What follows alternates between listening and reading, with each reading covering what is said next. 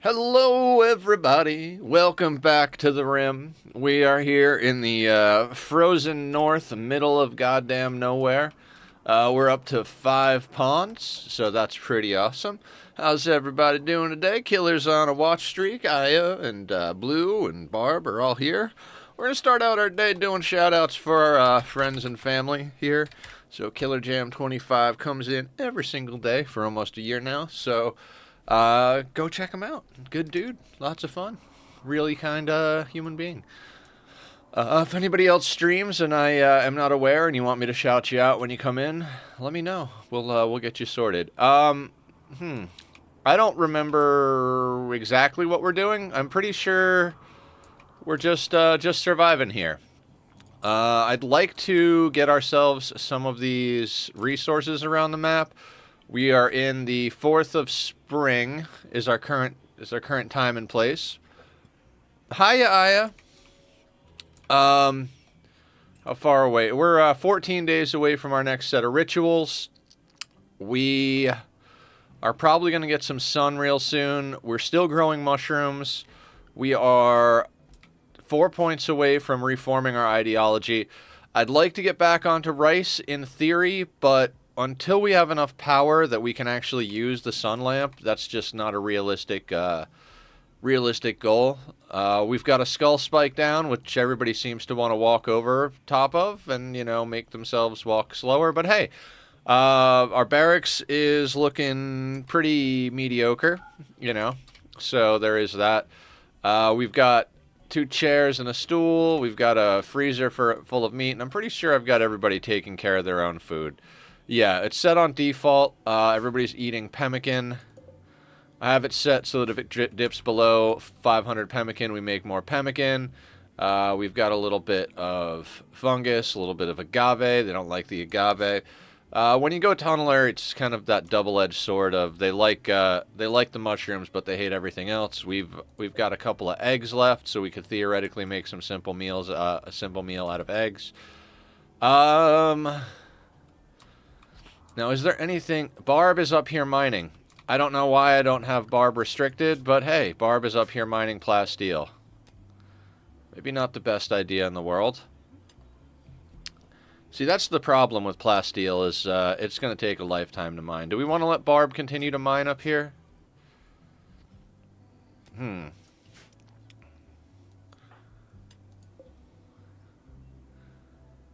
I don't think it's necessarily a good idea. She's out in the middle of nowhere by herself. I think you go back to work, Barb.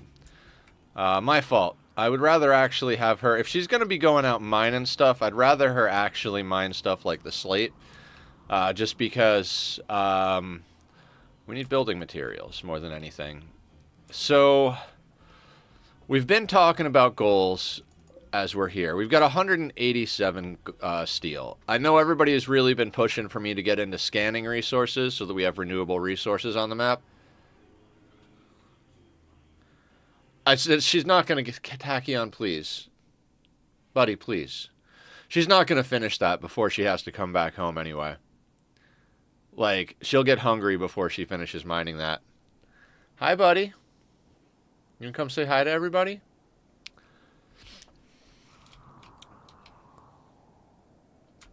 Yeah, he likes to nuzzle up. I think he thinks the camera is the preferred child over him in the household. So he nuzzles up to the camera. He's adorable. I love him. We had some good cuddles this morning. He also had some good screaming for attention time because that's what he likes to do. Okay, so we've got 5 people. We've got 6 basins. We need more power. Biofuel refinement is a possibility, but not necessarily the easiest thing to achieve. I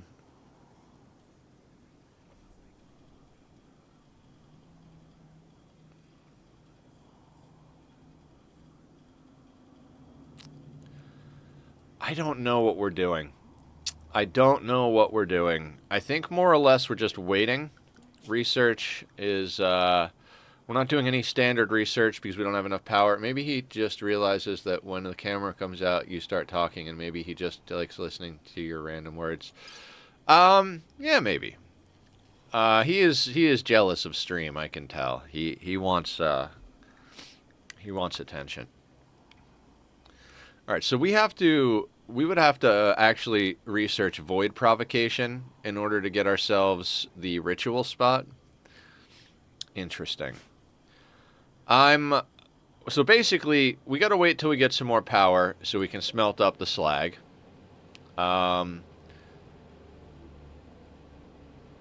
we could put another basin down, or we could save up for something. So chem fuel generators are a little on the pricey side.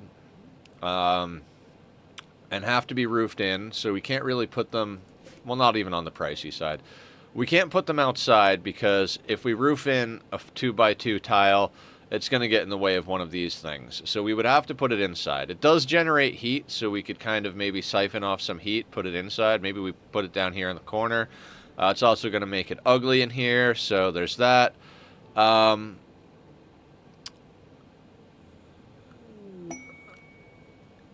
Hammock crash. You have intercepted a distress signal. A hostile shuttle carrying a sanguiphage master and 4 thralls is having trouble with its engines. You can use signals to draw it down to a crash near Sea Ice 2. Once the ship has crashed, you can fight the sanguiphage and her minions. If you can capture the master, you can force her to turn one of your colonists into a sanguiphage. Yeah. 4 thralls, and we have 5 people.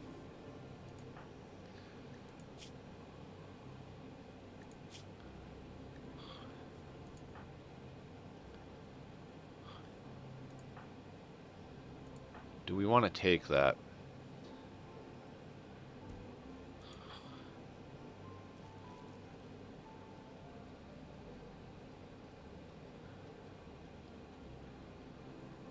I mean, you still need to feed the vampire.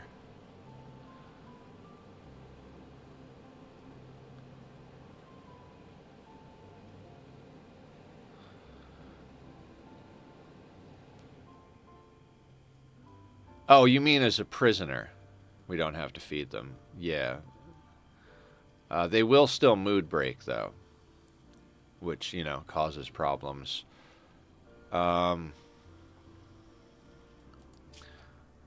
1.9 days.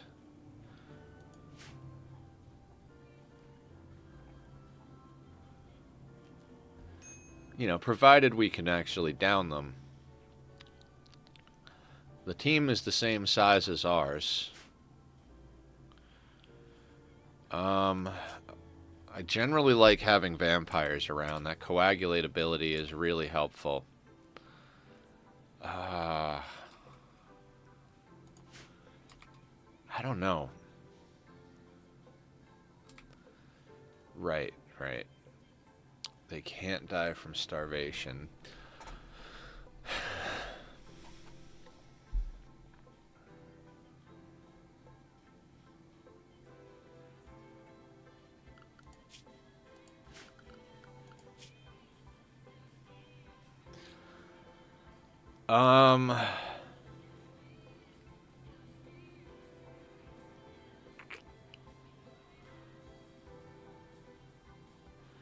It would fix some of the scars. You're absolutely right.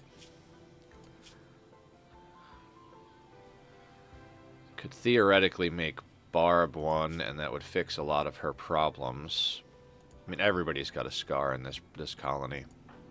Except Katsumi. Even Humph. I mean, Humph would probably be the best choice, because Humph is already melee and social.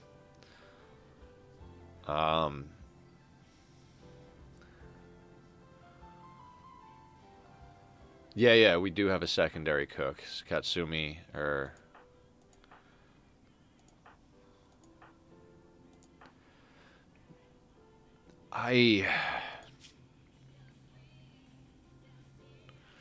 It's the battle that I'm not sure about. So...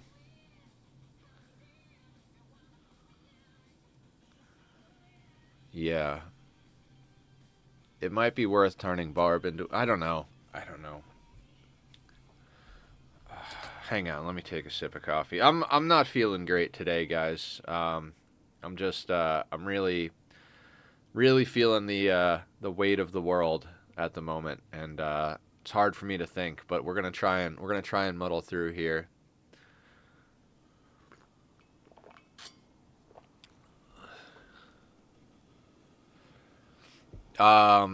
Mental, emotional. I legitimately just want to cry right now. So I'm gonna try and keep myself together here, but I'm really not feeling great about life at the moment. So I always try to stream even when I'm not feeling great. So I think it's an important thing to be a real person and not just some sort of streaming machine. So I always stream even when I'm not feeling great. Usually a little bit, an hour or two in, I usually forget that I'm upset, but um, I don't know what to do here. I suppose I don't even know. Vampires are good. What's going on in my head is, do we have the ability? Do we have the ability to? We would need to keep someone for a hemogen farm or blood feeding. If we keep them for a hemogen farm, we need an actual prison room for them.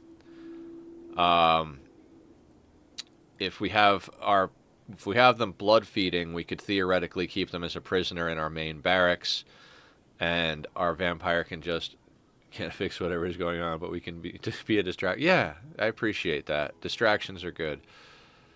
Uh,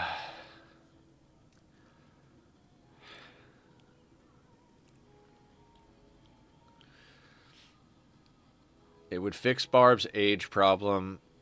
It would really augment Humph a lot. I mean, I guess we should probably take the quest and try it. Multiple idle pawns a lot of the time, so rotating through feeding from each of them is viable. True. Very true. Um, I guess we'll just accept the quest and see what happens. Why not? Sure, why not? What's the worst that could happen? We lose the colony?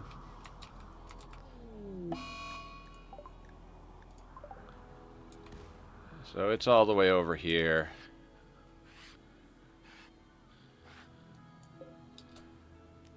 We have an LMG, an EMP launcher. Wait. Two SMGs, an LMG, and an EMP launcher. What happens if we don't do anything? Will they just freeze to death?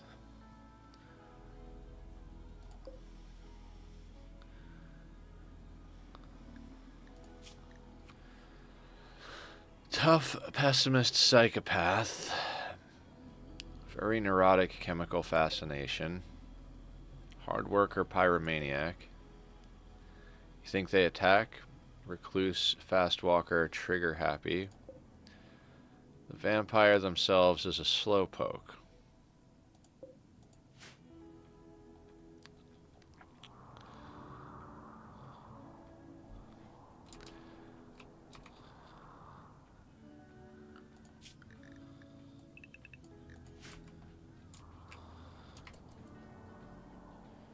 I mean, if they're going to attack, I think waiting for them to attack is the better play than going and meeting them in the field, so...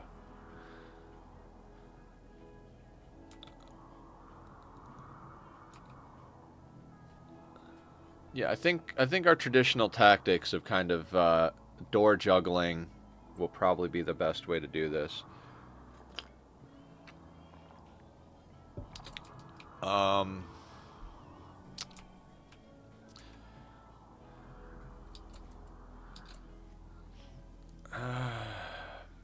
what's the movement speed? 3.58, 3.65, 4.6 on the vampire themselves, 3.5, 3.68. How fast is Julie? 3.6 out. So the vampire outruns Julie. Vampire's also rocking an EMP launcher, which is not a big deal. Um,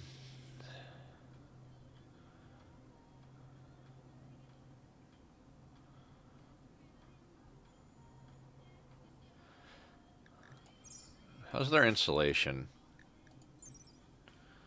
Negative 35. Of course you drop with good. Negative 97. Shit. I want your stuff. There's a flak chest. Vampire themselves is good down to 8.6. Vampire will start getting chilly. Negative 64. Negative 29. Oh yeah, we can absolutely look at the vampire genes. Absolutely on it. Sanguiphage genes. So sanguiphages come with all of the archetype genes. Gene implanters, they can bite people. Ageless means that their age gets locked. They never get older. They won't be subject to any of the old age diseases. Deathless, they won't die unless their brain is killed. Non-senescent means they can't get stuff like Alzheimer's, cataracts, heart attacks, bad back, carcinomas.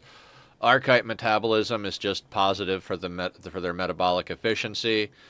Perfect immunity is what it sounds like, perfect immunity. And then scarless means that their scars are going to heal every 15 to 30 days. One old wound or chronic illness is healed. So we could totally reverse the aging process on some of our people. Well, not reverse the aging process, but reverse the problems of it.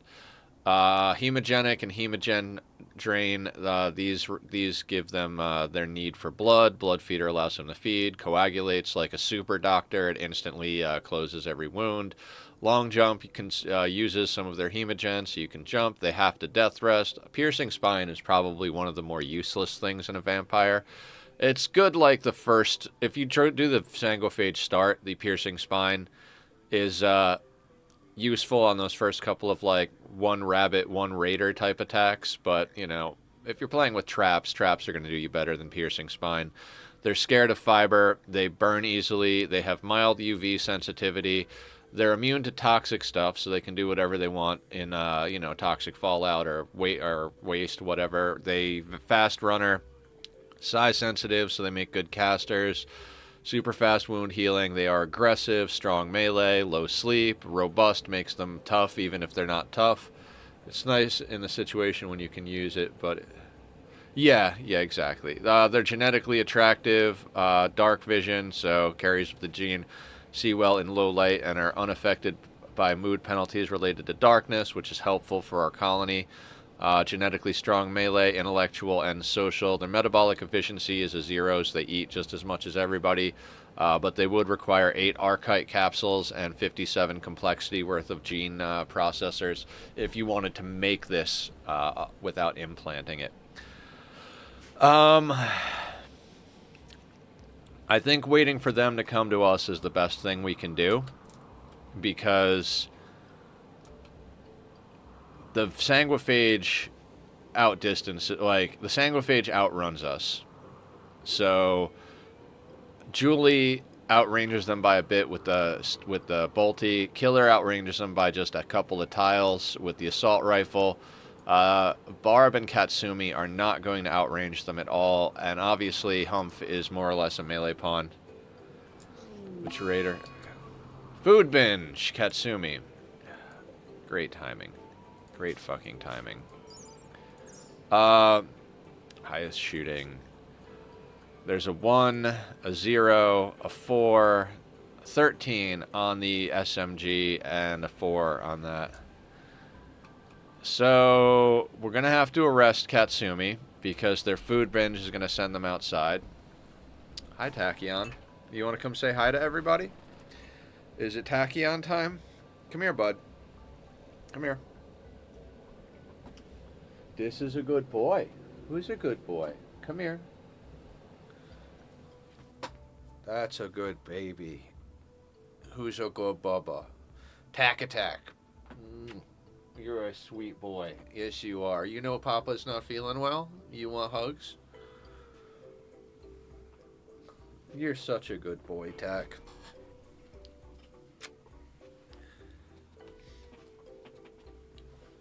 That's a baby. Alright.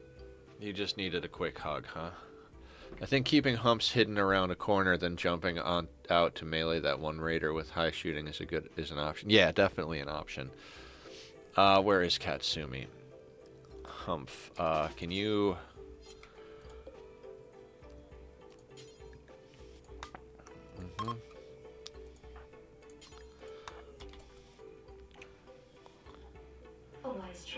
What do we got? We got following. Regular dude, hi, how are you? Welcome to the madness. We accepted a sanguiphage quest, and one of our pawns decided to mood break, so you came at a great time. How are you today? Beans. So I have an idea who we're working with here. How you doing, Pillow?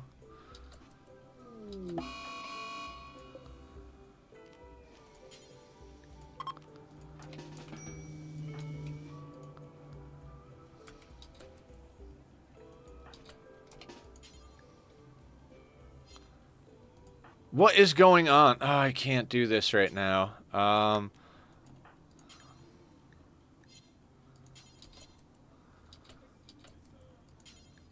What is going on here? What is going on here? Release prisoner.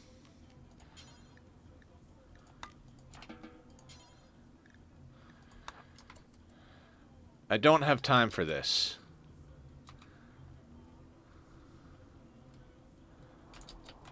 Beginning their assault. Okay. This is going to be a whole thing. Katsumi, pick up your gun. And then use the Mind Numb Serum, because I can't have you breaking again. And then everybody else...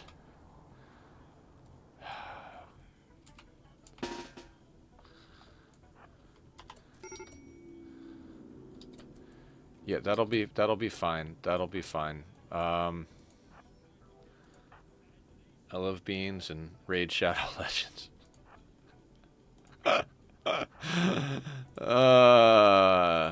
Good times.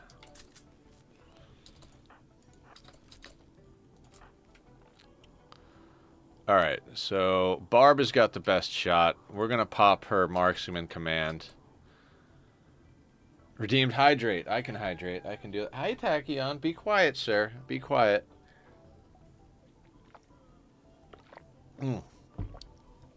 Stretch posture. let me let me choke myself to death. Oh, before the raid. Oh, stretching it out.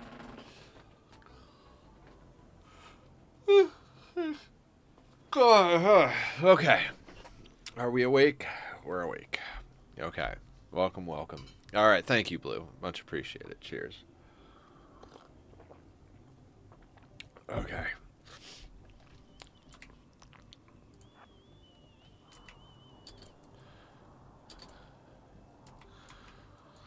Alright, Ash over here seems to be walking a little awkward position. What do we got as far as guns are concerned?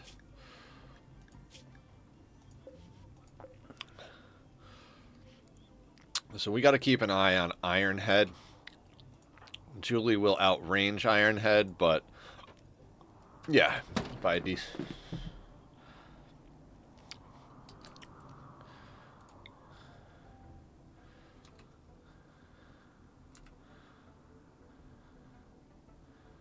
The vampire's probably going to get into range first. They're really no threat with that EMP launcher, but...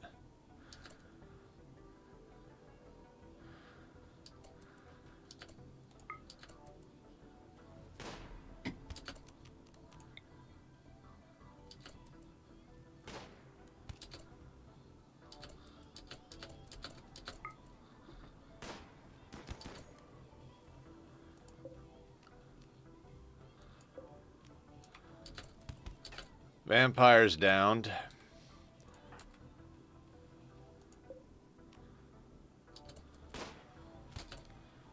That guy's taking a hit.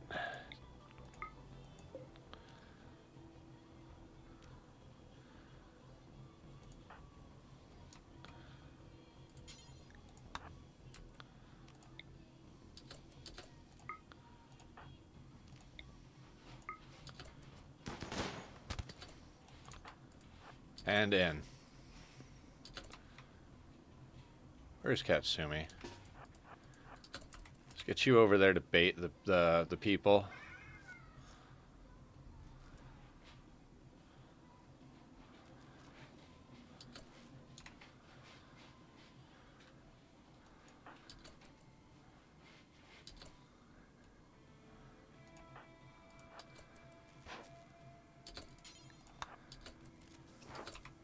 Alright, Katsumi's baiting him around there. Yeah, I see the one south of the base. Ash. Let's take a look at what we got going on here. Death in 11 hours. Death in 22 hours. I mean, we could mostly bleed these motherfuckers out at this rate. What do you got? You've got the LMG.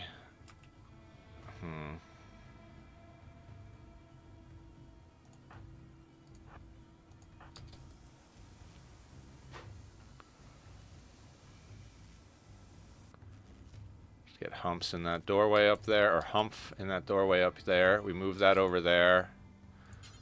Barb can take a position to repair the door.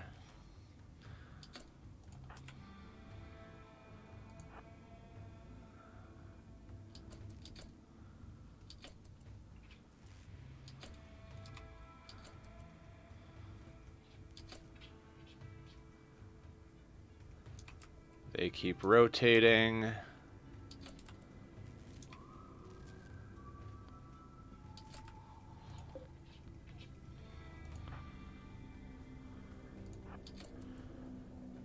We play a little bit of monkey in the middle across the board.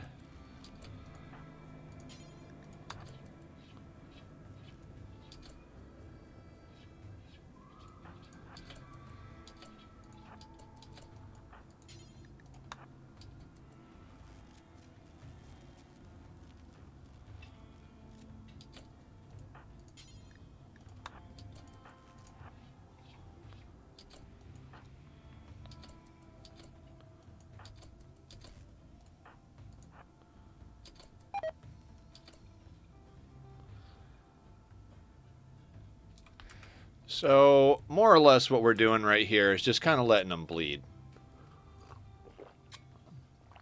The vampire's already downed. They're bleeding, but they're deathless. Two of the other raiders are bleeding. If these guys bleed until they're downed, I think that more or less breaks the raid.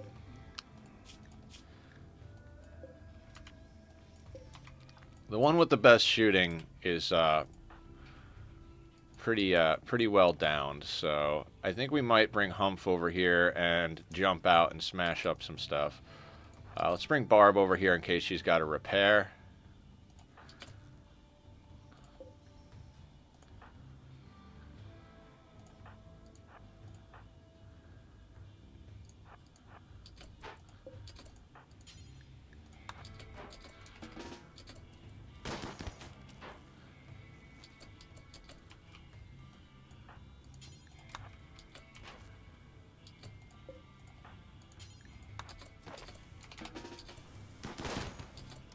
Got him.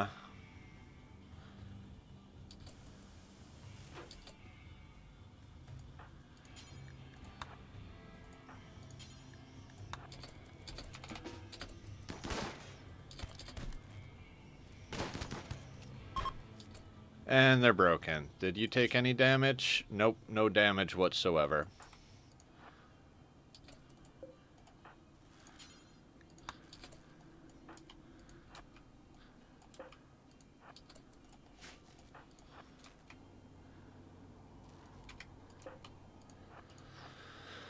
All around the mulberry bush. Yep, exactly.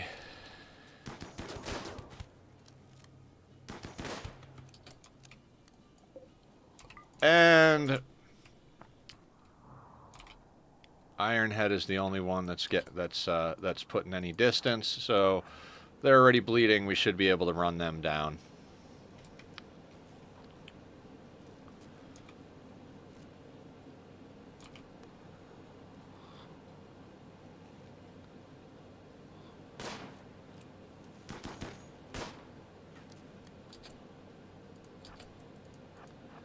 Do you think you're going to come to my colony up here and get away? No, no, you can't be that dumb. There we go. Everybody's downed. Now you, what's your situation? Hardworking pyromaniac. Not trying to have a pyromaniac around, but we can strip them. Because I do believe they've got some good, good gear, maybe? Maybe not. Flak, so we get some flak. Alpaca wool, parka, bird skin pants, gas mask. Excellent. Who else is downed but not dead? Are you dead? You're dead. You're dead. Vampire over here. I don't want a slowpoke vampire.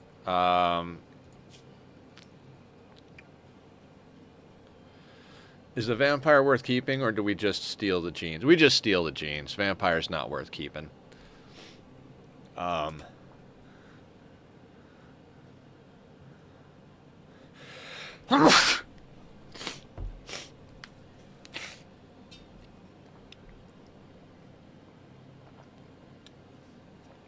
Okay.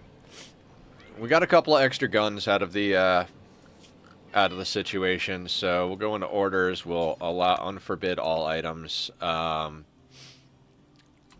Who's going to strip them? That's Katsumi. Julie, let's have you.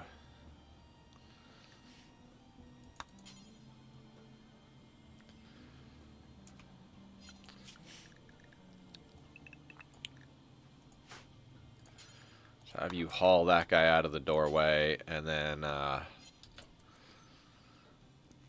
we'll deal with that in a moment. This guy over here, let's add a zone for work so we can get that guy in. We'll add a zone over here so we can snag that stuff. I've only seen you make vamps with other vamps. How do the genes work? There's a whole gene processing stuff. Hey, Sparta, welcome in. We accepted a vampire mission and got him sorted without taking a single hit of damage.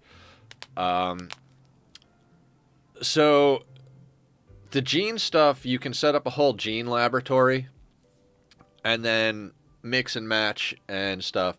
You can rip genes out. So if we had a gene ripper, we could put the vampire in that, and the gene ripper will randomly pull out one or more genes. I think it's up to 3 in like a little pack. We're trying to decide on that now, Sparta. I think making Humph a vampire makes a lot of sense, being that our melee and social pawn is already. So they'll be tough, they'll be robust, and yes, Tachyon.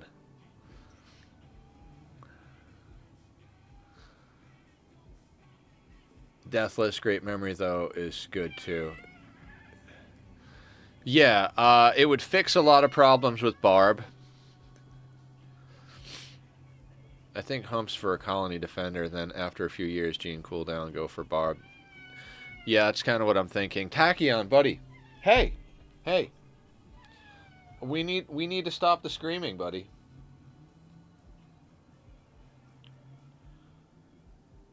Is that your spot? I'm gonna lay on top of the fork. Whatever makes you comfortable, bud. Yeah, I think Humph is our best bet as far as gene implantation.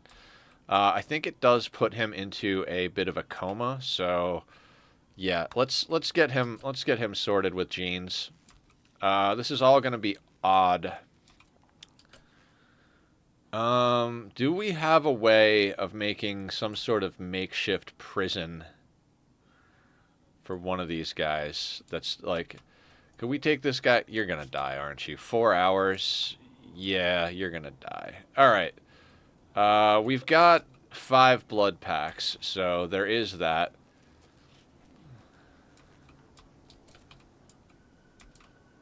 Katsumi. Oh, I sent you over here to strip this guy. Please strip him fast.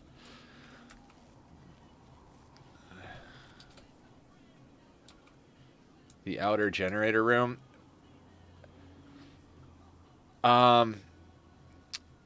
They have to stay alive. Putting them outside, they're gonna die. Wait. I don't think we can fix this guy. He's only got 4 hours. So too cold, yeah.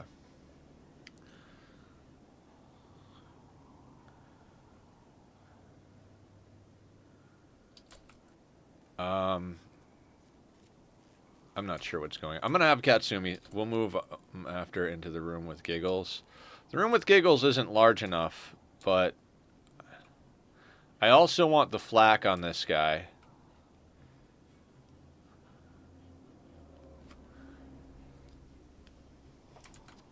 A wise choice. Cheese Reaver is following. Thank you so much. I really appreciate that. How are you doing today? Welcome on in. I don't see a way this guy gets back in enough time to get tending. I want his clothes more than I want to try and get him in here. His clothes are important to me.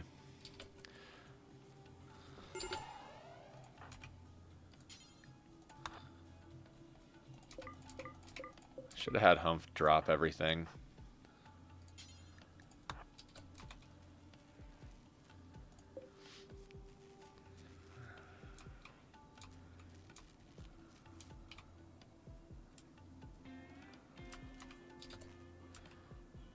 When you implant the sanguiphage genes, they go into a coma for 2 days. So we've got to rescue them.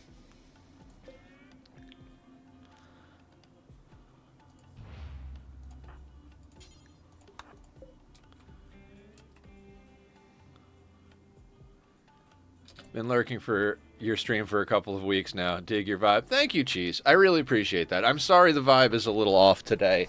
I'm having a small spoons day, as I would say. I've been trying to go pretty hard on everything, and I love I love the streams, I love the playthroughs, all the new people and everything.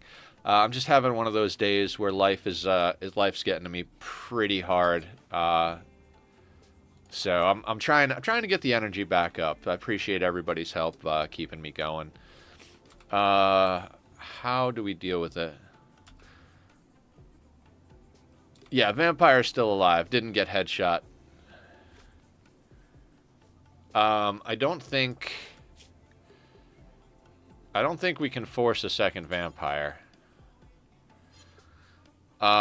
We could capture them. I don't want them. They kind of suck. They're incapable of dumb labor, cooking, and crafting. Plants and animals are meh. Humph is going to be our social pawn, and they're better at melee. You know.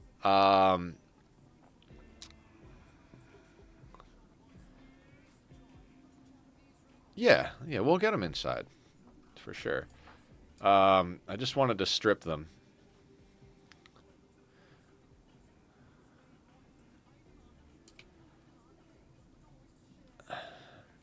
Prisoners will break, and they will have violent breaks. So I'd say our best bet is to capture them into the base, and then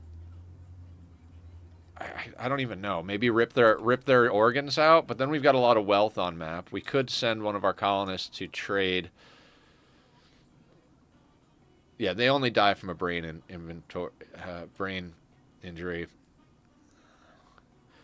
I don't think sanguiphages regrow limbs, do they? I'm pretty sure they don't regrow limbs. They'll heal scars, but I don't think they regrow limbs. They're not like ghouls. Yeah, they won't. The easiest way to keep them down is to rip their heart out. You just rip their heart out, and it'll force a coma. No, they don't grow limbs back. All right. Let's figure out what we're doing here. Katsumi is hauling things in. We've got a flak chest out here. I think Julie is our best candidate for a flak chest, because she's our best shoot. No, wait. Never mind. Humph should probably get that, but Julie should haul it in. Let's haul that in. We've got Katsumi hauling in some pants. It's going to take a minute to clean everything up. Realize where your brain is going. Where do we want to stick the vampire becomes the question. I mean, honestly, let's just leave them there for now. Nothing really bad is going to happen to them, and we don't want to keep them. So I say we just let our people do their thing. So if legless can't do damage when breaking, right? Yeah, yeah, exactly. Can you extract hemogen from a vampire?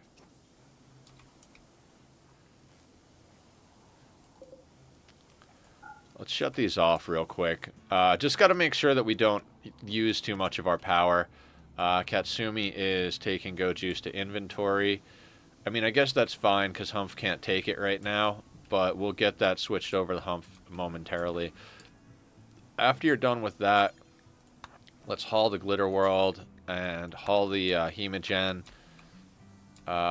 Julia's over here hauling the flak. After you're done with that, let's haul in the no empty accessible spot for the SMG for reals.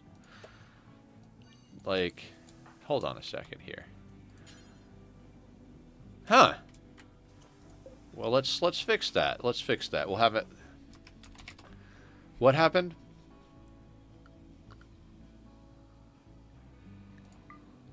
When biotech first came out, you could give one Lucy to a vampire, rip their organs out, and the Lucy would regrow them.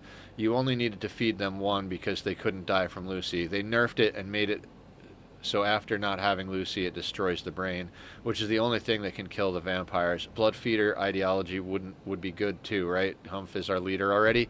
Yeah, you don't actually have to go into the meme. You can just add the blood feeder precept, which is usually what I do. That'll give a bonus for blood feeders leading the colony. So we'll do that. Let's get that in here. Katsumi, let's get you to haul in, I don't know, let's say the gas mask. Barb, you can haul in the synthread t-shirt. We'll also unforbid the corpse. Yeah, so we'll add the blood feeder precept so that we're happy about having blood feeders as leaders. We'll get Humph into the flak chest because he's our melee pawn. I'm glad that everyone in the colony is chilling out. Yeah, everyone's pretty chill over here. Killer doesn't haul and doesn't, so they don't have anything to do. We have two pawns that don't haul, which in theory is problematic, but we're making do with what we have. I suppose we could theoretically shift one of these walls over and have enough space for a prisoner in here. Is that worth doing? Just sticking a prisoner in with giggles and like... I mean, we might as well play around a little bit, right? Like we just put a wall. I mean, hell, we could just shift this. Just put a wall there, and then we'll deconstruct this one. Depends. Temporary or permanent. I'm thinking probably... I'm mostly thinking temporary at the moment, but really kind of depends on what we're doing. I don't know that we can afford to feed a prisoner, but we do need blood.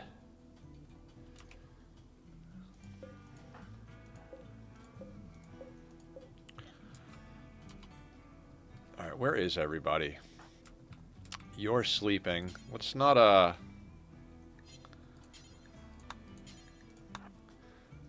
let's not waste sleep time here. Let's get some things in here.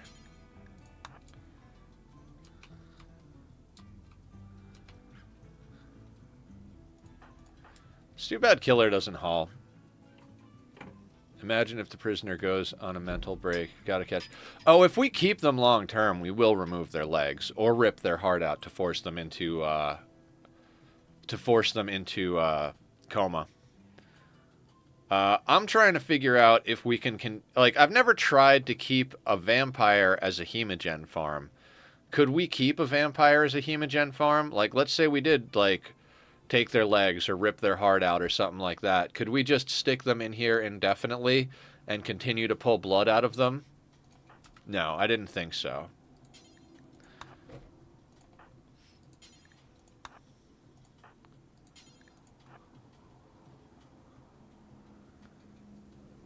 You think? Okay.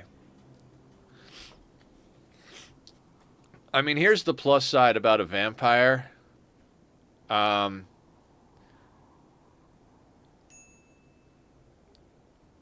We could rip all of their organs out.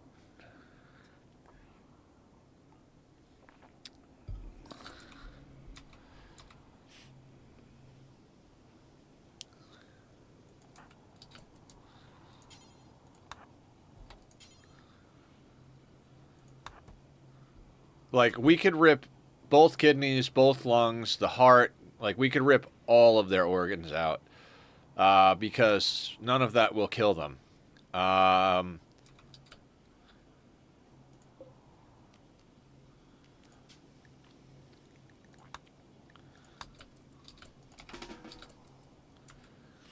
Forgot to reset that.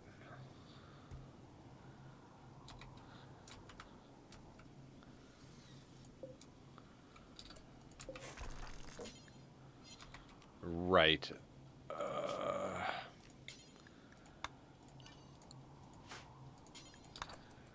If you could just harvest blood from them, they could just feed themselves endlessly. True, very true.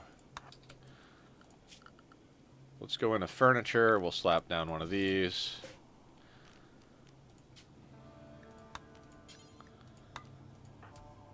Barb, you're awake.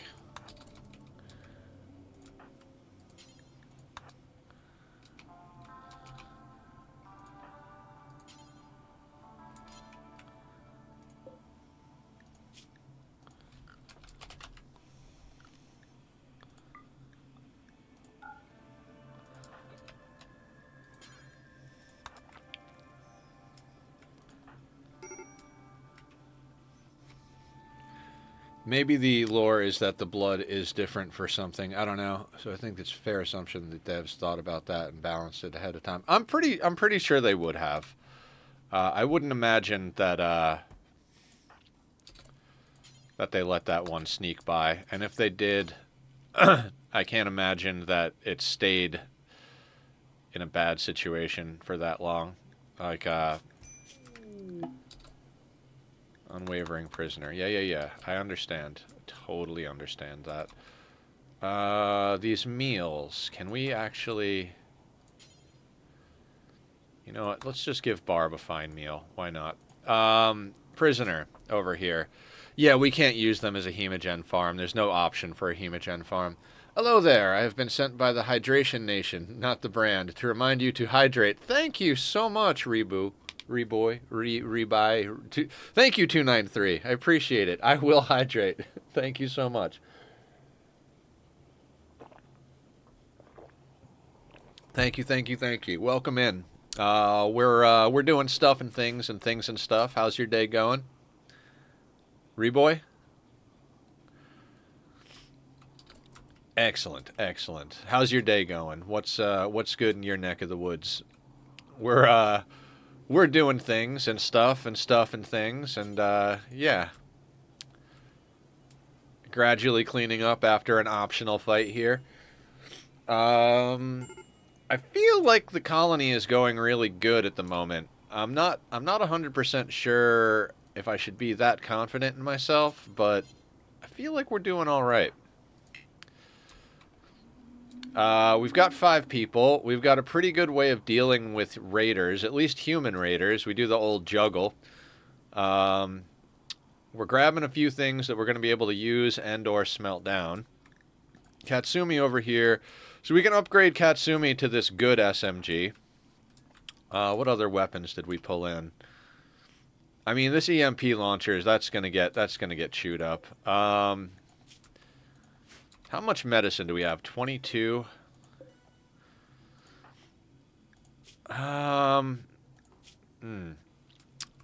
See, what I'm tempted to do is I'm tempted to rip all their organs out and then send Humph to go on a caravan and bring the organs down there. I think we gotta risk that.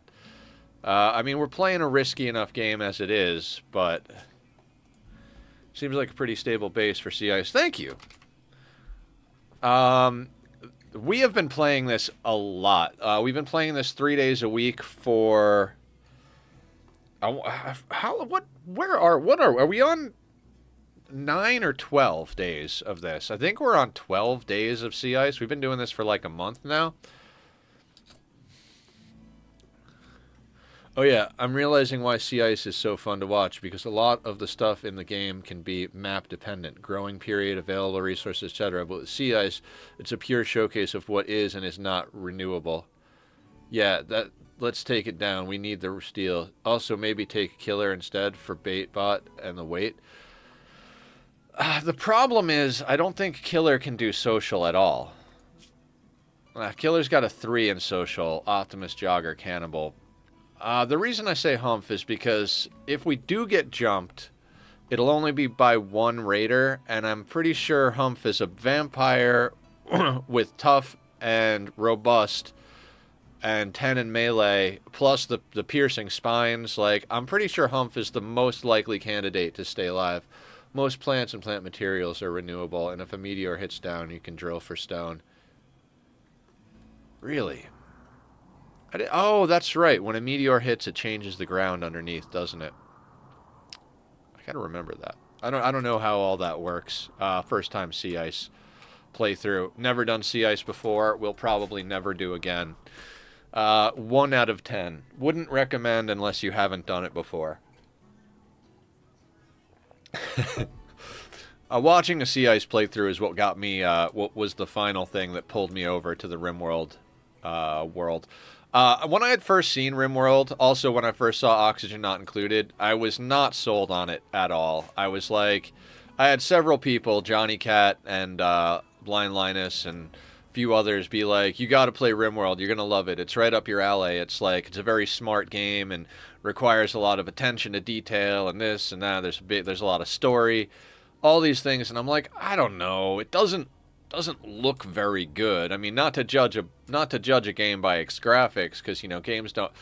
One of my favorite games of all time is Tetris. You know, you're not playing Tetris for the graphics, right? So it's just one of those things where where I was like, I don't know if I really want to play this game. Like, it doesn't really look like something I'd be super into. But then I saw Ambiguous Amphibian do his Sea Ice playthrough.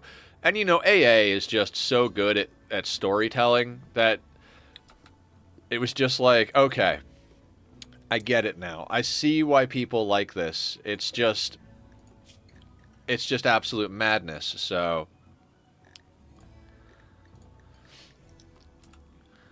check the medical stats of the prisoner, or at least select a pawn and right-click the prisoner to see if we can force the gene extraction. I mean, we already did it once. They go into... Yeah, Xenogerm lost shock. Okay, so gene shock for 1 day. Yeah, we might be able to make a second vampire. The thing is if we make a second vampire, it's highly unlikely we're going to be able to keep their hemogen needs met.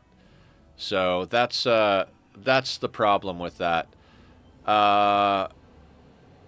It'd be nice to get, like, a proper prison up.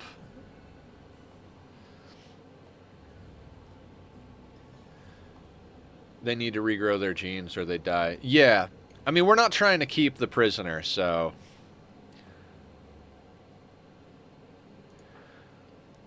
It would really greatly fix Barb, because she really needs those scars healed.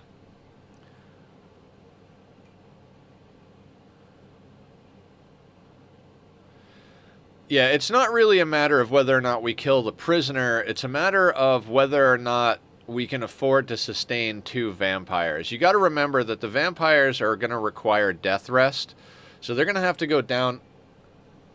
Yeah, we've got anomaly enabled, Reboy. It's just not, we turn the monolith off, so it's the ambient anomaly threats. We've already had Chimera and Sight Stealers and a Shambler Assault. So, with it turned off by default, 8% of the threats are going to be anomaly threats, which isn't too bad, but adds that little bit of extra flavor. So, you know, we'll see how it goes. Barb should be planting stuff. Why are you not planting stuff? Because you're sleeping? I guess I could allow that. I'm just trying to decide what we gotta do. Julie is awake. Let's get you... There's no spot for packaged survival meals, so let's put a spot down here for these. Bring those in, Julie, if you wouldn't mind. Fastest walker in the group. I really should actually switch Julie and Barb's offhands again. Who said we can't... here to regrow limbs?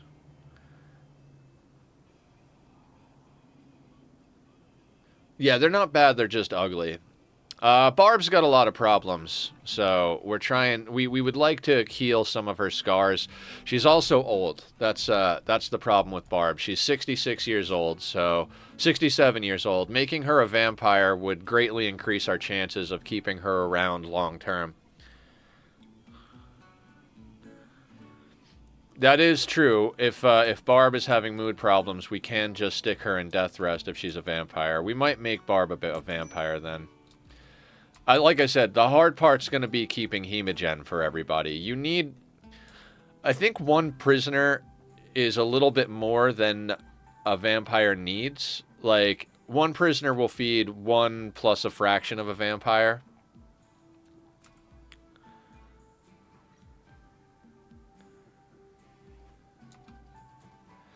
I don't really want her in permanent death rest, though, because then that's a colonist that we don't have. No, no, no, no. We don't feed this prisoner.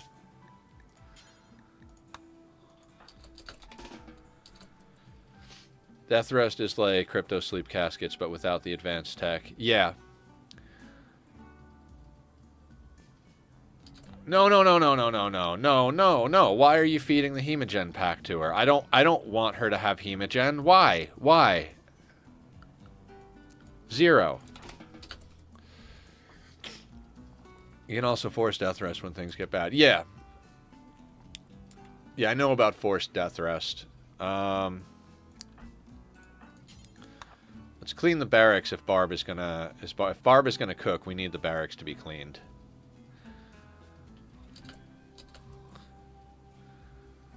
Come on, Julie. Let's get it together. Let me walk over all this dirt to clean the dirt over here. Amazing.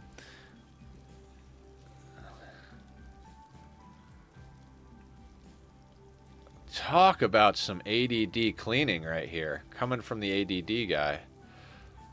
Literally walking over herself, making dirt. Like, I'm gonna drag this dirt around to go over and clean that dirt. Oh, look, there's the dirt that I was dragging around. Oh, let me go clean that. Oh, hey, look, I was dragging dirt around over here. It's amazing. It's absolutely fantastic. Back and forth and back and forth and back and forth. The other option we have, guys, we're almost done researching ghoul infusion. Do we ghoul infuse the vampire that came to us? They've got the robust genes.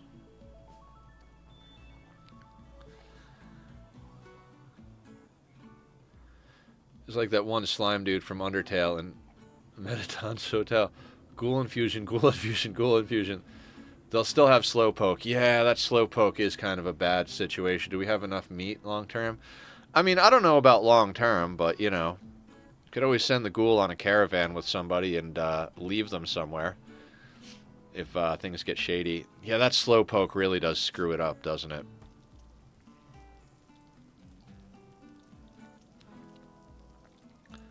Hold on, hold on. How much does Fast Runner add? Move speed plus 2.0. How much does Slowpoke remove? Move speed minus 2.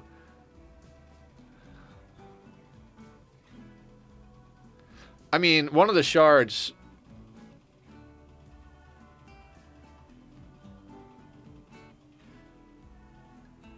So, if we take net speed into account, between the Fast Runner genetics and the Slowpoke, it evens out to a normal pawn. I mean, it'd be nice to have an even faster pawn.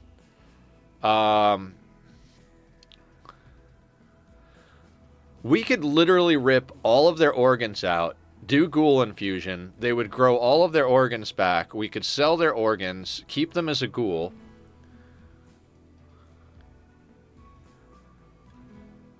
We can fix her up, somebody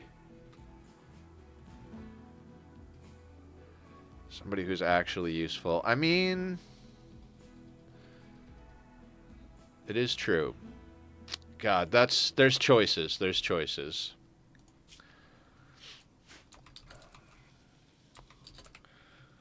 You put on the gas mask?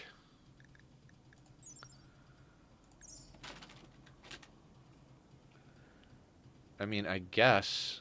Where is Barb? Cooking.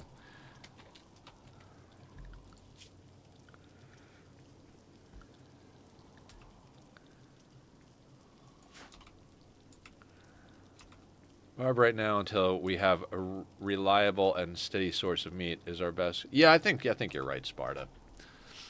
I think you're absolutely right. You know, how come every time I do a playthrough it winds up being a vampire-led fucking cannibal bionic vampire-led cannibal crew? That's just the whole that's just what every one of my colonies turns into. Yeah, if we make Barb a vampire, that neck stab scar, that right arm scar goes away. They'll still have a tentacle, but at least these things will be gone. That means her minor pain will be gone. That, yeah, she'll still have the flesh tentacle thing, but she'll also be genetically attractive, so that might balance out some of her mood, some of her social problems. Don't hate the player, hate the game. In a year, but it will go away. Okay, so we're gonna wind up with 2 vampires, and our new issue with everything in life is gonna be how to.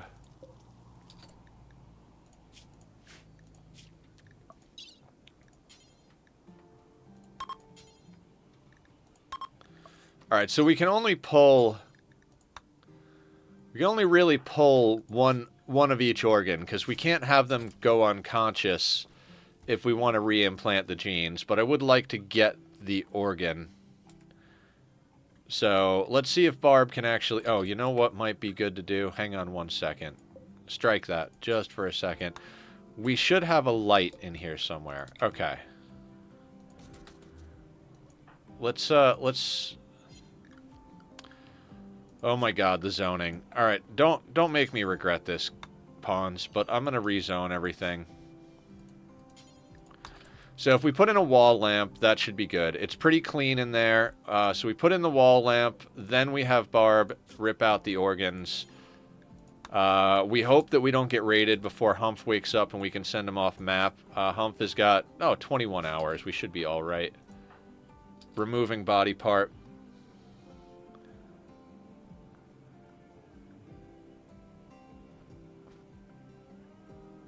Not your fault, it's OP, yeah.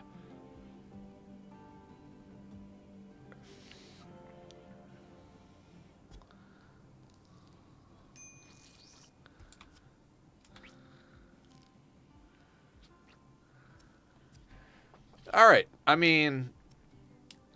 Life on the rim.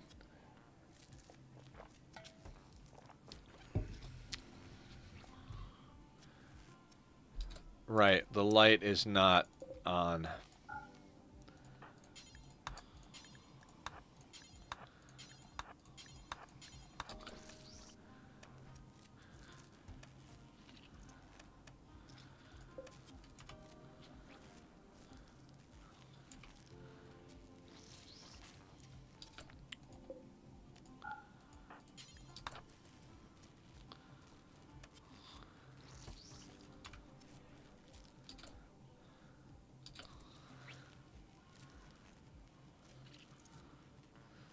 Oh, looks like this has got to happen in the dark. I'm sorry, Barb.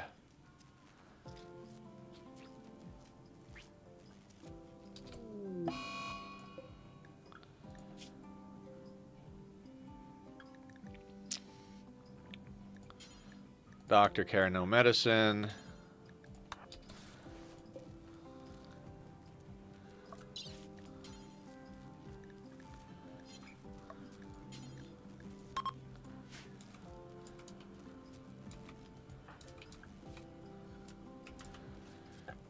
This power issue, guys. This power issue. This is just absolutely nonsense. Perform surgery in the dark with a ghoul breathing down your neck. Yep. Sounds about right for Rimworld, right? Okay.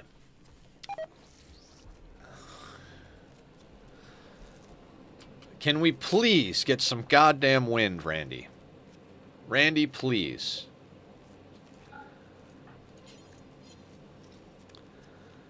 I mean, we've turned, like, literally everything off other than the heaters. We need to get steel from those organs. Yeah, we need to get a lot of things. Oh, we got some more bioferret. Wonderful. Why is everybody in this place? This is the obnoxious thing. Like, people feel the need to just wander in here every goddamn time. Let's have you drop the jump pack. And we're going to give that back to Julie. Because I always have Julie go and carry things. Although... Gotta move who to the kitchen?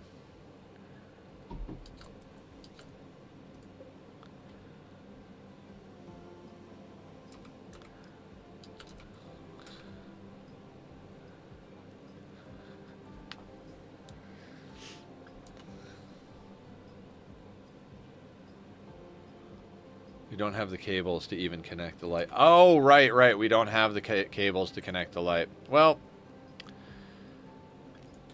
that's problematic. Actually, how... It might actually be worth trying to put a little bit more power in here. That's not going to get there without... That's a lot of steel for not so much of a thing.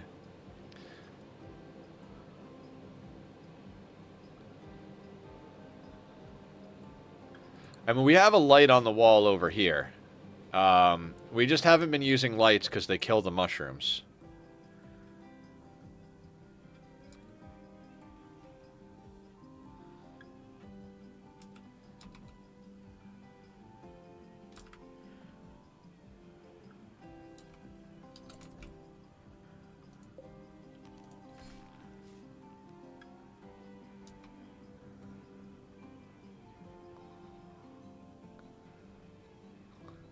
Yeah, we need battery charge over here. Okay. Got a few things going on. Now, it looks like these guys have simple helmets on. And flak. Ah, it's too bad they didn't, You know what? Hang on. I'm gonna have them move the corpses outside. So that we can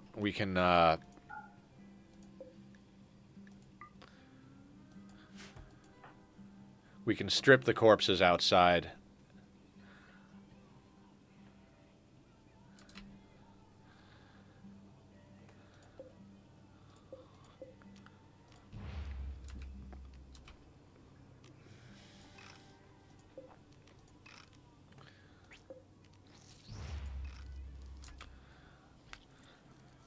Stripping and sculling, stripping and sculling.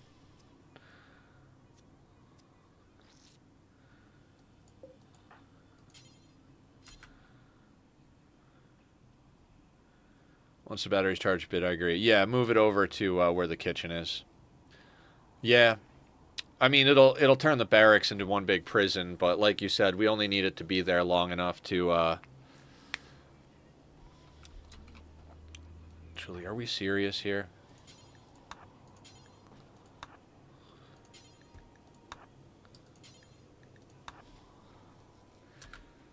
Yeah, we now have a bunch of stuff we need to smelt down.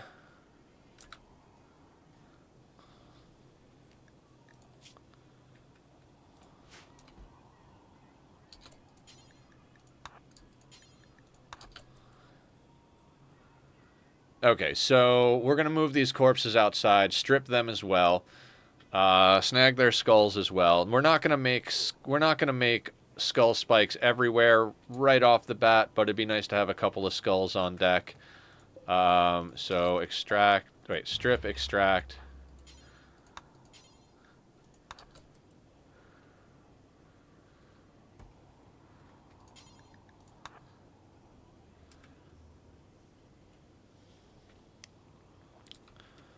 What tier of SMG does Katsumi have? Normal. We're gonna give Katsumi the good SMG in a second here. Good. Thanks for reminding me.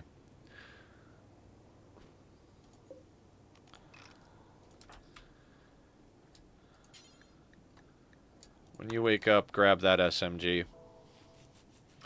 Because I know the Raider with high shooting dropped. Yeah, good. Yeah, exactly. Yeah. That's what I said when I did it. I was like, I was like, I gotta upgrade Katsumi. I legitimately said that, but completely forgot, so I appreciate you reminding me. Somebody put on the flak without me telling them to, of course, right? Who put on the flak? Killer did. Okay. Killer. Wear this. I'm gonna forbid the flak because Humph is gonna wear that when they wake up. Okay, so we've got a bit of a weapons upgrade.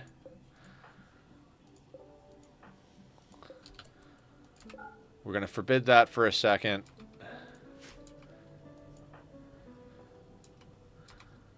Extracting skull, that'll do. We need this light to come in because we've got a lot of stuff to smelt down now.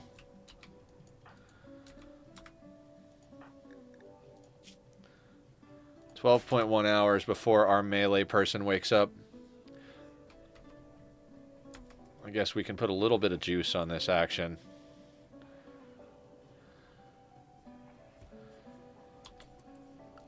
Okay, I'm losing it here. Stop going in there. And it's not even like Killer is the one who's set up to extract stuff and study the anomaly.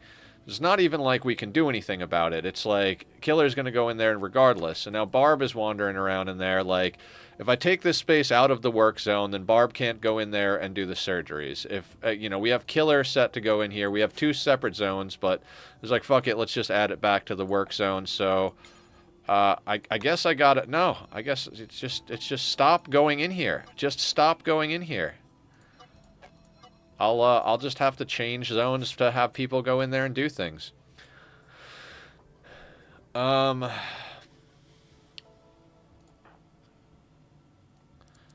gonna tell Humph to maintain like a reasonably. I'd like them to keep it pretty high. You know what? We'll put it right down in the middle. It's fine.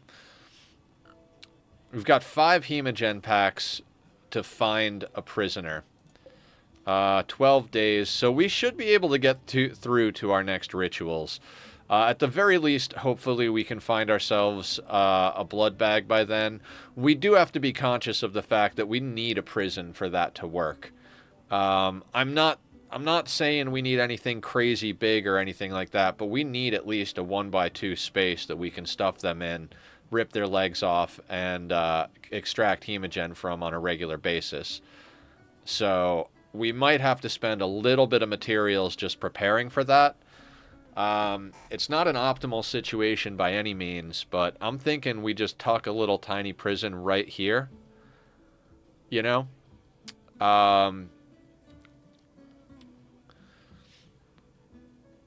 Because we're going to need something. The question really does come down to how big do we want to make it, though. Because we need to be able to put a vent going in there. Right? We can't let it be freezing cold, because I've lost plenty of prisoners to hypothermia. We kind of... So that means we would need a vent and a door. So if we wanted to make it a 2x1, we would literally, like, it'd have to be a wide 2x1 instead of a long 2x1. It'd have to be oriented vertical instead of horizontal. Those are better words to use. Now, what is going on? We need to get power back on here because we need food. We're running low on food, so we'll turn that on. Barb should start cooking us up some more pemmican. These got to come back on, but we're still not in a good position. Look, we're allowed in the room with the scary monster. Come on, guys, let's party. Exactly. Exactly. It's infuriating.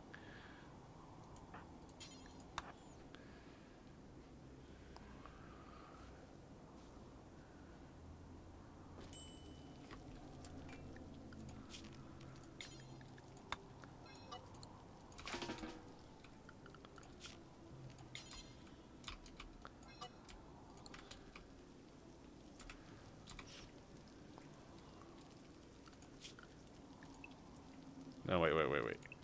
Killer needs to be on Killer, because then he can study the what's-a-doozle here. Okay, studying giggles. I was like, why aren't we getting any research done? Because that zone I created specifically for him to go and research the ghoul, he was not assigned to. gotta remember to do things. So...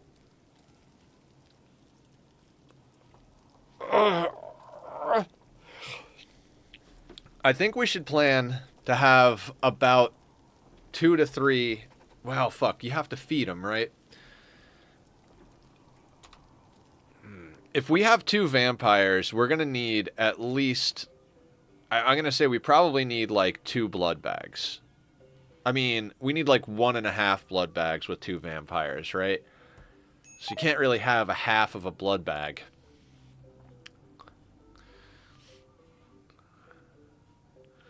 So I think we should make a prison large enough for 2 people. And we should really run just enough power wire so that that prison can have a light in it for the sake of doing surgeries.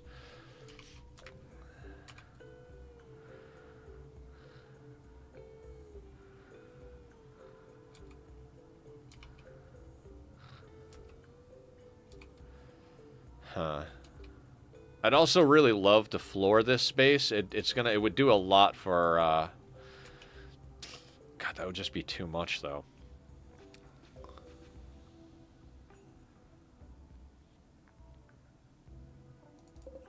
Alright, we got 439 pemmican. Thrombo meat, hair meat, human meat. 1 degree Fahrenheit. We've got how many corpses? 5, so that's a decent amount of meat.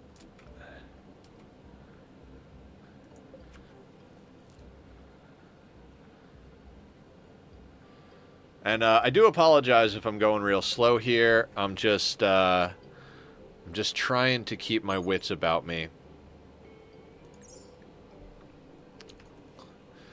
We'll try to, like, speed through them sleeping at the very least.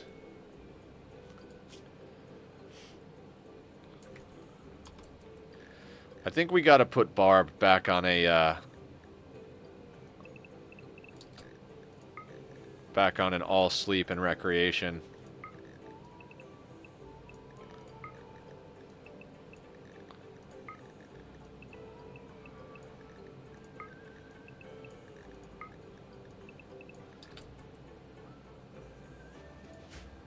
According to the wiki, a vampire needs to feed once every 2 days on blood, provided you don't use the abilities and stay on top of the micro. They consume 10 of their stored blood per day. I guess that means blood feeding gives 20 blood. Blood feeding also does a mood debuff to the person that that you feed on. So there is that.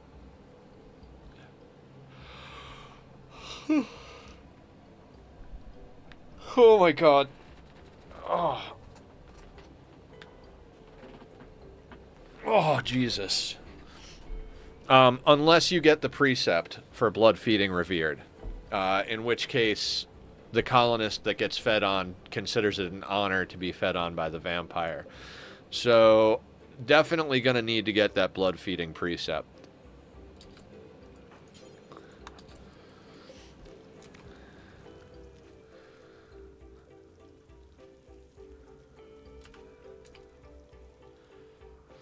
So yeah, getting the blood feeder precept, or blood feeders revered precept, so that the leader is happy. Having a blood feeder leader will make everybody happy. And if we have that precept, then when they get fed on, they'll consider it an honor and they'll get a mood buff. So we could more or less just feed on Barb. Although if we make Barb a vampire, that's a whole different story.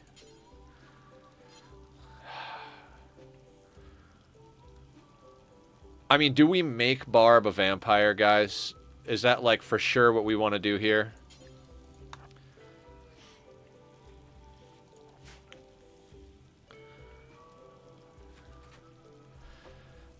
I kind of feel like it's our only choice. Like...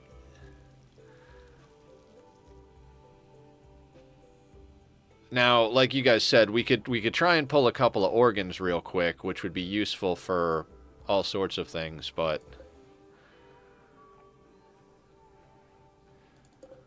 these are still off. Yeah. It's, okay, I'm going to turn on that light. We're going to put this here, make this for prisoners. Yeah, I understand.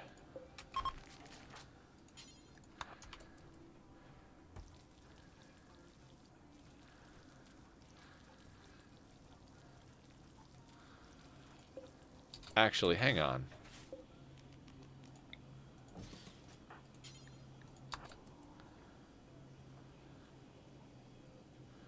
Let's put down an actual bedroll. That'll make surgery easier. And we're going to set this to... Can we set who is here? No, we can't, of course.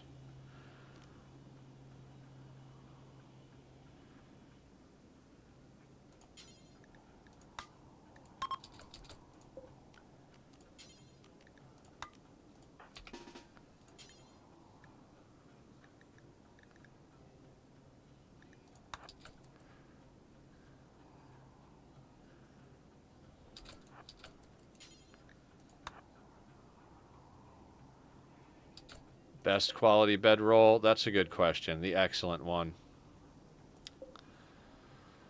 Oh my god. Okay. We're playing Sea Ice. We have to micromanage. Alright, let's take that over there.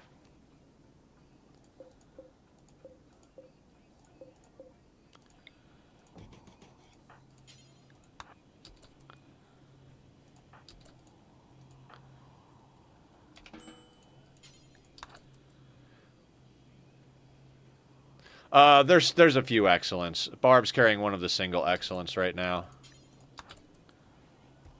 Okay. Now we're going to go over here. We're going to go industrial medicine. Prioritize operating on her. Yeah. There's two excellent singles and an excellent double is what we've got currently. All right. We got this.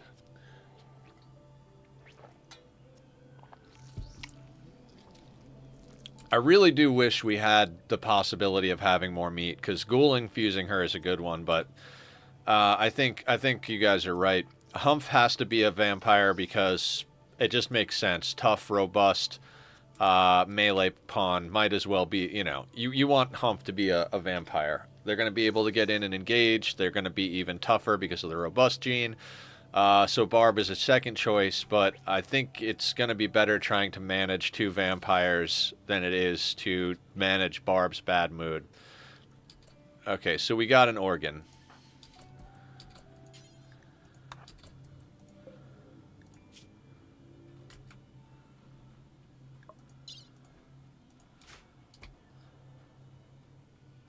Until we can get a hydroponic setup just to feed some farm animals, the ghouls are risky. Yeah, exactly.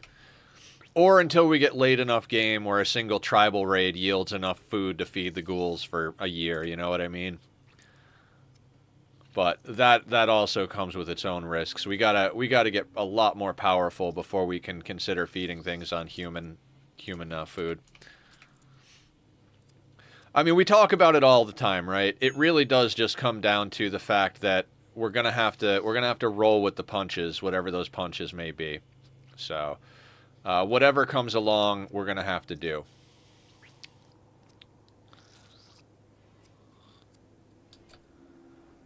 Okay, so now,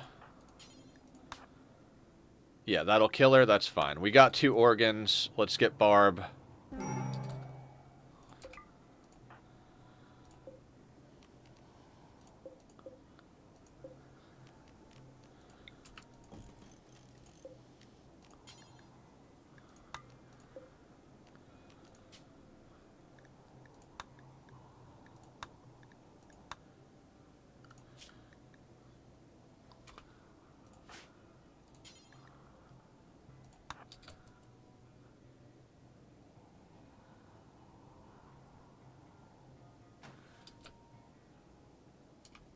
Yeah, exactly. We are sending them out ASAP. I think it would behoove us to chop up the other corpses, though, before we send them out. Because that'll be more stuff that we can send out for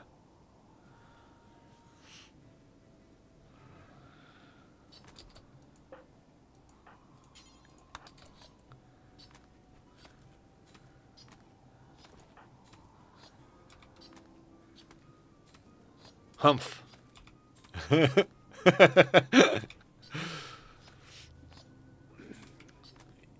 You do not have a name. You have a, you have a, what is that, what is the term for that? It's not hyperbole, is it? When you use, a written word to onomatopoeia? I think you're right. I think it is onomatopoeia. No, acronym is like, you know, a word that each letter means a different word. I think it is onomatopoeia. You know, like pow, kaboom.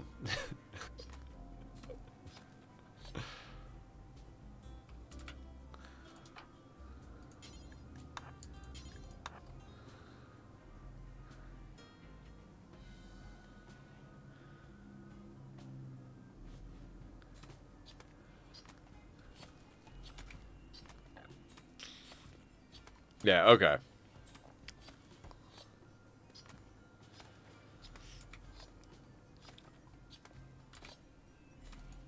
You won't do any hauling.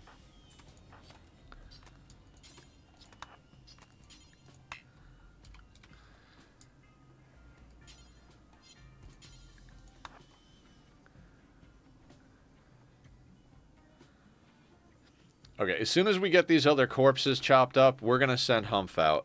I don't know what Humph is going to be able to bring back weight-wise. Yes, we're going to try and get some materials, but first and foremost, I'm looking for shock lances. I'm looking for insanity lances. I'm looking for anything that's like big boom status. Because those are going to be real helpful for us.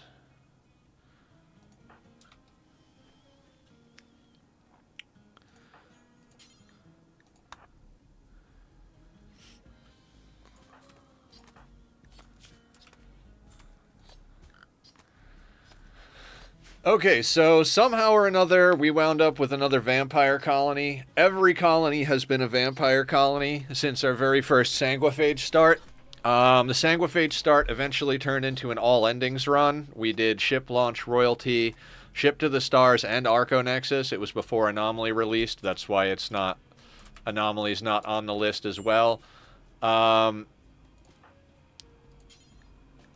And then, so we started as Sanguiphage. I don't remember how many Sanguiphages we had on that. I do remember when Hans, Moleman, and Shorty could just literally take on almost 200 tribals by themselves. They both had full death rest setups with glucosoid and psychofluid pumps. And they both had awesome freaking Psycast abilities. I didn't actually check what our meditation style is, but it doesn't really matter.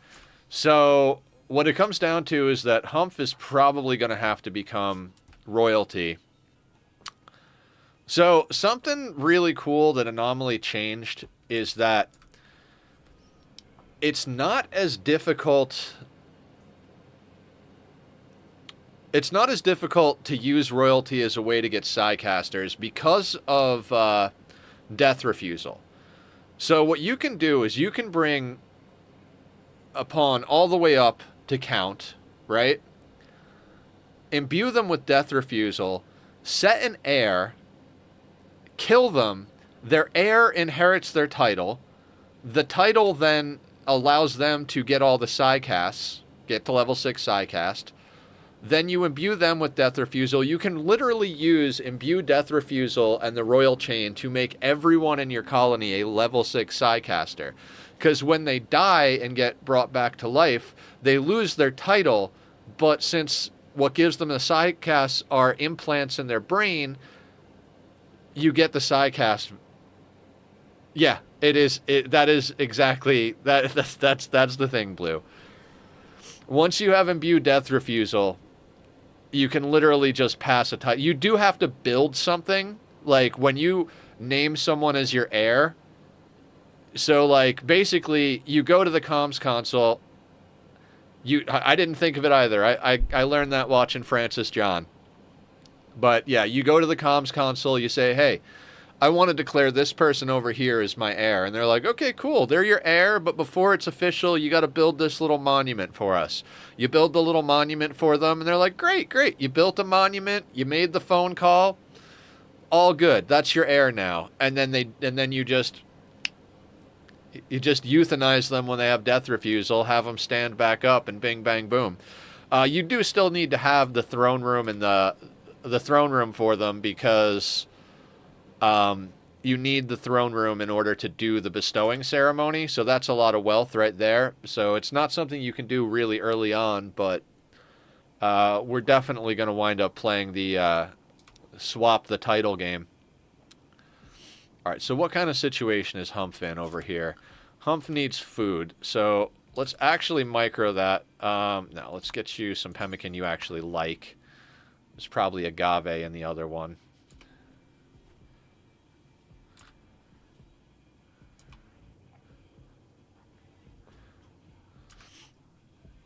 Okay, so we need to get you on the road so we can get back with some delicious, delicious stuff here. Before you go, though, is there anything I need you to do? Convert, reassure... Oh, Humps is our moral leader, not our leader. So we would have to make someone else our leader.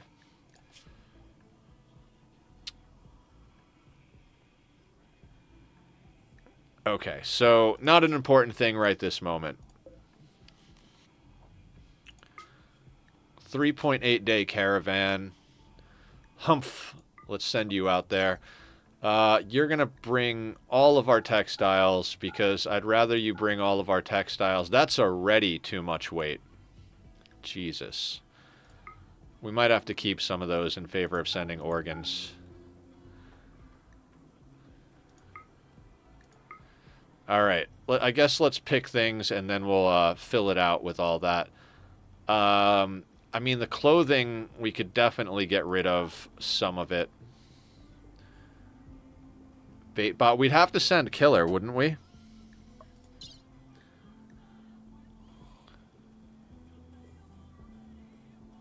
I mean, we'd have to send Baitbot and Killer, leaving us with only 3 people at base.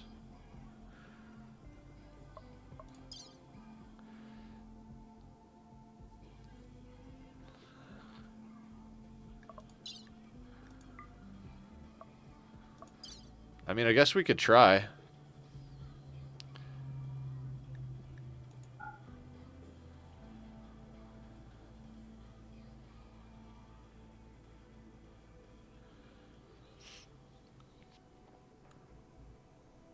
I'm tempted to get rid of the human leather parkas because that alpaca wool parka is considerably better. Get rid of the sash. That's all tainted. We'll keep... Could sell the cape. Vest might be useful.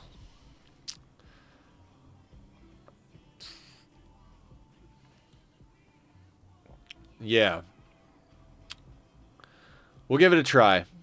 We will give it a try. Any of the weapons we don't want, I'd prefer to smelt down for materials.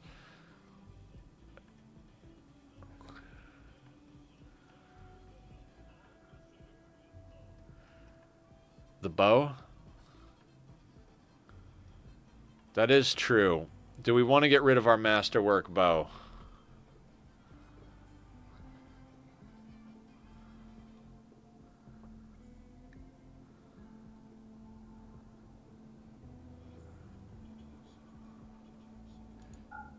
Yeah, I think it's time to part with the bow. You're right. Do we want to sell the normal nerve spiker? We've got a masterwork nerve spiker. We've never... Or do we smelt down the nerve spiker? Can you smelt the nerve spiker?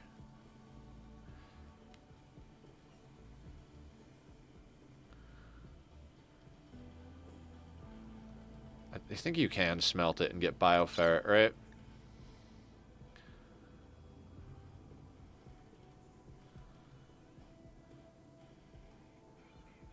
Smelt before. Yeah, I'm pretty sure you can smelt it. I'm tempted to just leave this as automatic. You know what? Take the packaged survival meals as well. Because it's not like they're going to go bad on the road. So take the pemmican. If you start running out of food, we could just let you eat the packaged survival meals. You know, I don't think we send baitbot. Because, I mean, carrying stuff back, though.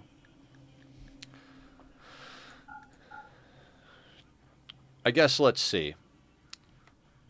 Do we sell the shards, guys? I mean, no, shards are just so valuable as far as like what you can do with them.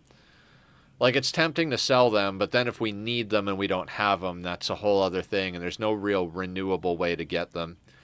You get like 7 steel, but to buy the same amount of steel, selling off just the weapon alone means you don't break even. Not if I want a ritual chamber. You're right. You're right. You're right. Let's not sell the shards. Let's not sell the shards.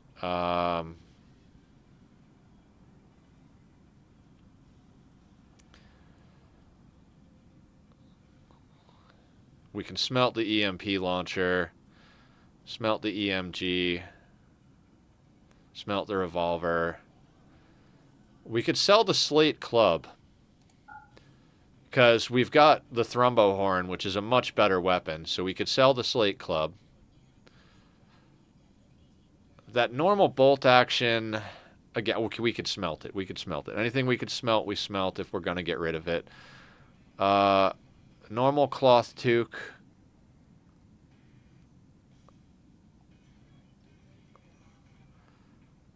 I don't know. I'm tempted to sell that. I'm tempted to sell, like, everything. Clearance sale. Everything must go. The skulls... I mean, I pulled the skulls so that we could eventually make some skull spikes.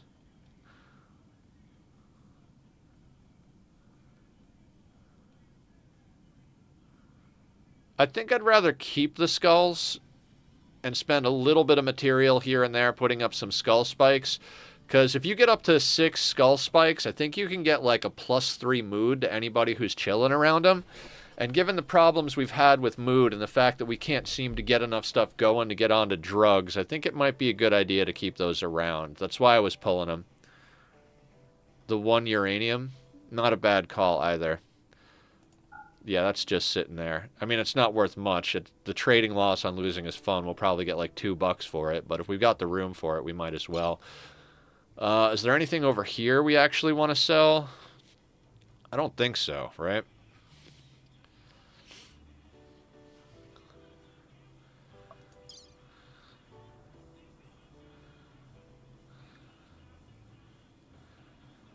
All right, I think that looks good.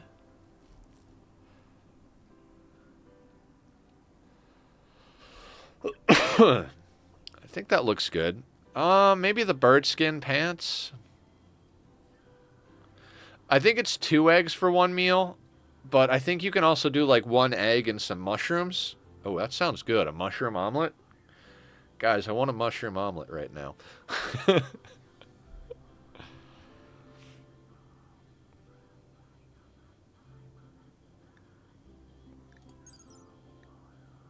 3.6 cold insulation. 4. Yeah, let's get rid of the bird skin pants.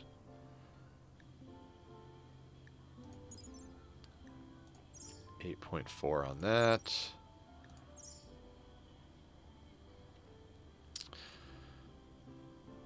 Okay. I think that's about all we can sell. I don't see anything else on here that we could sell. We could theoretically have them load up the tainted stuff, but I don't think I'm going to worry about that. Let's call that good. No, not there. You'll have limited control over the mechanoid when you reach your destination. Are you sure? Limited control does not mean that it's no control. We're not visiting anywhere, right? Cool. I'm good with that.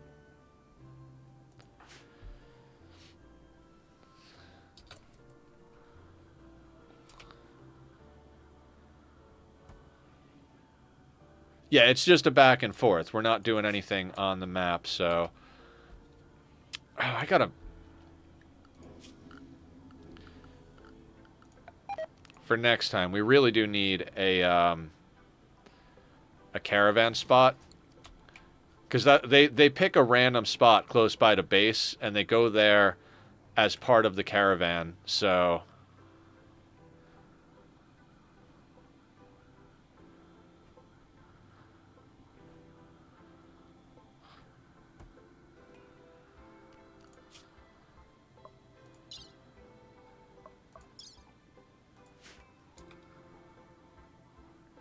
sorry, I'm not so talkative, boys. Playing Wuthering Waves and shit's freaking hard. Yeah, no stress. You don't have to be. You don't have to be super talkative, Sparta. It's all good. You know, we're doing the things. Yeah, we've got a lot of people to just hang out and lurk. As we met earlier, Reboy has been lurking for like a couple of weeks, so that's one thing I've learned about streaming, because I talk to a lot of my streamer friends who are like, man, it's so hard to like, if nobody's watching and nobody's there, it's hard to keep going. And I'm like, yeah, but you never know how many people are out there lurking, right? It's you gotta talk to the room as if the room is full. You want to make sure you're entertaining everybody, because are trying to be as entertaining as possible, because you never know how many people are out there lurking. Again, I'm trying to shake off my my existential dread today. It's working pretty good. You guys are cheering me up a lot. The progress we're making is really fun. If that vampire raid would have killed us, I think I might have legitimately broke down in tears here on stream, but it actually did some good things, so I'm feeling pretty good. If you just talk, people will come to listen, exactly. I mean, Zed is always listening when he's working. Barb's always listening when she's working out or doing homework. Speaking of someone who used to be in theater, an empty room is hard to act to. It is hard to act to. I think one of the advantages I have going into streaming is that I spent most of my life performing music.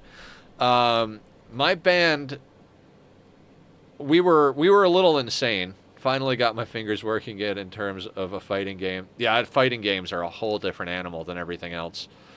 So when we used to perform, we really did work on our stage presence. Whether we were, again, like I said, it's hard to act to an empty theater, but we did get to the point where it was like we would just watch back. Like, we'd have our friends take video and pictures of the show. We'd look back and be like, what do we need to do to make this show better? We have to perform as if as if the crowd is full.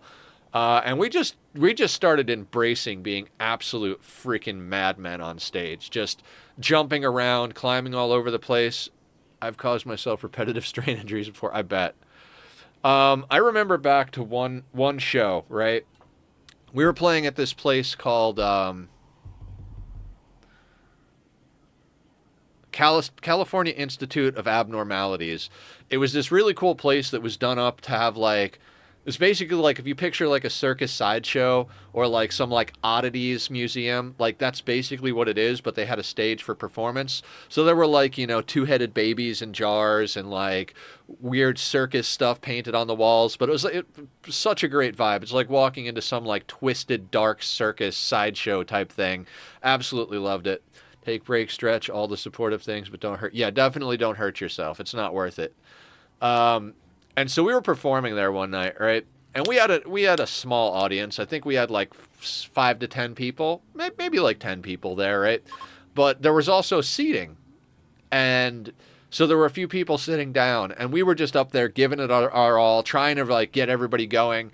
And my guitar player gives me and the drummer the look like, hey, keep the bridge rolling. So we just start grooving on it, right? And he takes his guitar off and puts it down, walks into the audience and grabs people by the collar of their shirt and yanks them out of their chair and shoves them into the dance floor. Like, we got to the point where that was our style. Like, you are going to fucking move. We are going to burn this place to the ground if it gets people on their feet and gets them engaging. So I had a little bit of practice being a psychopath to an empty room. Yeah. we were insane. Literally, people would come and watch us. Most people didn't get what we were doing because we were very experimental, very like out there. We'd do things like switch between a straightforward like blast beat right into a waltz time signature, then go into some sort of swing breakdown into like a really like groovy metal riff. Like we did whatever the hell we wanted musically, but we just decided we looked up to a lot of like crazy bands that had amazing stage presence, and every time we tried to push it to that next level. You know how it is when you are dedicated into a fighting game. On RSI is a par for the course. I had to act opposite of one of the most soulless actors I've seen in a student play, and that is worse than an empty room. Oh God, I bet. When your dancing partner doesn't know how to dance, so to speak. As long as you know you're not grabbing the people who are clearly anxious, all good. No, it was someone we knew. It was someone we knew. Like it wasn't a complete stranger. It was someone who would come to the shows, someone we knew outside of the music.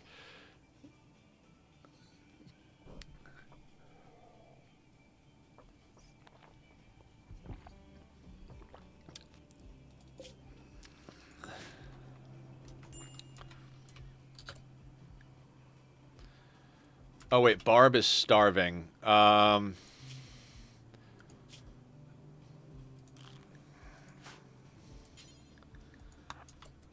forgot that we needed a doctor to be able to feed Barb. I mean, not like she's gonna die. She's officially a vampire, but gosh, it's so weird. We now have two vampires in the colony. Manhunter pack.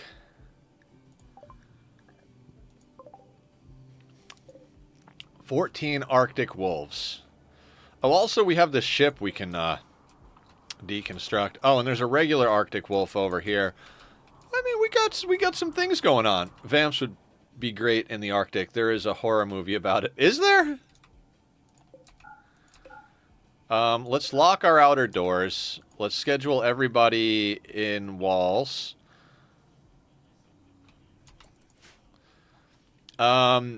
Being that Hump's just left, I think this Manhunter should be done data by the time he's coming back. So I'm not overly worried about it.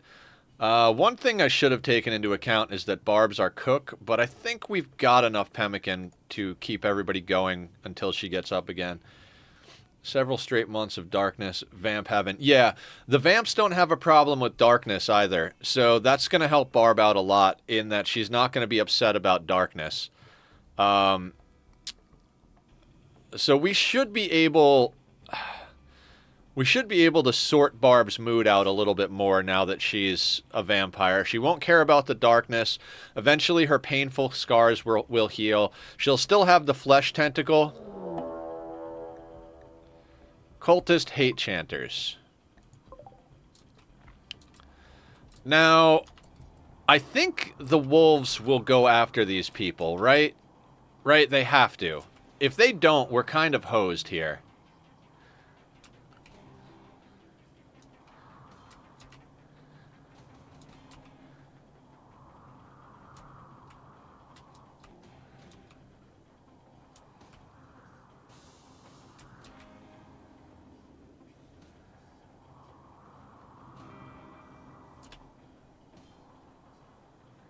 Come on, wolves. Please.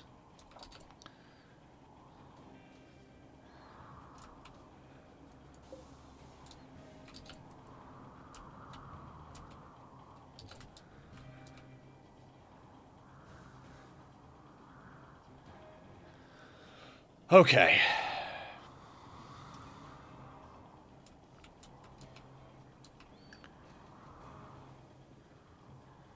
So you remember how we've got 5 charges on our jump pack for Julie?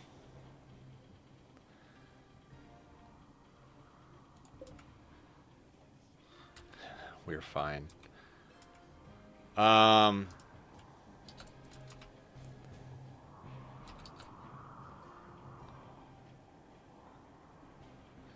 You suggest we take a break? You know, I was kind of thinking the same thing, Blue. It might be time for a quick restroom break to clear the brain a little bit here. Yeah, but they're not headed up there. Let's give him a second to reconfigure, but we might have to do some stuff.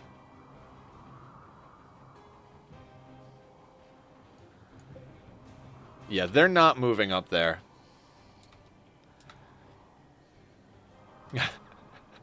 I love how much you guys know me. All right, all right. I'm on board. Let's take a quick restroom break, grab a beverage, think of strategies. I think our best bet is to use Julie to kite the wolves over to the hate chanters, and then use the jump pack to get her out of the way. I think that's probably our best bet. But let me know if you guys think of anything while we take a quick break. I'll be right back.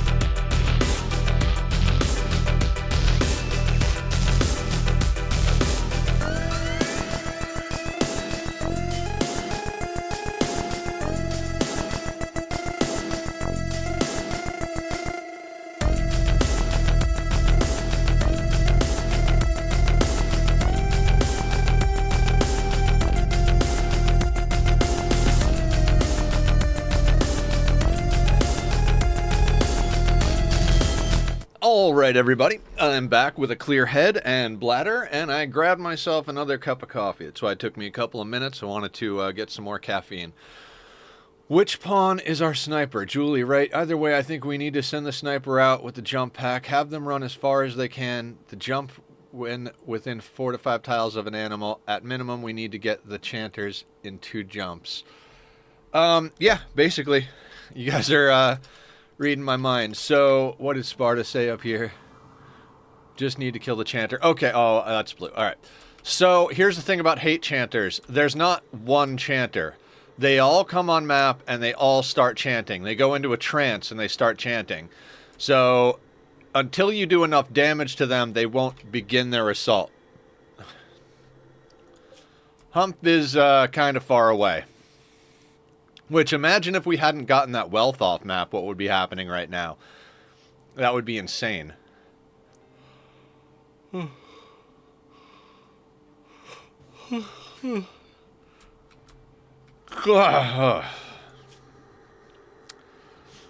mean, Julie's pretty gassed up as far as mood. Marksman command is available. No, that's in the other style chanting. If you're doing skip abduction or flesh beast or any of those other things, it's going to be one chanter. But with hate chanters, they all come on map and start chanting. They can literally circle the whole outer edge of the map and chant. One of the easiest ways to deal with them is a ghoul. You just send a ghoul out and, like, have them punch somebody. I watched Dagoth do this yesterday or the day before. You punch them until they're, like, at half health and bleeding, and you just keep doing that over and over again. And eventually they lose enough blood that it turns into a normal raid. I don't think bringing Humph back is going to do it. I think, Humph is a melee pawn. And is not going to deal well with the manhunters. They'll burn most of their hemogen jumping around the map, which means we'll have to feed them more hemogen. Which is not necessarily the worst thing. We might end up with some hemogen farm going on over here. But let's take a quick look at what these guys have. I think so far all melee weapons, melee weapons, melee weapons. Okay, so they're not going to start firing at our people. I do think our best bet is to send Julie out the top door here, have her start running. Animals get close, we jump pack. And basically we try to get up here and take a couple of shots at these guys.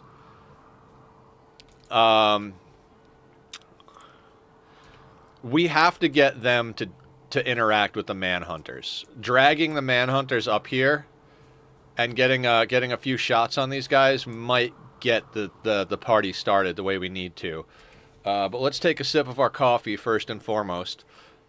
Send them out with the AR. I think the bolt action is a better play. We got distance that way. The chanters don't have guns. They're all melee. So, let's just we'll take a beat here, have a sip of coffee, and remember that it's just a game. And that even if we lose this, we've already had a really great day out here, and a great session in general. I think we can do this though. Where is Killer? All right, Killer's chilling there. All right, Julie, I need you to rescue the whole colony.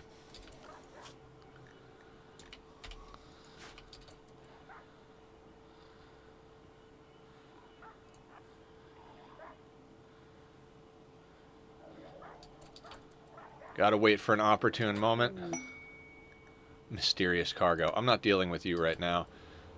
This wolf just picked a weird time to go up there. We might end up go-juicing Julie. We might not have to, but... Wait, are they going up after the chanters? No. You guys had to pick right now to go up to the top side of the base, huh? Yeah, I like to use it in emergency scenarios, so this might very well be an emergency scenario, but the jump pack, we'll exhaust the jump pack before we use the go juice. We're going to have to use the jump pack just to get out of here. Alright.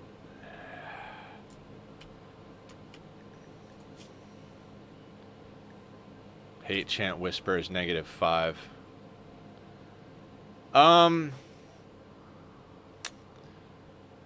It's decent. It's not amazing, but it's pretty decent.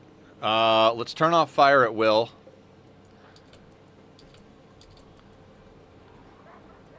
Let's give just a moment to see if these things, they're getting more and more in the way, less and less. Oh, you know why? Because Julie's at the door.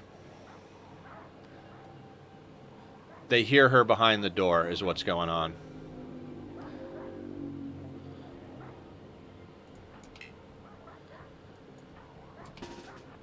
We bring these guys over here, or even down here. Yeah, I forgot about that. They can hear and see people behind doors, so we'll just bait them down here with everybody else. Now we need Julie to make a run for it.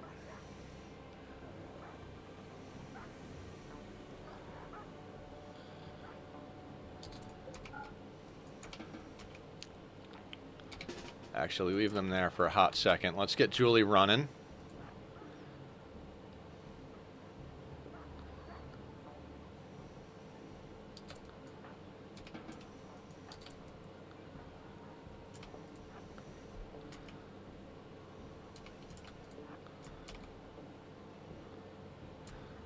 Oddly enough, the wolves don't seem to be following Julie. There we go. There we go.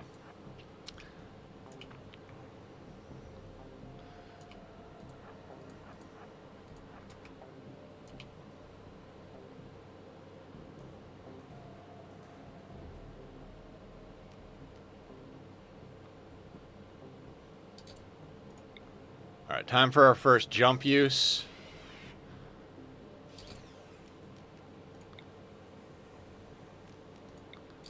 Pop the marksman command.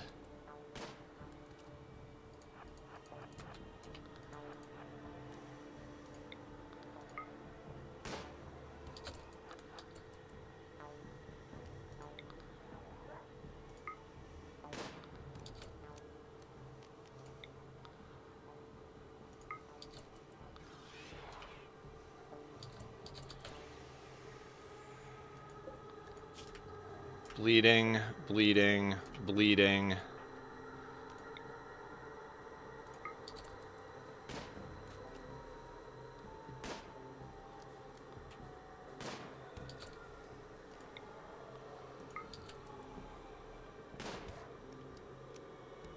Wolf's attacking the guy who's bleeding.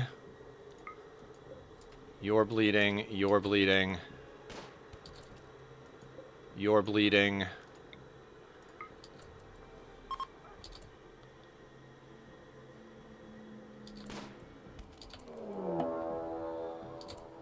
Cultists attacking. Have ended their chant and have begun to come out of their ritual trance. Alright. That's more or less exactly what we wanted. Actually, that is exactly what we wanted.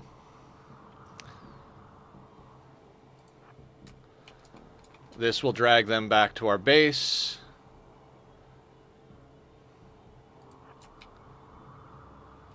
Julie's got 3 more jumps in her.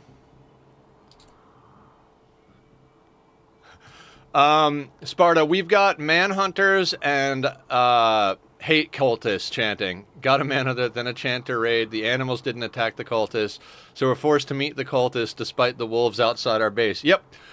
We had Julie come out and burn some of the jump pack jumps, basically. One of the dogs followed us up there and started attacking. We're now dragging these guys back to the wolves. Now, if we had a vampire here, we could have done this with a hemogen jump.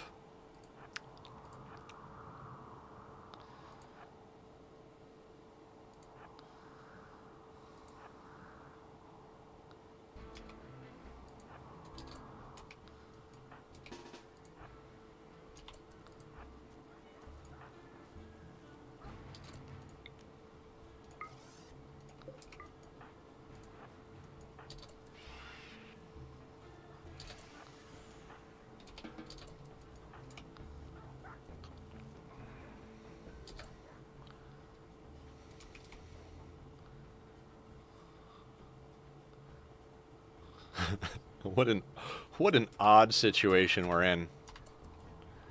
Now, I don't see a world where the cultists beat the manhunters. I really don't.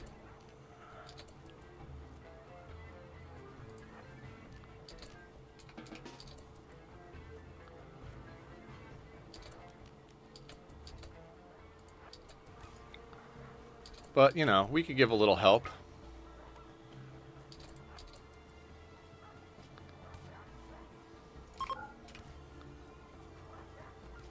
Larry dropped a shard of Dark Arco technology. Good job, Larry.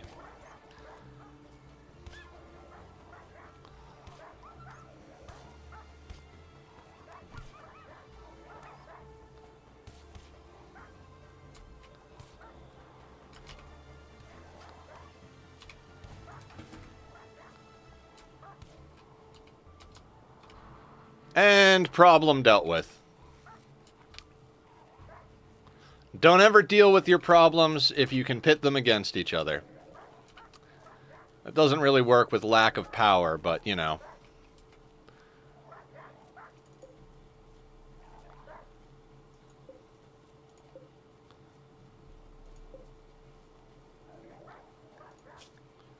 Body Mutter, Wimp, Delicate, Genie.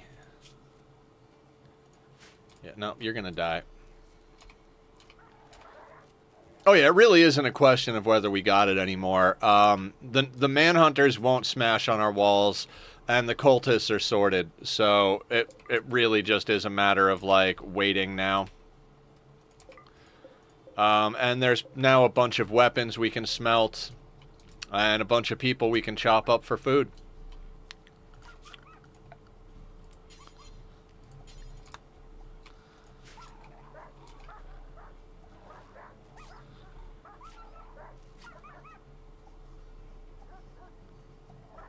The break 100% helped. Yeah, break helped, definitely. I love that you guys know that about me, that it's like, Nether, you need a break before combat because you do your best in combat when you take a break and your mind is clear. So thank you for that. You guys, you all rock. Blue, thank you for suggesting that.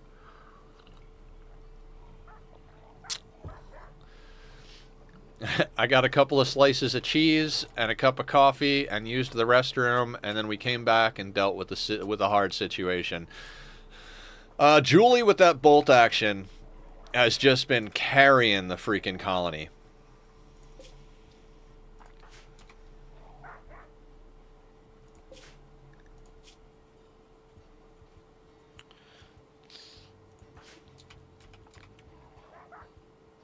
Need someone to tell me to take a break and calm down. And Julie, the MV pawn. Yes, most valuable pawn, absolutely. I mean, all in all, I think we're doing quite well today. We've kind of got our door juggling down to a science now. That first fight with the vampires, that was quite awesome. We didn't take a single hit. We just door juggled, you know? It's like, oh, they're coming towards this door, open that door, close this door. They immediately re-aggro. If we can get a couple of shots, as long as they're organics, getting a couple of shots on things and then door juggling works really well. And now with Humph being a vampire and also being tough, like, I will have to check the damage multiplier when they get back, but the damage multiplier on them is just, it's going to be a very... They're not going to take very much damage in combat, and then any scars or stuff like that are going to heal. So as long as they don't lose limbs in combat, Humph is really just a badass melee pawn at this point. Do we need to deal with the beasties before the caravan returns? Caravan's still got like 3 days, 2.8 days to get there, and then another 3 or 4 days to come back. So, no, we don't need to deal with the beasties at all. They will get tired and hungry long before the caravan comes back. So...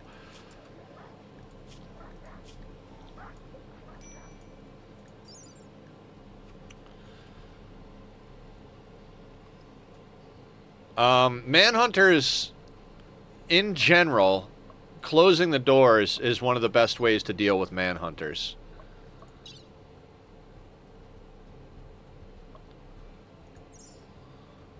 Hi, Julie. How you doing? welcome in. Let's do a quick shout out for Julie over here.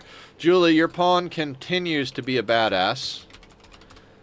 We just had you jump back into position to snipe a couple of cultists, to aggro them so that they fought the wolves that you dragged over there. You're more or less destroying stuff. Although the value of that jump pack, guys, is leading me in the direction that we might want to get into biofuel refining sooner rather than later so Julie can recharge that jump pack. I have a feeling that's not the last time we're going to have to bust out that bag of tricks. Yeah, of course. Everybody go check out Julie. Julie's a wonderful person. You're playing, you're not playing on the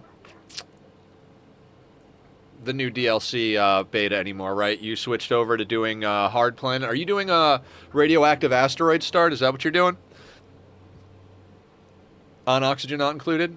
Got a Manhunter pack, then a Chanter raid. The animals didn't attack the cultists, so we forced to meet the cultists despite the wolves outside our base. Or, you know, you could just make Julie a vampire. Doing the radioactive ocean. So she's got a genetic jump pack. Yeah, we've already got 2 vampires that I don't think we're going to be able to easily sustain hemogen on. And if we have either of them inject Julie with genes, they will die because they're still regrowing their genes. So long term, that may be an option, but short term, I think we might want to get into biofuel refining and then, you know, make a batch of chem fuel here and there. We also really desperately need to get a mortar. So she has a... Squiddy! Coming on in. What's up, Squiddy? Let's do a shout-out for Squiddy as well. Shout-out Squiddy WTF. How you doing today, bud?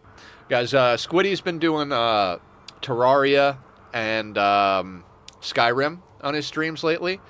We pulled him over to the dark side of variety streaming a little while back. He was forcing himself to play games he wasn't in love with, and we convinced him that being happy brings viewers. Mineral scanner, man. We need that for spring and Sunday. Sparta, I know you and Blue are both dead set on the mineral scanner. We can't keep anything turned on. The mineral scanner is 750 watts of power. We are not going to get a single scan in during summer. Not a single one. Because we don't have the power to keep it on. Even with these lights going full time, there is no chance. I have an Ani question. How do I deal with the ever-increasing carbon dioxide problem in the midterm? Short term, I can dig a deeper pit. Long term, slicksters, but I need the in-between point. I'm even going like, no webcam, no schedule. It's so cozy. Oh, that's awesome, Squiddy. Blue, your midterm goal for carbon dioxide is a water sieve and a carbon skimmer. It's literally a closed-loop water neutral system. You put some sand into the carbon skimmer, or you put some sand into the water sieve. You fill up. You basically go into out, into out, basically. So water skimmer outputs clean water to the carbon skimmer. Carbon skimmer skims the carbon, drops out polluted dirt, sends polluted water back to the water sieve. Water sieve purifies it, drops out polluted dirt, sends clean water to the carbon skimmer over and over. Another told you that. Yeah. The only thing you got to remember is not to overfill the system. You know, something like that, maybe like 3 blobs of water is all you need in there, and it'll just skim carbon forever. Yeah, except it's neutral, not positive. Bathroom loops are water positive, so you got to make sure to drain off some excess. But the carbon skimmer water sieve thing is like fully neutral. All you got to do is make sure you've got sand in the water sieve and you're good. I actually tend to hook them all up into a single system. Like, I'll have my bathrooms up here, and I'll run pipes all the way down my main line and put the carbon skimmer at the bottom, and then have the carbon skimmer's output bridge onto the toilet output. And so it prioritizes the toilets with a bridge, and then overflows from the bridge down to the carbon skimmer, and then the carbon skimmer sends the polluted water back up and bridges onto the toilet return, and then all of that goes back to the water sieve. You wind up with a nice, like, buffer, because then the pipe that goes all the way down to the carbon skimmer actually becomes like a buffer of water. But yeah, it's I learned all of that stuff playing on stream with everybody. I think that one I actually learned from producer Moo, Johnny Cat.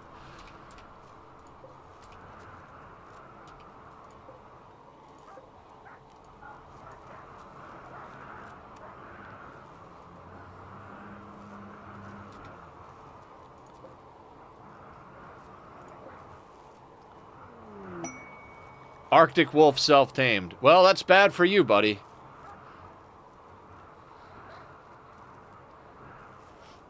Pretty sure the manhunters are going to attack him now. No? No? Okay. Fair enough. Fair enough. I mean, a self-tamed wolf is fantastic. We had a wolf on map. A non-manhunter wolf on map. And so that wolf now self-tamed. The manhunters are attacking it, of course. That's how dogs were invented. Hey, I see you've got a warm fire and some snacks over here. Can I come chill with you guys? Alright, ghoul infusion is completed. Let's get into void provocation next.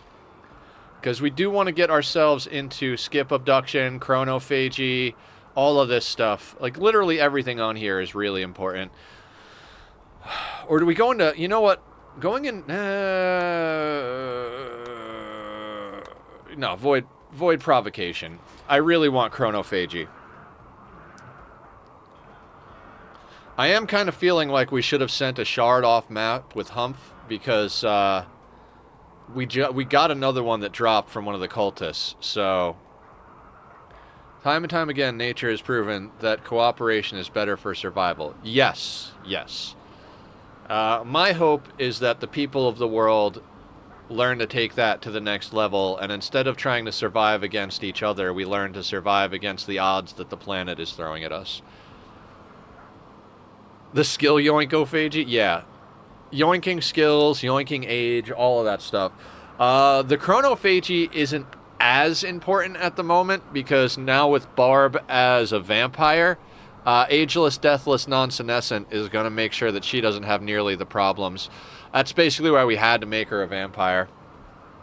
Not in 2,000 more years. Yeah.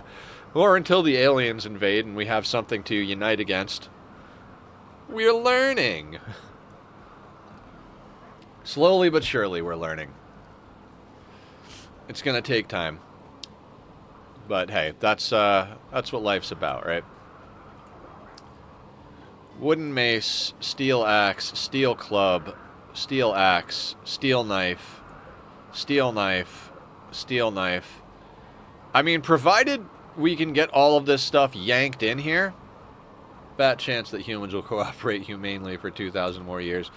You know, you never know. I think the internet has had a really positive effect on that. I mean, for all the negative stuff that people say about the internet, communities have become very global. You know what I mean? Everyone growing up now has friends all around the world. A lot of the people in this community are spread out all over the world. We've got people in Europe, we've got people in Australia, we've got people everywhere all over the United States, Canada, South America. Yeah, that's true, Blue. I think global cooperation is a lot closer than we think it is. It's just a matter of, like, I don't know. Well, let's not get into the politics of it. I've got some strong opinions that'll probably upset some people, so let's not go there. Let's keep in step with the game. Let's talk about our global domination of the Rim. Cooperate to eat the rich. I was going to say that, Aya, but thank you for being the one to say it. We still have dead wolves from the last time we had a Manhunter event. My argument is just look towards the east of your choice. Whatever. It doesn't matter. No matter what happens, I'm gonna be here playing video games and enjoying myself, so.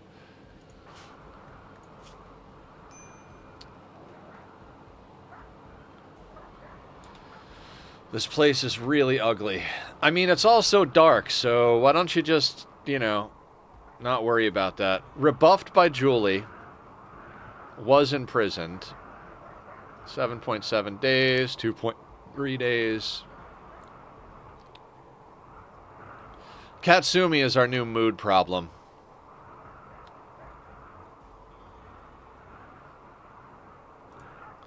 How long till Barb wakes up? 4.4 hours. Good. We need her cooking food. We need her cooking food ASAP. Let's get that on.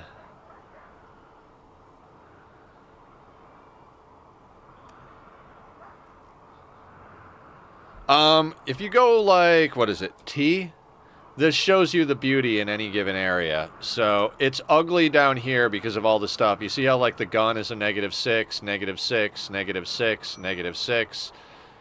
So and then the batteries are a -18. They are a problem as far as beauty is concerned.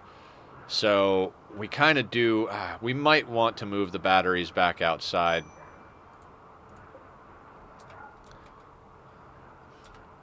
Could just put the batteries in the freezer. I think I might do that.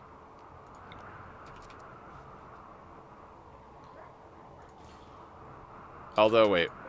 Where are our wires? Oh, you know what I just realized? We don't have the battery here. These aren't even helping. Wow. Wow, what a bad play.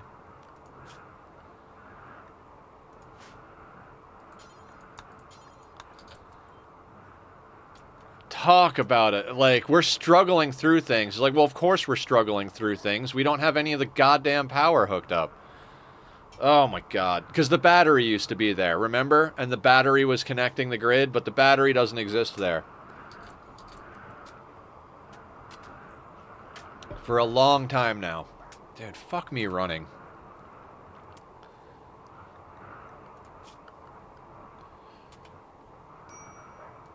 Well, maybe we can afford to do other things.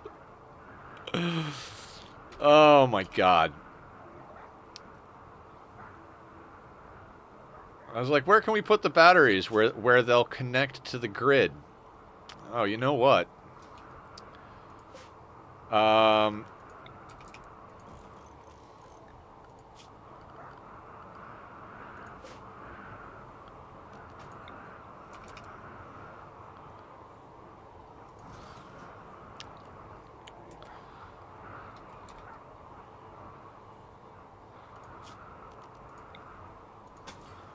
We're going to put one there, and then we're just going to move the batteries over here.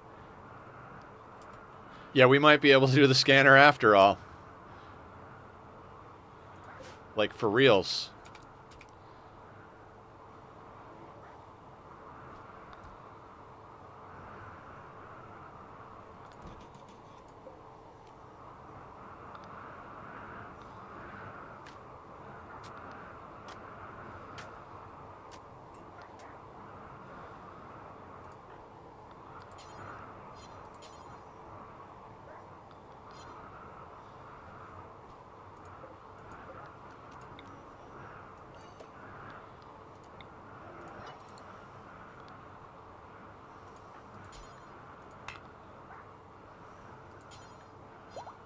Oh, Julie's doing the battery. Good stuff. Our wolf died. Who would have thought that would happen? More food. So one thing I learned is that when you have an animal that's tamed and you slaughter it, you get substantially more meat than if you hunt it and kill it. Now, it died of natural causes, so I'm not sure how that affects that whole situation, but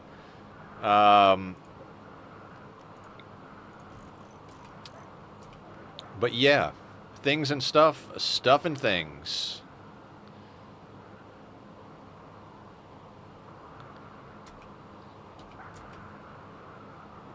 Let's do a little reorganizing in here, right? Let's move this shelf as well. We're gonna move that over there. That way we have room to put down that extra bed when it comes over. All that stuff is over there.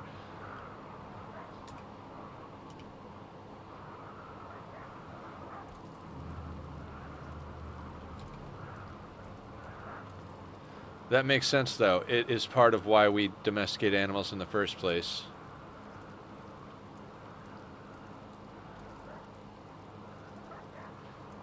Yeah, I mean, it takes time for me to, like, figure out what the hell I'm doing in general, so... 26 Fahrenheit. We need this to be turned on, and we need this door to be closed.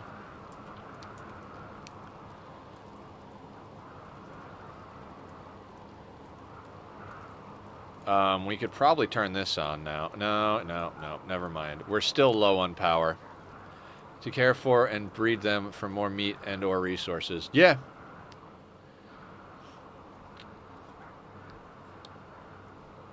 I mean, you have to think about it like, how much do you... It's so much easier to grow grain than, you know, like the stuff that we feed animals is a lot easier to grow than the stuff we need to eat by growing. So if you grow, you know, hay, that's easy to grow. It doesn't really cost very much in the way of resources. And that hay then feeds the animal, and that animal now stays way healthier than if they would have had to find food in the wild. So now you're in a situation where you've got meat that's being grown.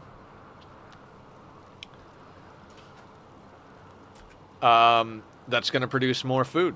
So, you know, all in all, a good thing.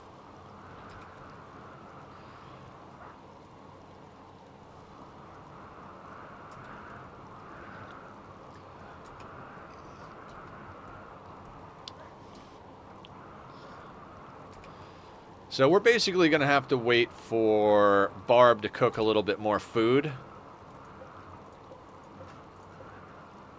before we can move that other battery.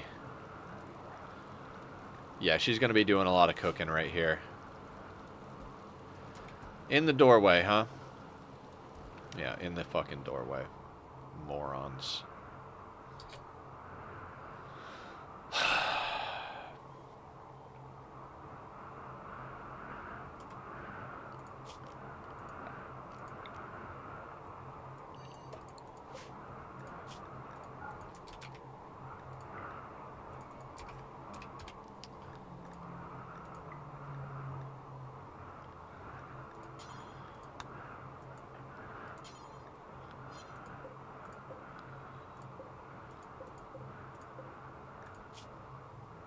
See, that kind of drives me crazy. You can't manually tell them to haul. Like, this is at a low priority, this is at a normal priority, but I can't tell them to haul it to the higher priority because it's already in a zone that it can be in. So, just insane.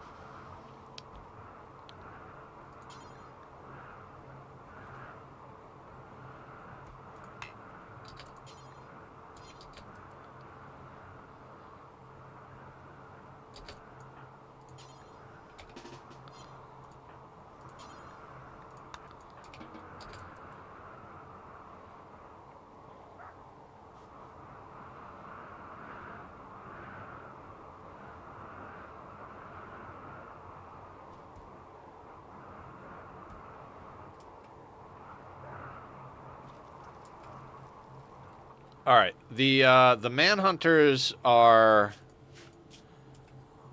We're down to 3 manhunters on map, 2 of which are already sleeping.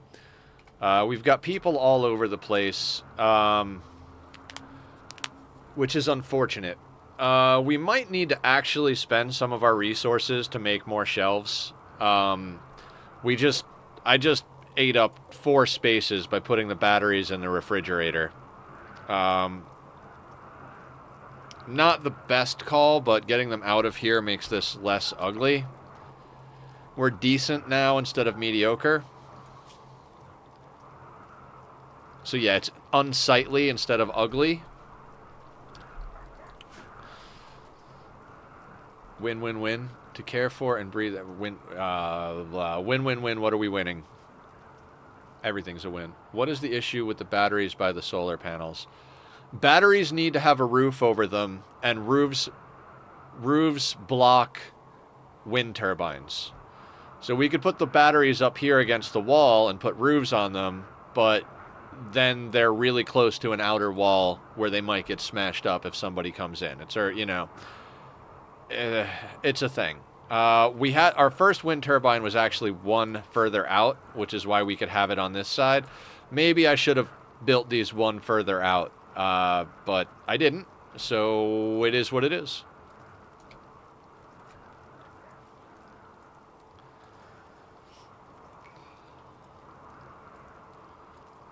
I mean, we could put a little bit of resources into expanding the freezer area.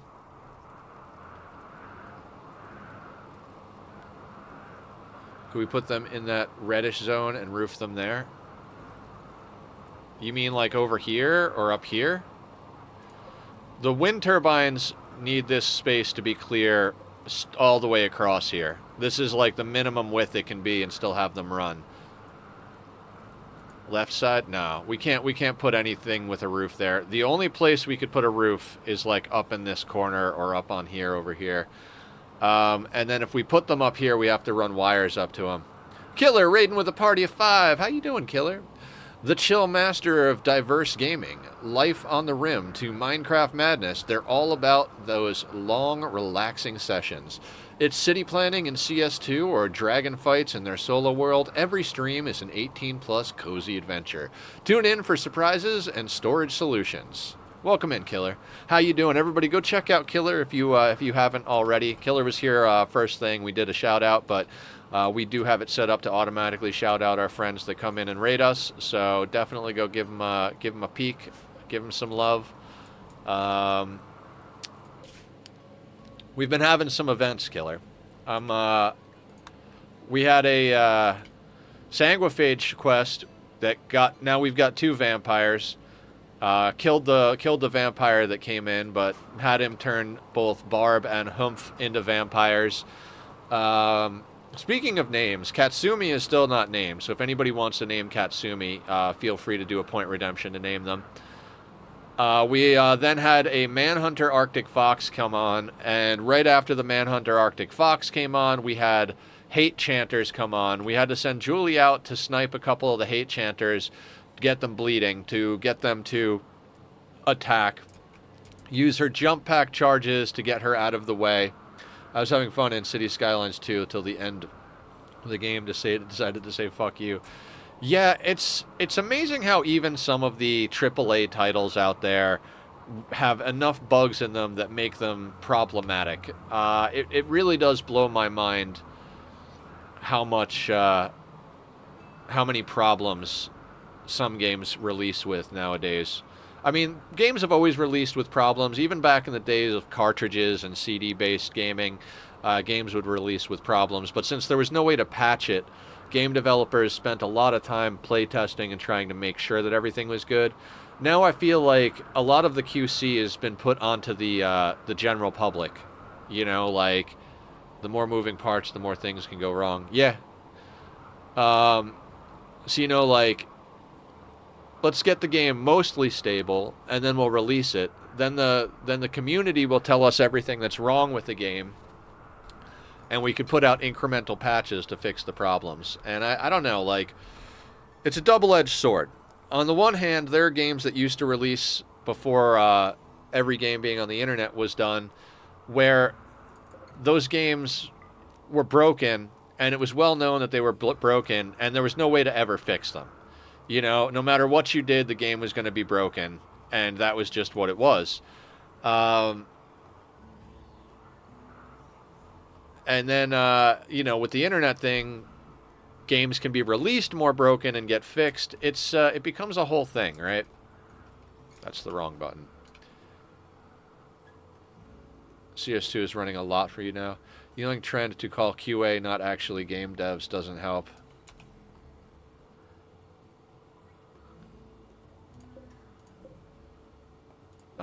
We need to get some things inside, so...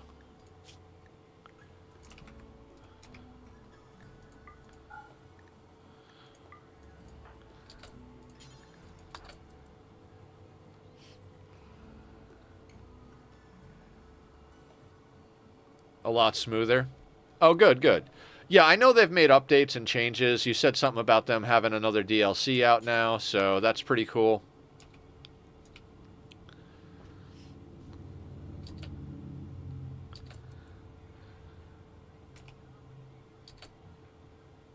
Hang on. Can we just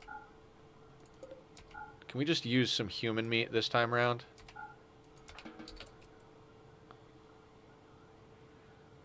There we go.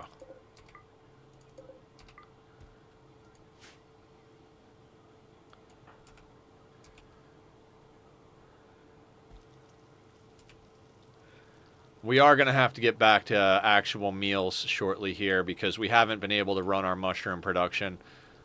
When Barb finishes making some pemmican, we're going to have her plant some stuff.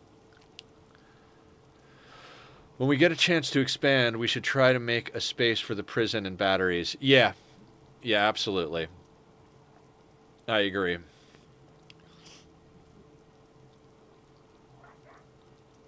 Oh no, they don't have any DLC out, but did a lot of work on economy and tweaking the... Oh, okay, they don't have DLC yet. That's good. I'm glad they're actually patching and working on stuff instead of just, you know, dumping time and energy into a DLC. I guess we could speed this up a little bit. Like I said, people are mostly managing themselves. If we start doing meals again, though, we're gonna have to, let's get you sowing the areas real quick.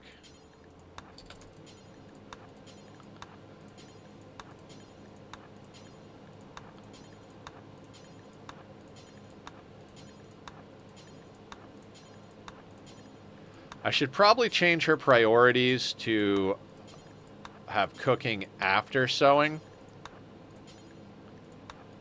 I think I'll do that. So if we go into our work tab down here, Barb is cooking first and then doing all this. Let's take her off mining temporarily.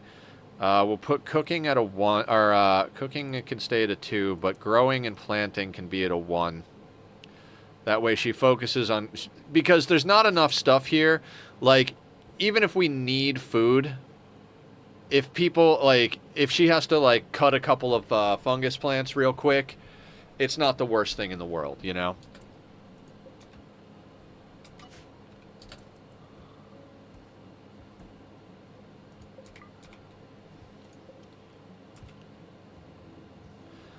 Your pawn's doing pretty good. What's going on with your pawn? Your intellect is high. Your crafting is high. Optimist, jogger, cannibal. You're probably the happiest person in here because you keep getting loving, you keep eating humans, and you're wearing human skin, so you're happy. Your colonist is the easiest to manage mood for in the entire colony. So, there is that.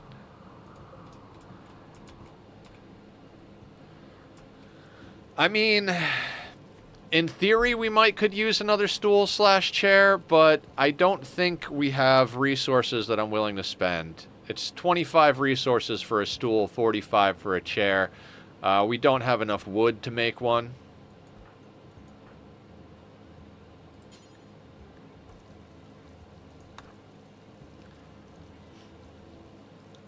Yeah, you're a cannibal. You're a optimist, jogger, cannibal. Warden for hire. 8 prisoners? No, go fuck yourself, 8 prisoners. I mean, a Persona Core on for 8 prisoners for a Persona Core is not the worst thing in the world, but we don't have the food, we don't have the space. Yeah, I mean, we would need 8 crypto sleep caskets to stuff them in just to make sure shit didn't go sideways. And we do not have that.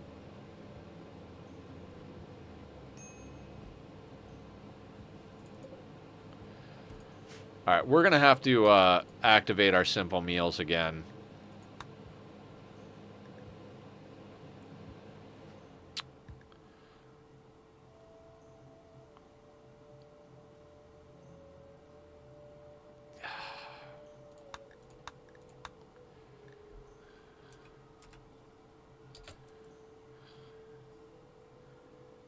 That's 8 humans. Yeah, I mean, we would fail the quest, though.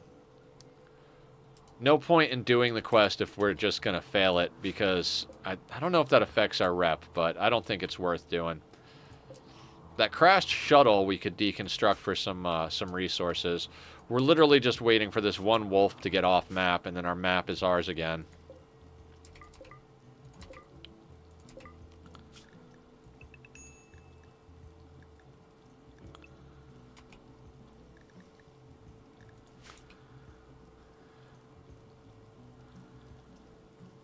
Okay, speaking of humans to butcher...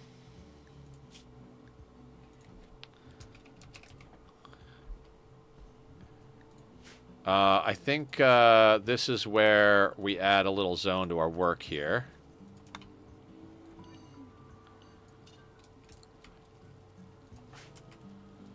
Julie immediately goes to haul. Our batteries are in good condition. I think we might want to set up to do some smelting. And we can use this space now.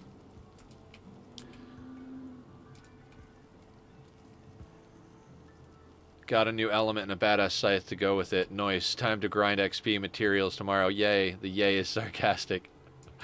I don't mind a good grind, personally.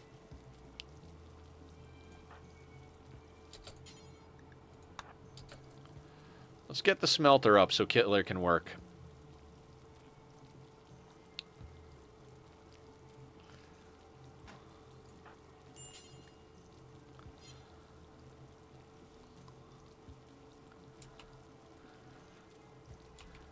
When the mobs die too fast. Yeah, I bet.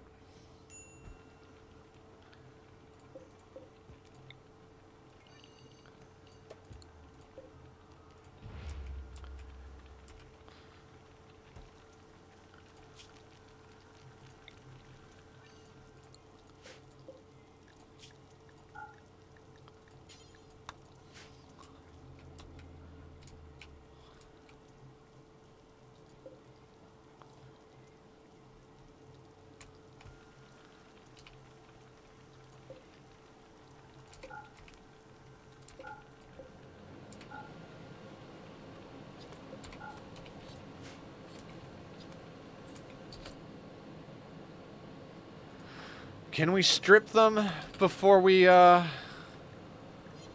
butcher them? That would be awesome. Barb, okay, apparently we can't.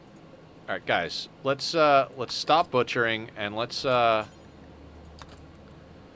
strip them first, then we can butcher them.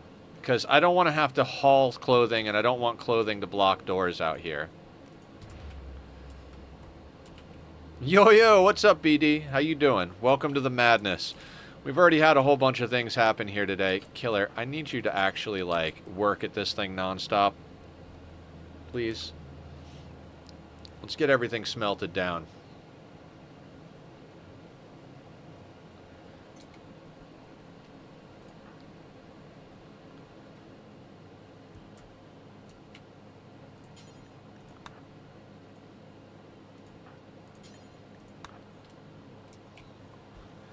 We've gotten a lot more room, I see. Yes, we did some upgrades last time. Right now, we're also vampires now.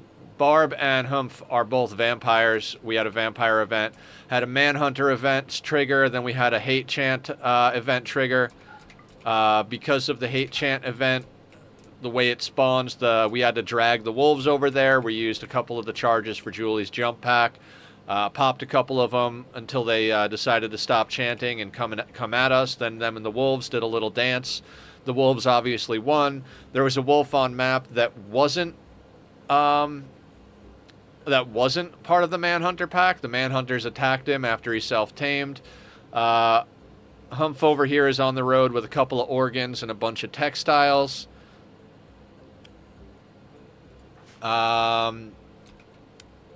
And right now, we're just kind of hauling in the mess of nonsense that we've had going over here. Killer's smelting up the tainted apparel and the useless weapons. Barb is cooking up food. We're dragging in corpses and stripping them. Considering we started with a block of 4x4, yes, we did get way more room. Yeah. considering our past, our present is pretty good. We also realized that Nether fucked up and forgot to put down a couple of wires here, so our whole base was actually working on half of our power grid.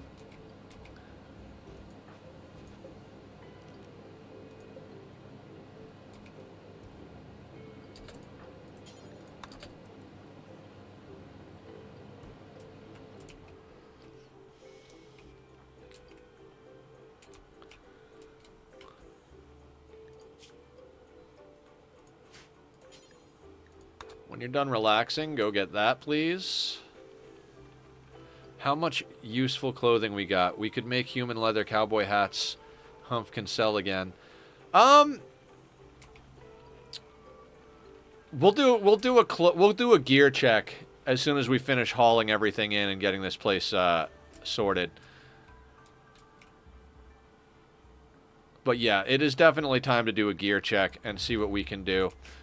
I'd prefer not to have Humph on the road constantly, just because he's one of our best pawns and really useful for combat here, so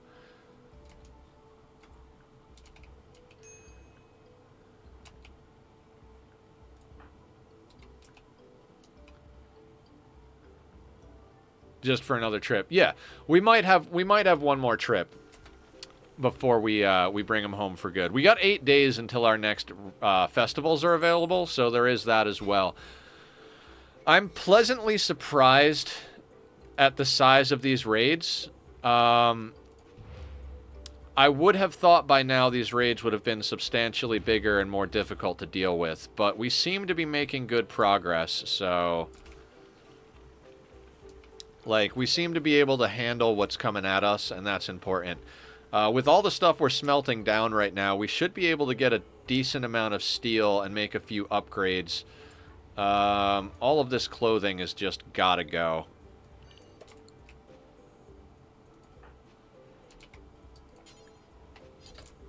Missing weapons. Alright, I think it's time to make some adjustments here. Alright, I'm gonna delete the weapons one.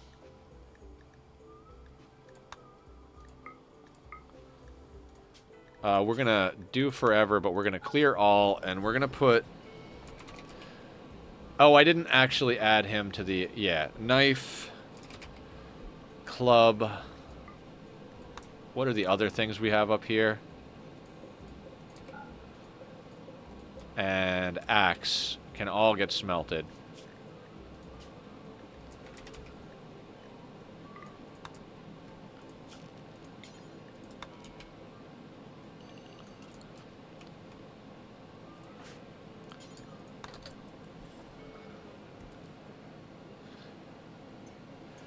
Just kept complaining because they were ugly. Activity, like, none of us thought to do the math on the power. Yeah, right? Making the human leather.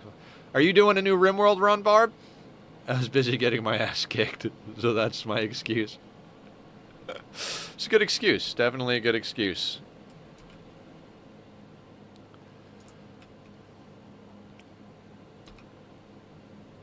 We need a bigger freezer as well. I mean, right now everything is frozen, but we're going into summer and it's going to get warm enough that our freezer is going to need corpses in it. I was like, why is power so low? No wind. And Nether was like, yep. Problematic situations.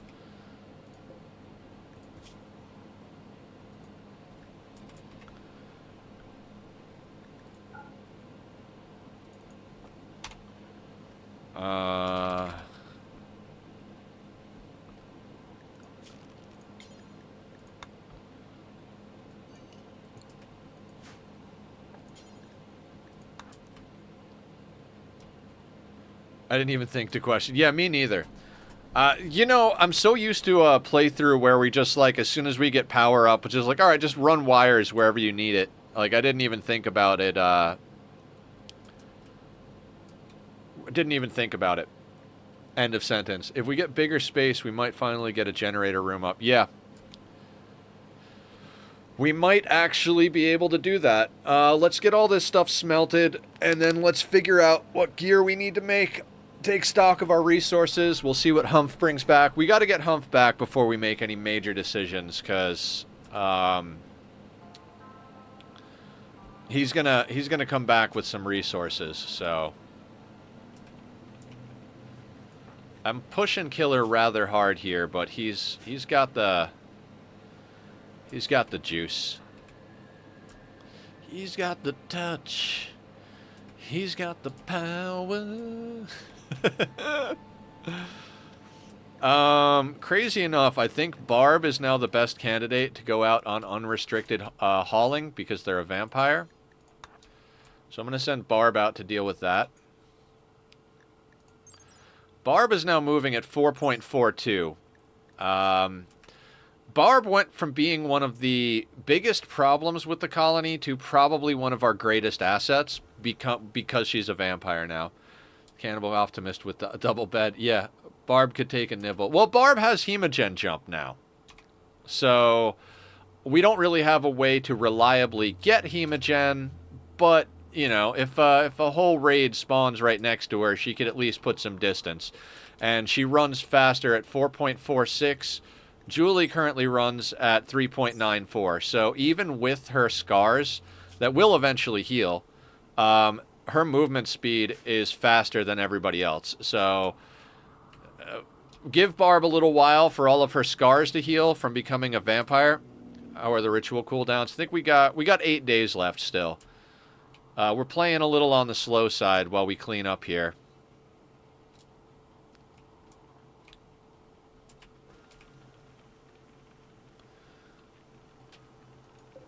I'm trying real hard to have Killer smelt everything down before our batteries got fully topped off.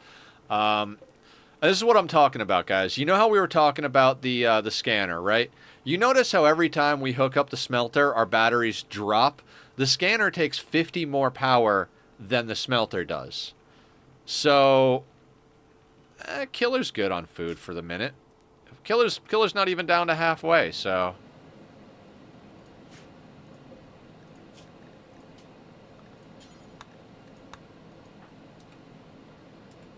Yes, but no, he is the snack. No, a nibble on Killer. Oh. Killer throwing out some biddies. Thank you so much, Killer. I really appreciate that. Every little bit helps. I always talk about how monetary support is always appreciated but never required. I am not doing any type of what you would call normal work at the moment. Streaming is my full-time gig. I stream noon to 6, Monday through Saturday. So 36 hours a week. Occasionally we even go late on some days. So, you know, not very often. Usually 6 hours is enough to more or less burn up all of my energy, even with the large quantities of coffee I stuff into my body. The coffee has actually been a lot better lately because I've been eating healthier foods, both in quality and quantity.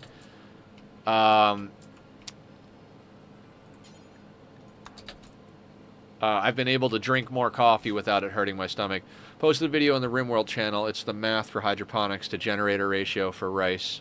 Oh, excellent, excellent. I will have to take a quick look at that. We'll eventually take another restroom break, probably in like an hour or so, and we'll get a look at that.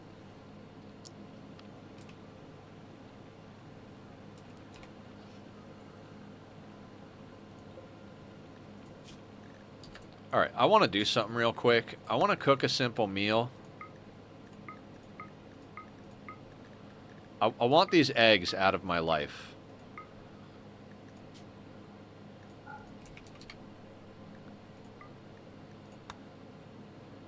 So when Barb gets back, she'll cook an egg meal. I will start ripping off body parts. Tough berries are actually more efficient for the same cost. Really? Though berries... Huh. Also, is saying Barb to take a bite out of Killer to top her off her Hemogen. We're not going to worry about keeping the Hemogen fully topped off. Oh, more biddies. Thank you, Killer. Again, I appreciate it, guys. Like, this is... I'm trying very hard to make this my full-time gig, my career gig. I've been streaming full-time for about 1.5 years now. It was the only thing that I could really do while I was sick. I'm starting to heal up enough that I could do other work again, but a lot of the work that I used to do, I can't now because of the changes to my body.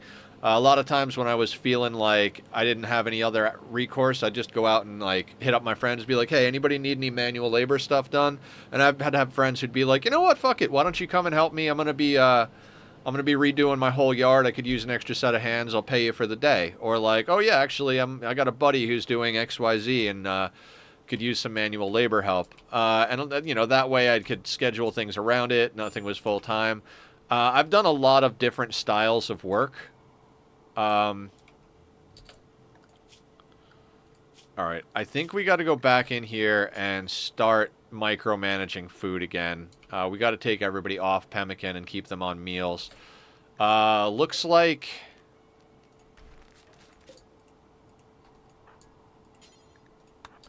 Looks like we can uninstall the smelter for a second. Everything local is smelted up. We got a couple of knives we can bring in, but let's not keep that plugged in. We'll wait till we bring the knives back before we do that. Let's switch everybody over to nothing.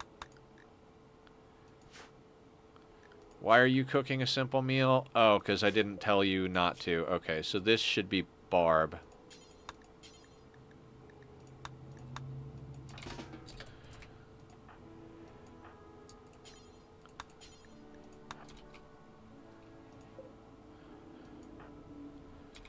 Katsumi's going to strip that person. It's getting to a dangerous temperature outside.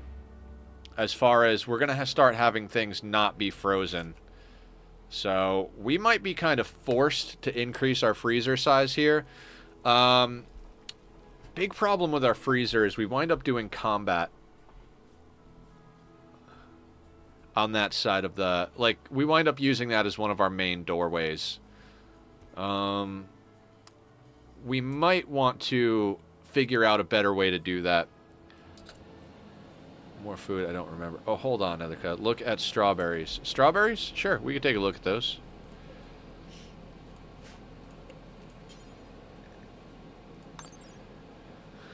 Growing time, 4.6 days. Nutrition, 0.2.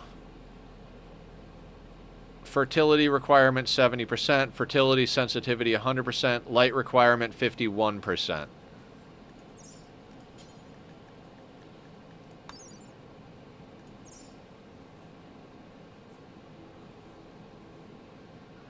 $4.6 days to make 7. So rice, 3 days to make 0.18. Harvest yield of 5. If you guys want to do the math, let's do the math. 3 days to make 5, yeah.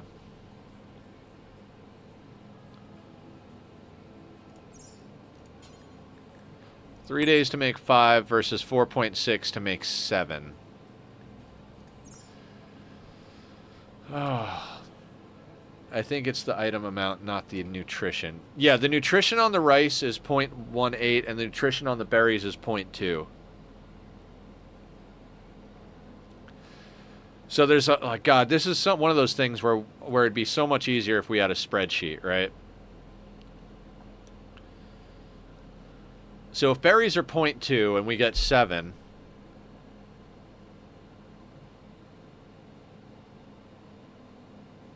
If intoxicated can't do math, that's totally fair. Totally fair. I'm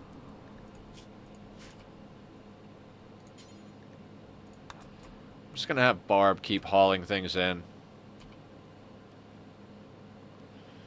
We're going to have to micromanage food again.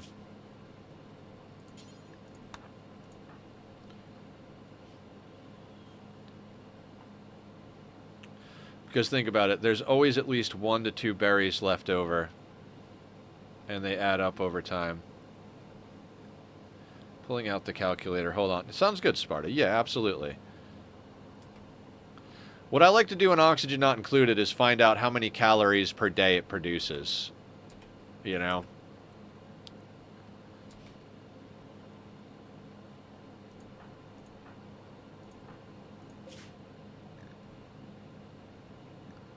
Oh, wait, wait, wait. Humph needs to be on default so he can eat.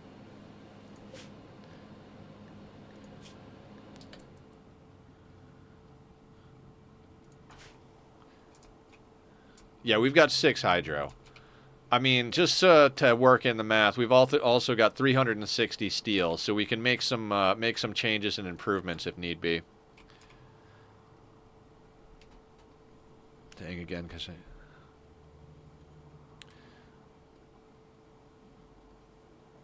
saying again because I think you missed it. What'd I miss? This is the math for rice. So when I looked up all the stuff, it was hard to find someone who actually had straight math, and it seems like the generally accepted thing. Thank you, Killer. I appreciate the biddies. Thank you, thank you. Killer's just throwing change around left and right. Every penny helps. Every penny helps. Thank you so much. The generally accepted way to deal with hydroponics, as far as math, is it's about 1 1/3 to 1 1/2 per colonist. So if you err on the side of caution, you're looking at about 2 basins of rice per colonist. That's provided, of course, you don't have meat to make meals with, etc., etc. So we've got 5 colonists. If we could get up to 10 basins and do rice, have the power to do rice, we could theoretically not only feed everybody, but probably have enough left over to do some chem fuel. Made me have to restart your stream. Aw. So if we average it out, we're looking at 6 berries on average. Right, and there's botched harvests and stuff like that, so it's provided you turn it into food. Yeah.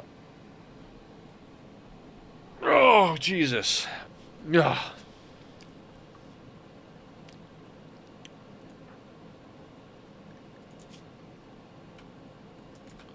All right, Barb, can you make one more trip out on the map for me? Let's get you to bring in that axe. Let me ask you a question real quick. Oh, and then we can deconstruct this. We'll do that as well. Perfect stretch timing. Oh, I could go for some more stretching.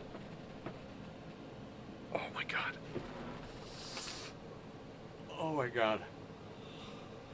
Oh, there we go. And some water. Water's good.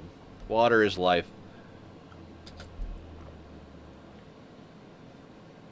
Thank you for the triple threat. Yes, nutrition is point 2, Sparta, on the berries. Oh, Tack, you moved. I was going to try and sneak a picture of you to show everybody how adorable you are.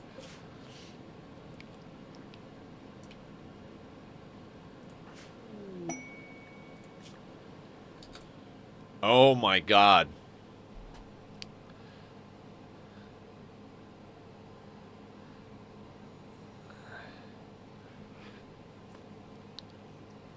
Do we feed a bison for 11 days?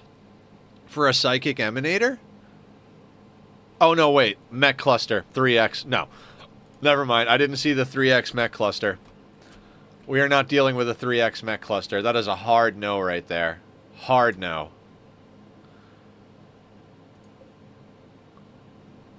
You heard my back pop? Yeah, it does that. Cargo pods. What do we got?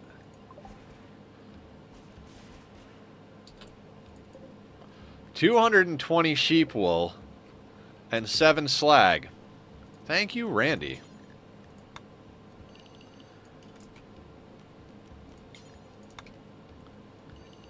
Well, it doesn't matter if Killer goes there.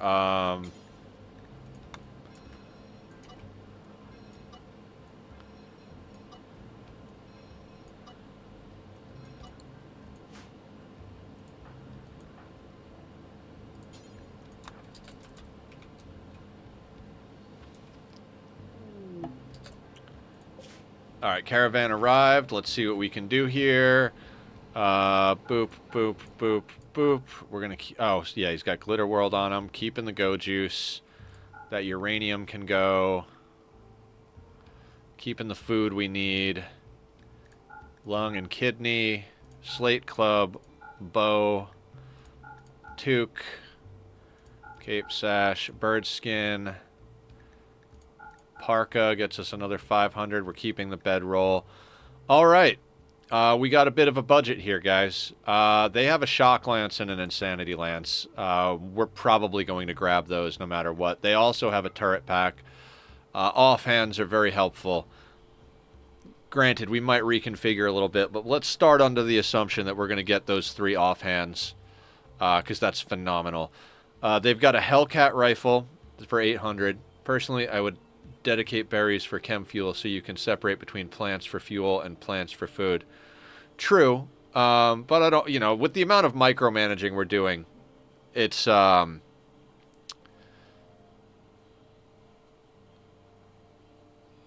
it's just one more thing to micro, right? They have a barrel. I think we get the barrel as well.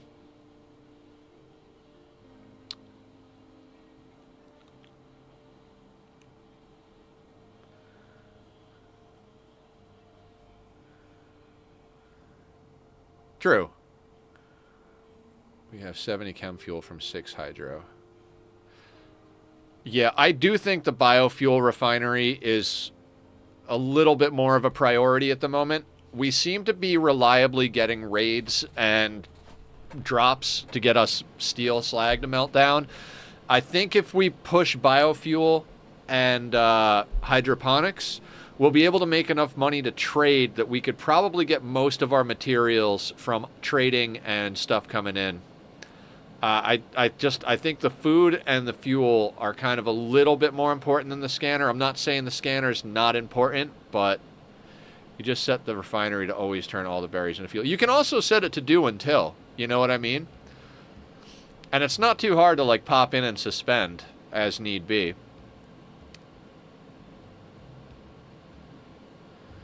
Okay, so a shock lance, an insanity lance.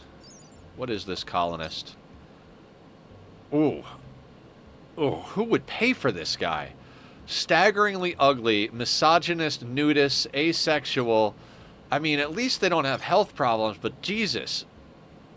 Like, who wants to have a nudist in the North Pole? And then you're a misogynist, and you're ugly, bringing down the beauty of our place? Like, ugh. You keep your slave, and your Yorkshire Terrier. I'm not spending 900 on something to get organs. How much are we getting for our organs over here? We would make a profit of like maybe 150 bucks. Look at how many organs we can take from them. Nudist isn't obligatory. Yeah, I mean, you don't have to have a nudist, but... Chat previous naked, but they don't get a clothed debuff. True, true. Hang on. So, turret pack, psychic shock lance, psychic insanity lance. And then the other thing I had on the list was a barrel, so we could build a mortar. I think building a mortar is important, but we're going to need chem fuel and steel to make the shells. But again, if we don't have a mortar up soon, sieges are really going to fuck us. Didn't pay attention to well. I've gone that route, and all 3 organs plus the cost of medicine is a profit. Yeah. Yeah, it would definitely be a profit. I just don't know that I want to keep Humph on the road this much. They also have a death rest capacity serum. I think we should probably buy a couple of components. Like, 4 components, a reinforced barrel, shock lance, insanity lance, and a turret pack. That's a nice upgrade to our colony. Cowboy hat out of him. Kept getting slavers from orbital trade, so I kept buying slave, harvesting organs, then selling the organs back to them. Literally free silver and medical XP. That's awesome. I love this game. I love the way this game works.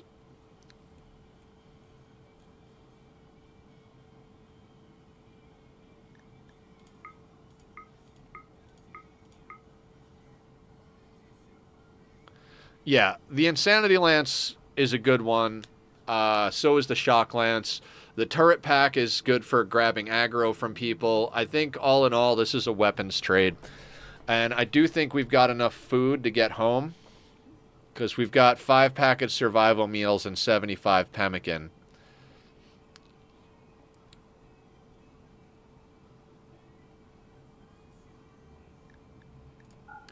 We'll grab 4 raw fungus for the last couple of pennies, just because our people like fungus, so we might as well bring home a little bit of food, right?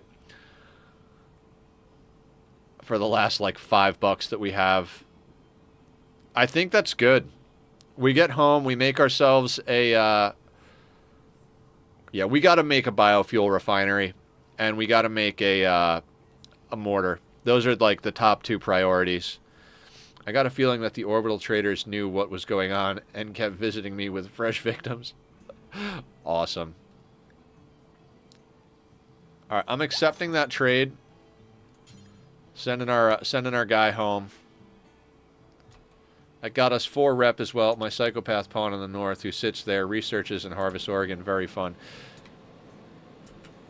Where are we going, Julie? Oh yeah, you're going to haul that stuff.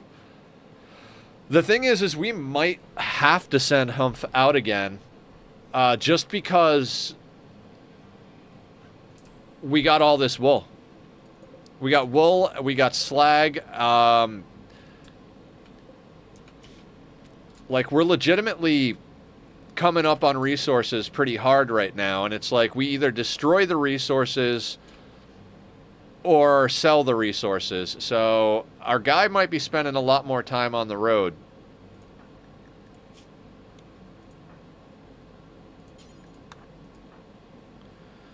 Make sure they're full on blood. Yeah. When he gets back, we got to make sure he's full on blood. And we are back to micromanaging food because we're using meals again. Yeah, we're going to upgrade parkas for sure.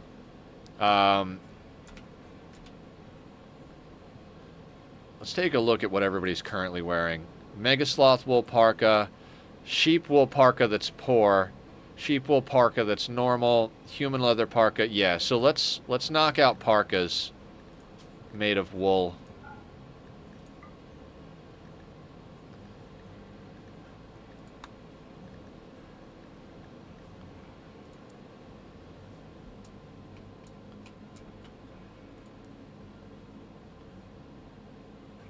Probably knock out 3 of them, right? They're 80 a pop. We've got 220. 80 is 160, 40, 50. No, we can't quite get 3. Tom the Dummy. How you doing, bud? Welcome on in. I don't know if you knew, but your colonist died. His death was heroic, but we are now up to 5 pawns. We have 2 vampires. And we've done some expansion. You heard? Yeah. Let's get the orbital trade beacon thing going, just in case. Yeah, we'll, I want to upgrade the parkas.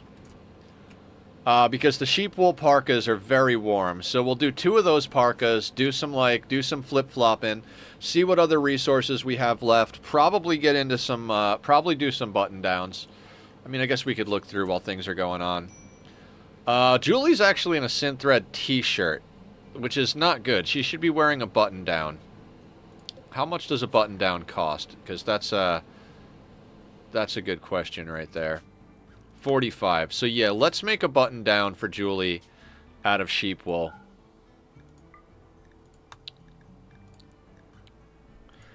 Two parkas and a button down out of sheep wool should get us nicely sorted on warmth. How much human leather are we sitting on? At the moment, we're not sitting on any processed human leather, but we have 9 human corpses, so enough to do pretty much whatever we want with, more or less.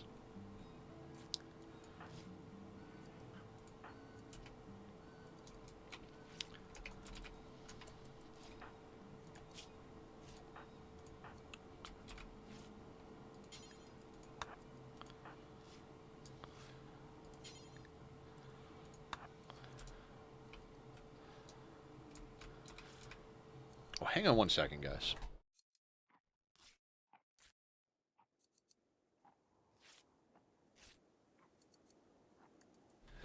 Noticed my bathroom fan was on, and I was like, what is going on? Quest available. Hospitality for allies.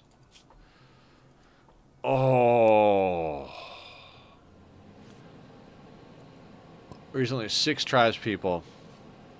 Guard them. Oh, I wish. God, any other playthrough. 100%. A Psylink Neuroformer is like freaking gold. Fuck, man. 12 days, 6 people. We run out of food real quick. Let me do something real quick. Let's go through here.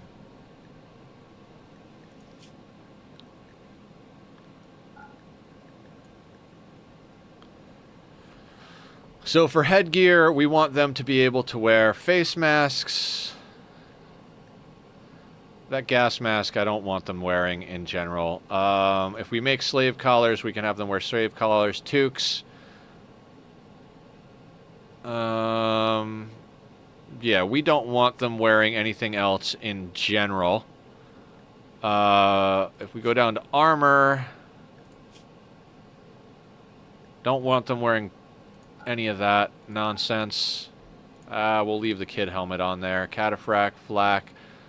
If we have any of that, that'll do. Okay, we are already not allowing tainted material. Armor, we can allow them to wear. Utilities, I don't want them automatically putting stuff on for the most part. Actually, disruptor flare, control pack.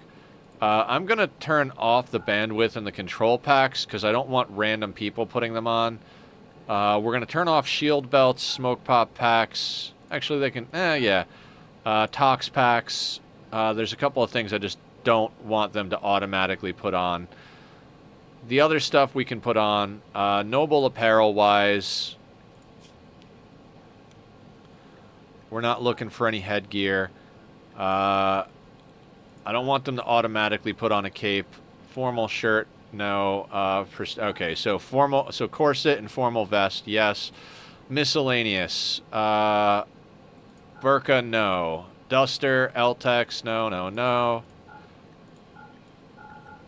Well, I guess the kids stuff will leave. They're not going to put on kids clothing. No on the lab coat, yes on the pants, yes on the parka. No on that stuff, no on that stuff. Okay. If we want to force them to wear stuff, we can force them to wear stuff, but now we won't have a problem with them putting on that damn synth thread thing.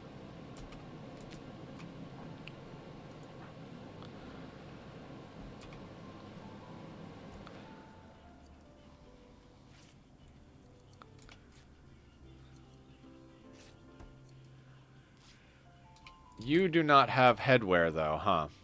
I guess you can put the gas mask back on, you son of a bitch.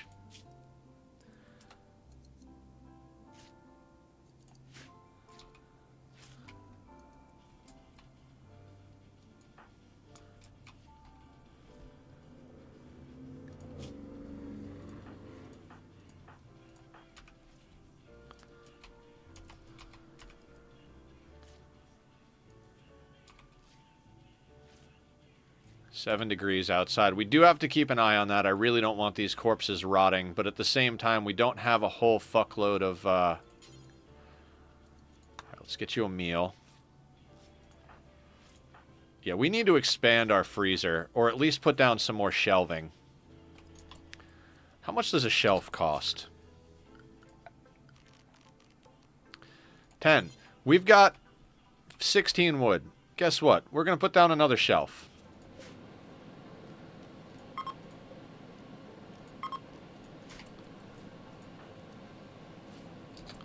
Why are you hauling a sight stealer?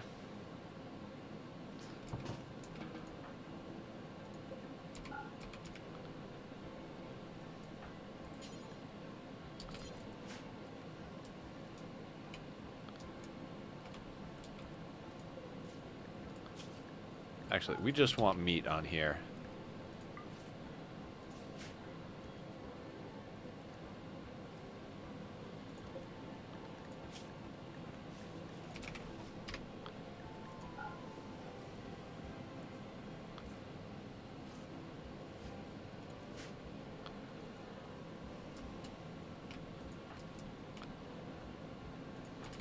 Can you check the sanguiphage genes? Yeah, of course. Happy to abide. Sanguiphage genes. All of the Archite ones. Scarless, perfect immunity, blah, blah, blah, blah, blah, blah, blah. Gave me an idea. Oh, yeah? Sanguiphages have tox immunity. They do have tinder skin and pyrophobia, which is their downsides. Aggressive means that when they mood break, it's likely, you know, they're likely to start social fights and blah, blah, blah. You know what's funny, though? When you think about vampires in your traditional sense, I don't think of vampires as aggressive. Ship is passing by. Bulk goods.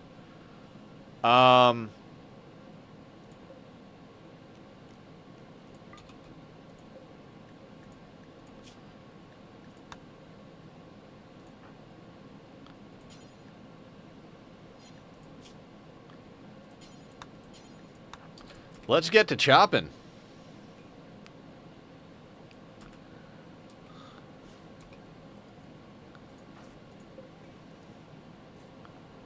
Oh my god. I don't know why we have entity corpses on here.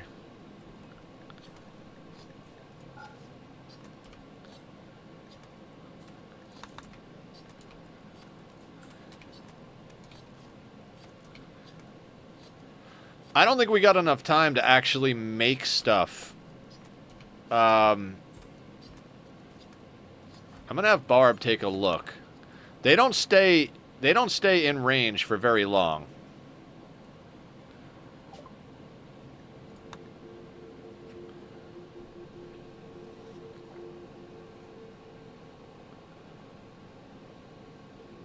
They have some chem fuel we could pick up. That would be useful. They have Mind Numb Serum.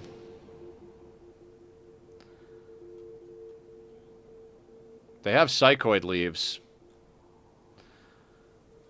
They have beer. They have a Hyperweave face mask that's excellent. There's definitely a few things we could pick up here.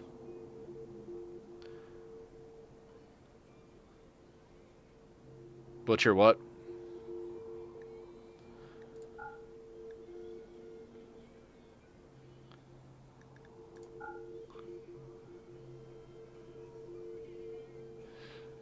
Not enough. We have about 360 steel plus like 7 slag chunks. We're probably sitting somewhere around between 450 and 500 steel. Component-wise, we might be hurting a little bit.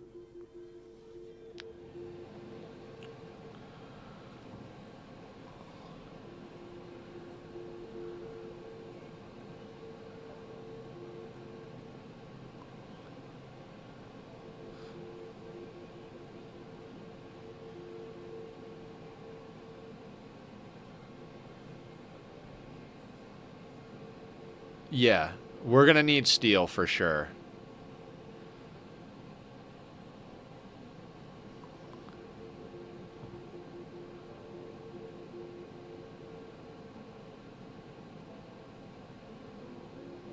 Alright, let's, we're gonna trade things off little at a time.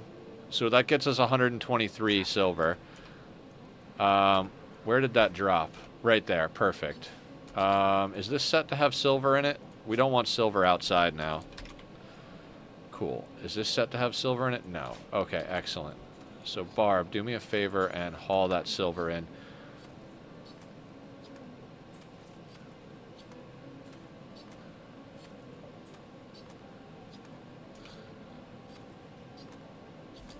No, not up there. Damn it.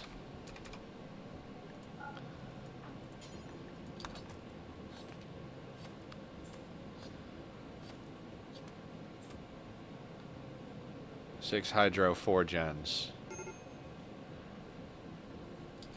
No, no, no, no, no. We don't want to butcher entity corpses. Oh my fucking Christ.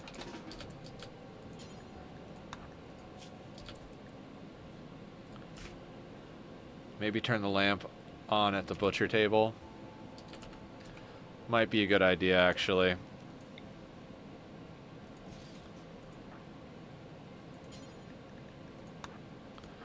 Actually, we gotta let Katsumi fix their mood. So we'll get the lamp installed. We'll get bar butchering. That should speed it up.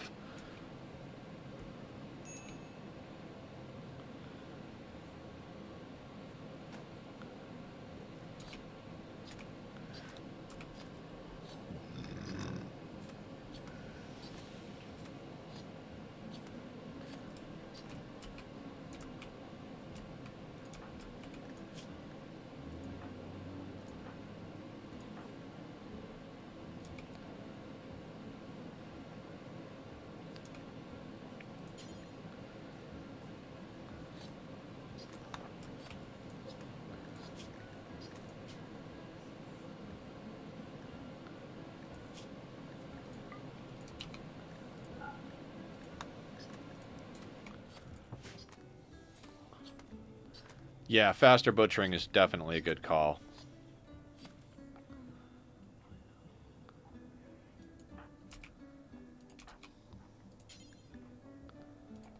Everybody can sleep once the job's done.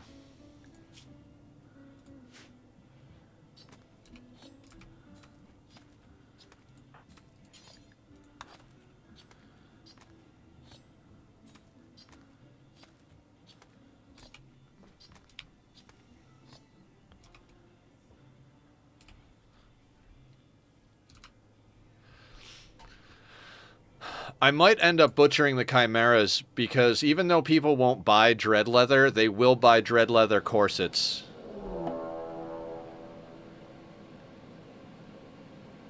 Bree trade. Alright, grenade bree trade. Ugh, okay.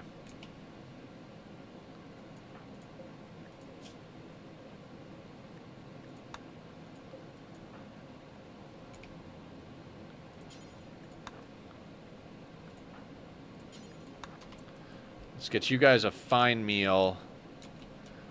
It's really too bad that Humph isn't back yet.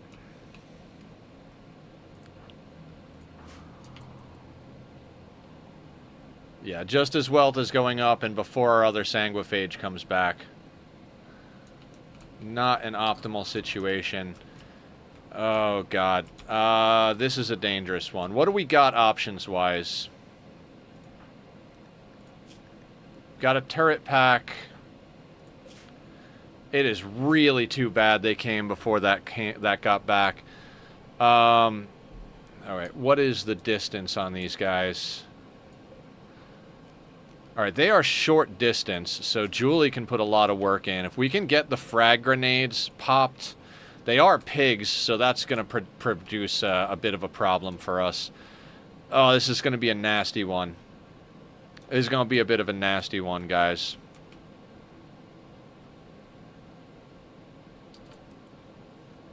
Let's let everybody eat their food. This raid will make us forget the traitor. We can't forget it. I mean, I'd rather forget the traitor than die. Guys, I'm not popping Go Juice unless it's an emergency. Go Juice always has a chance of addiction, and if we get addicted to Go Juice, that pawn is more or less dead. I'll pop it if we need to.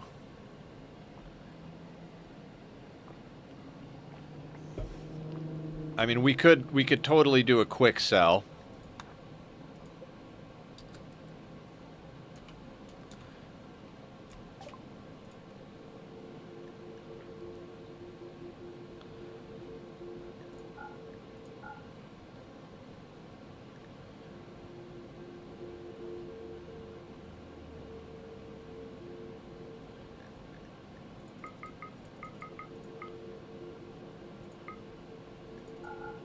Let's get 5 components and we'll do the rest in steel.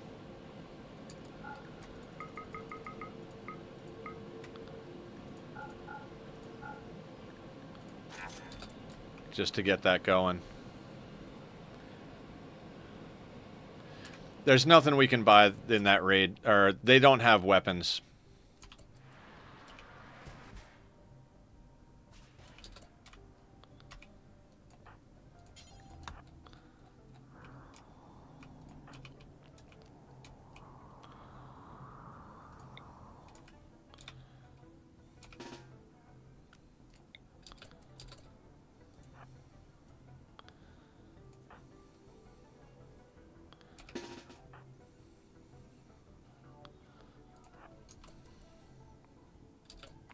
Actually, yeah, they're breachers. We can't really do much except get at them.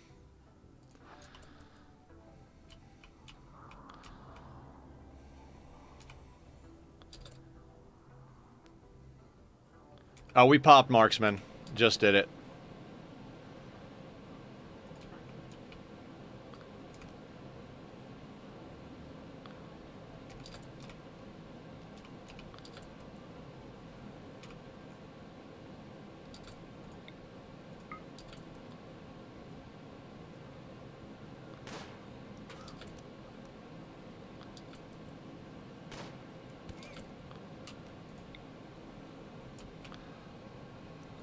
Who has the grenades? Stamper.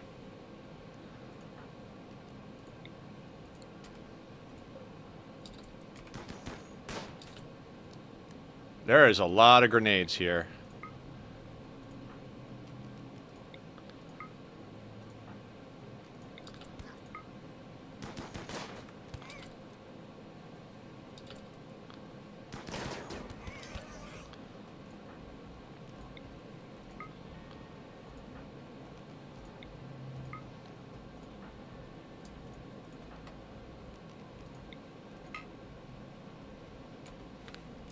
We're going to have to throw that turret pack in a hot second here. Alright, killer. Turret pack.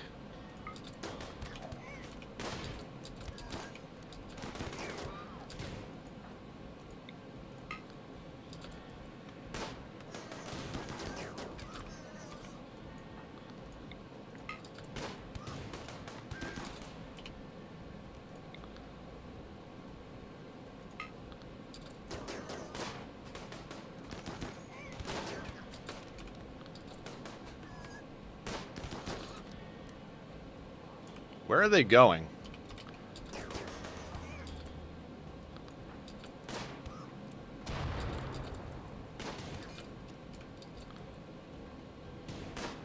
Gotta love Breacher AI. And we got him.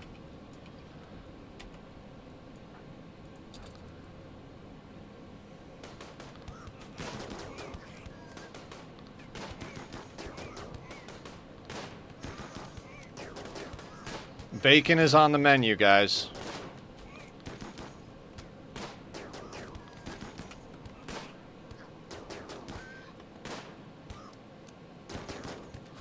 Bacon is on the menu. Yep, we got three possible blood bags. I like this. All right, all right. Whew. Okay. That went well. I am very proud of our colonists.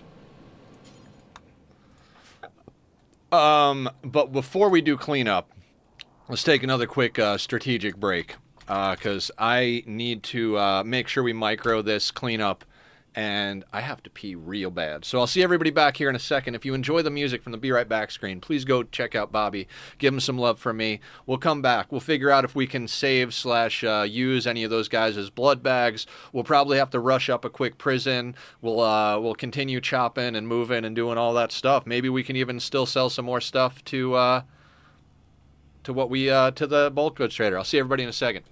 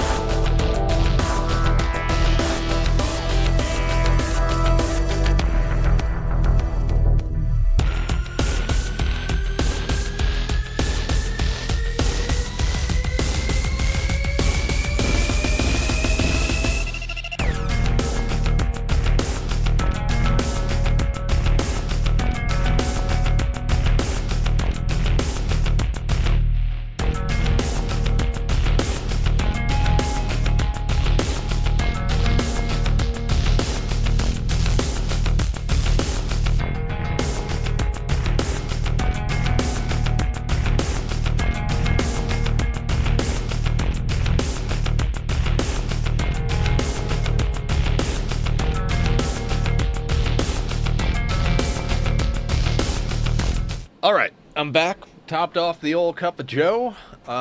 Cheers, everybody.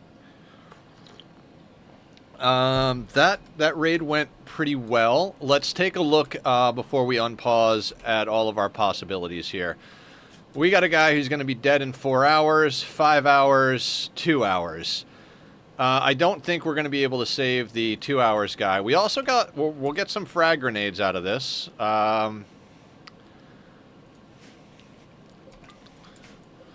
Chain shotgun, 4 components.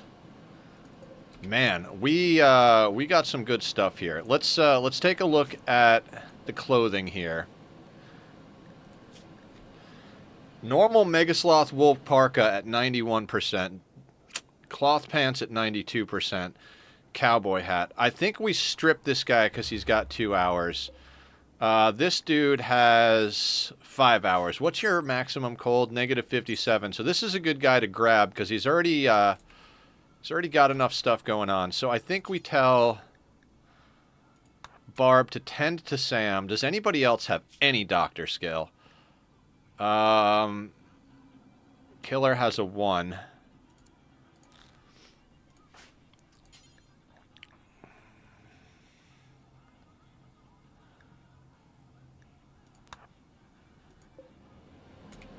Actually, are they tending with or without medicine? Honestly... Oh, coagulate. You're right. This very well may be worth the coagulate. Okay.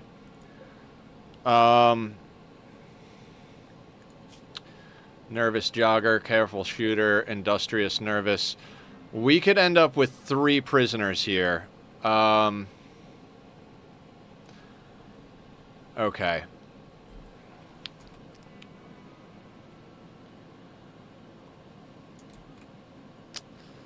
If we get them as blood bags, the coagulate is definitely worth it. Let me double check a few things. Right middle finger shot off. You're almost chopped up. Yeah, I think we might actually use the coagulate.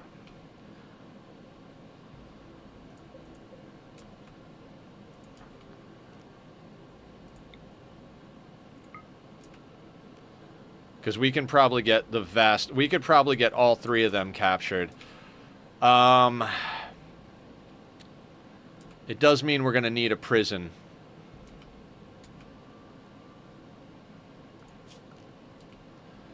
I mean, we could temporarily just... Like, they all came with clothes... Okay, this guy is at 23. I don't even think we could rescue this guy. Because even if we keep him as a prisoner, 23.6 F is not great. These other 2 came with clothing that I think could actually keep them... Alright, so temporary prison. We'll just put out here. We'll have Barb coagulate a few people.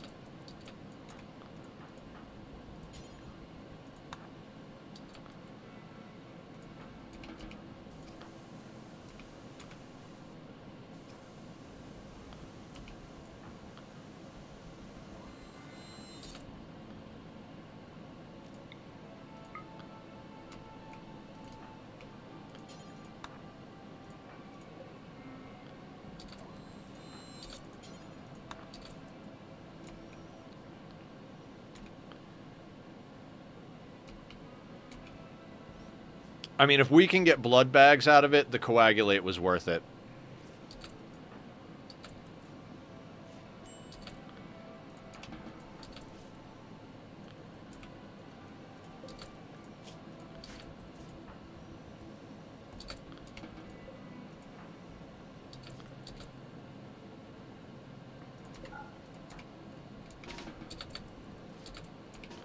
You need to tend him through the freaking side. Okay, fine. Stupid. Why are you going around? What an insane group of people.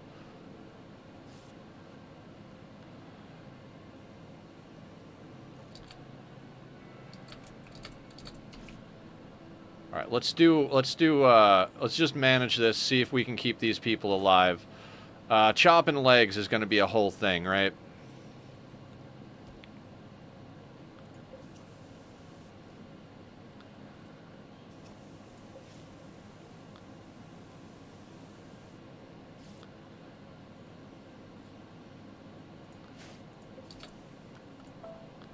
Let's not strip anybody just yet.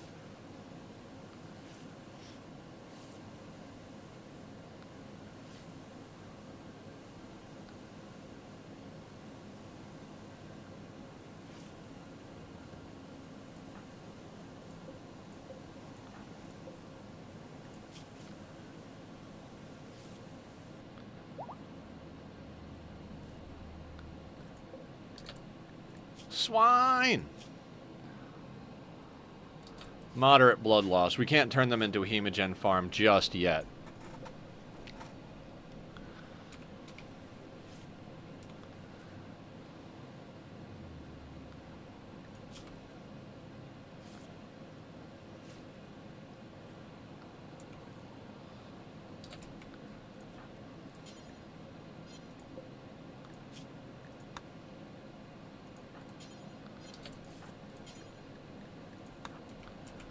Keep butchering going.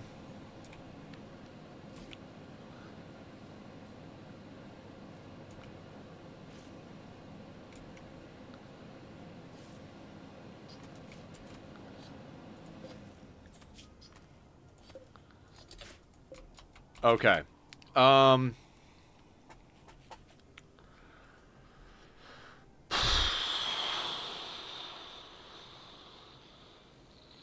Prison-wise,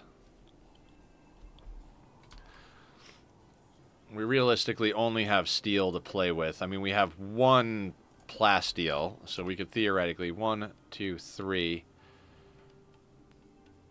Hang on. So if we, I like the idea of not doing this short.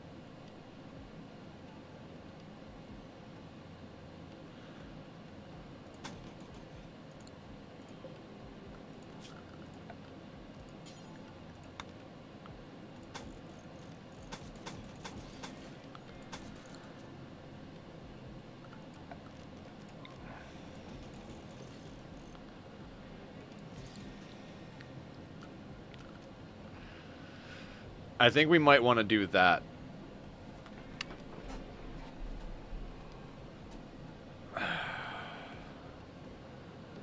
Then we could put a vent on one of these walls and a door on the other one.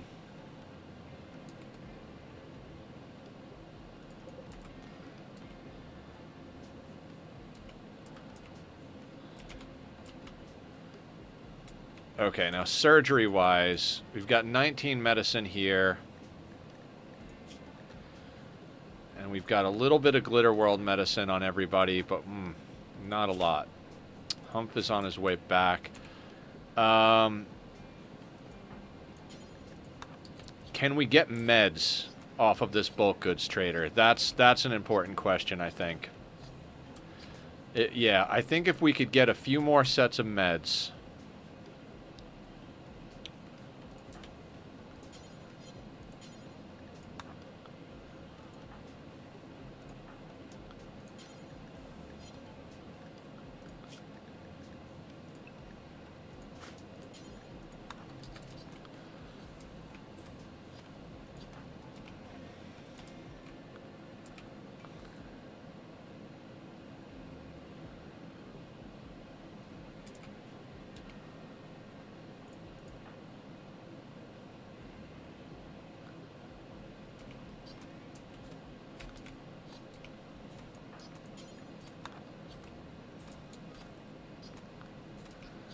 Okay, so I'm gonna focus a little bit here, guys, just because we kind of need to focus.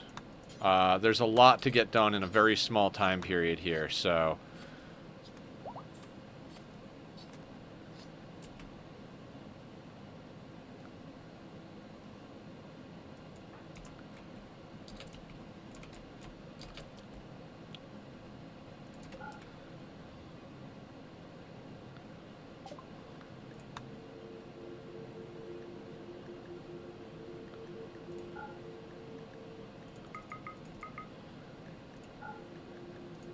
That's 4 more meds.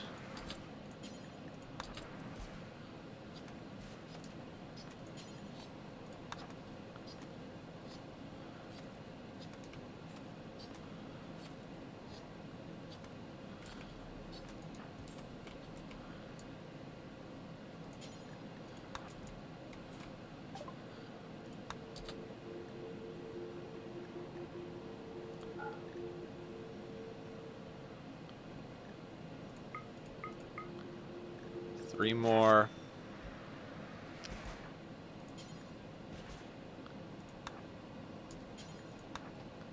Let's get those in. This is where I wish Killer could haul. I'll try and sell them frag grenades.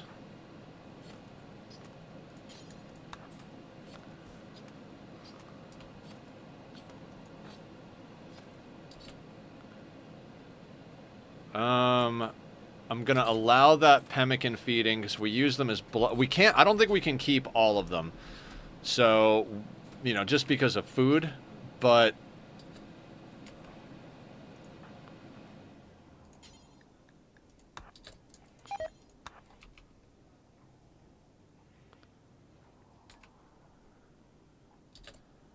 I'm gonna do something real quick. I want that egg out of there.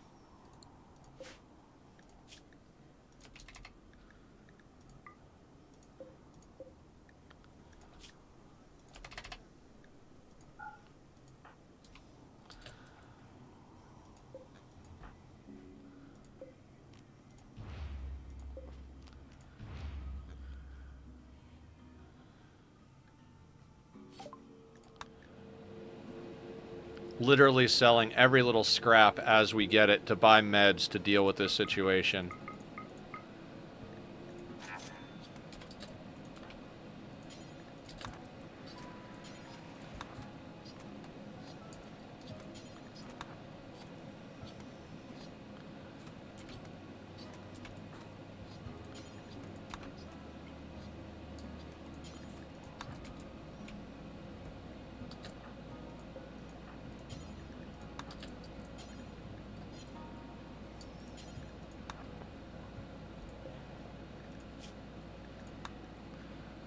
Suspend that for a second.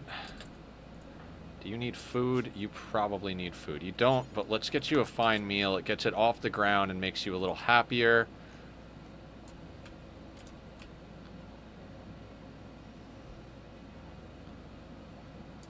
Yeah, you can have a hemogen pack and then a meal. Haul leather, and then when you're done with your meal, please call again.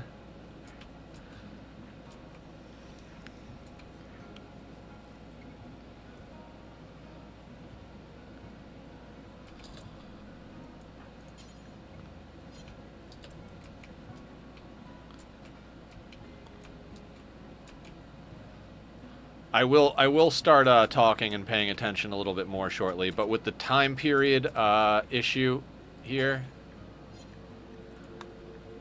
we've got very little time to make good use of this. So we're legitimately at this point just trying to rip every piece of medicine out of these people as possible for the sake of dealing with our blood bags. That's more or less our plan here. So we're just chopping people up and selling them for meds at the moment. Yes, materials would be very helpful, but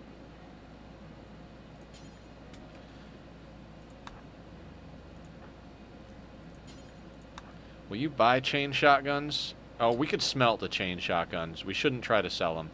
Well, maybe. Hang on a second. Will they buy chain shotguns? They probably won't even, right? No, because they're not a combat supplier.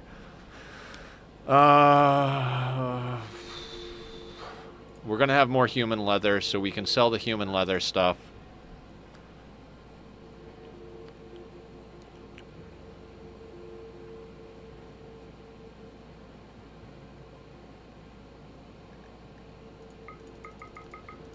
We're going to burn... I'm legitimately turning all of this stuff into medicine, because we're going to need a lot of medicine if we're going to be reliably getting the legs off of these people. That's another reason we should keep wood around, is just for peg legs. We can't go below, like, you know, 5 wood or something, which I think we have 5 or 6 wood. I mean, we need 1 for a peg leg, so theoretically we could, you know, 1 leg this situation.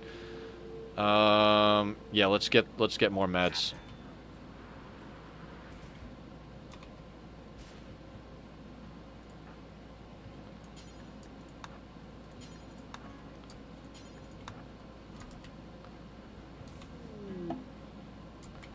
Swine has a crisis of belief. That's fine. We're going to have to do something about all of these prisoners. And Barb is our builder, right? I know you're in a bad mood, but I need you to build.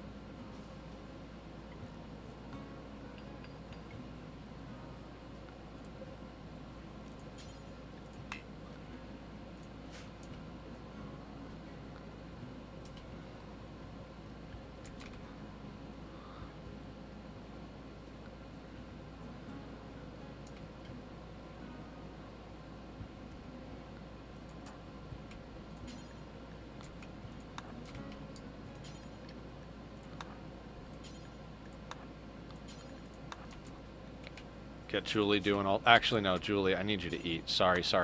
Let's get you eating. I kind of gotta let her sleep, too. I'm just trying real hard here to get everything we can.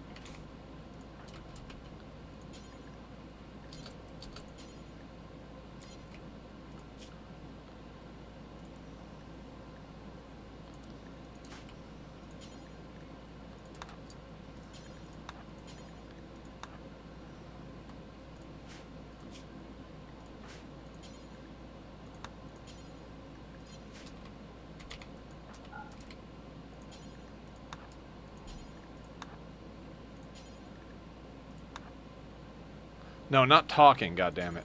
Take swine to bed. Take to bed. Capture, sure.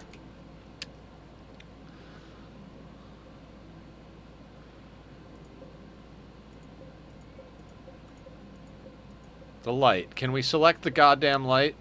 No, huh?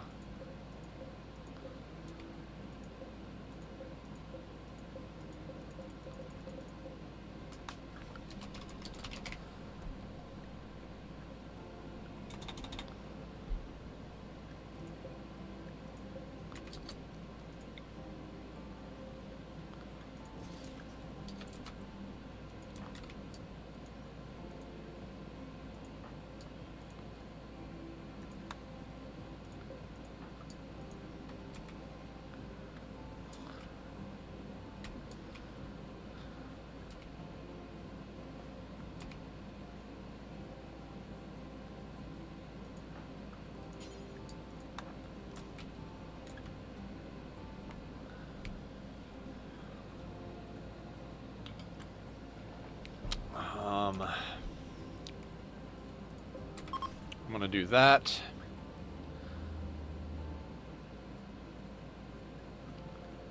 How far away is home? Pretty far away. I can't believe how much is being done in the small amount of time. Okay.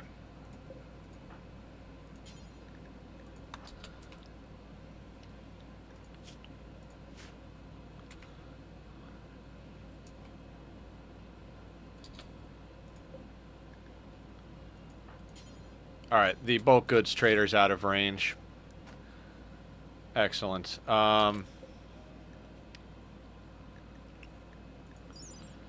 You're good down to -57. You're only good down to 23.6, and you're good down to negative 78. So Palpop here, we can't keep them. Just because their clothing alone, they're not going to survive. They're going to freeze to death at one point. The other two are in nice, toasty, warm clothing, so we'll be able to keep them... Like, even if we have power outages and shit, we'll be able to keep them up and running.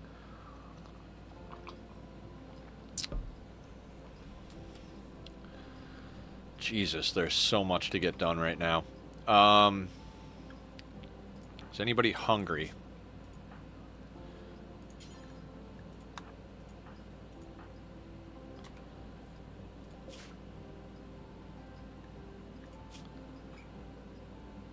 Oh, we need to get Humph on everything. Because they're running out of pemmican. They're going to need to be able to eat the packaged survival meals they have. If this is for a blood bank, keep the one with the lowest wealth. That is a good point. 175, 185, 175. So swine. We really kind of want to keep 2 of them. I think... I don't know. Do you guys know the math on that? Will 1 prisoner provide hemogen for 2 vampires? If that's so, we can keep we can go down to 1 prisoner. If we need 2 of them, we might want to try feeding them. But yeah, food is a concern. Food is I should have grabbed some chem fuel to recharge Julie's backpack. That was a bad call.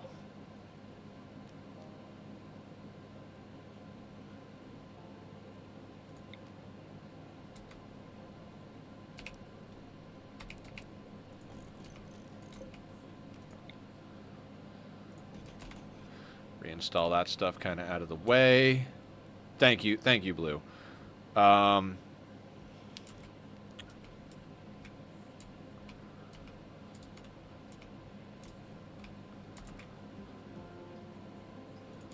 Wow. I think 1 prisoner can do a blood bag for 2 vampires, but it has been a long time since I played. Yeah, Killer, same thing. I always thought one of them would supply pretty much like 2 non-stop, but in my last few playthroughs, it's been difficult keeping enough hemogen around. I guess it really depends on how much you use their hemogen abilities as well, right? Like, if you're using their hemogen abilities all the time, you're probably going to need more than 1, but if you're not, you might be able to get away with it.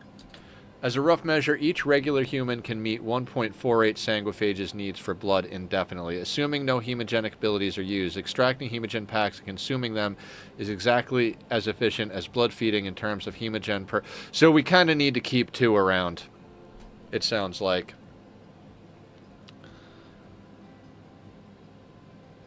Because we definitely have 2 vampires. So we don't need to keep 3, but we kind of need to keep 2.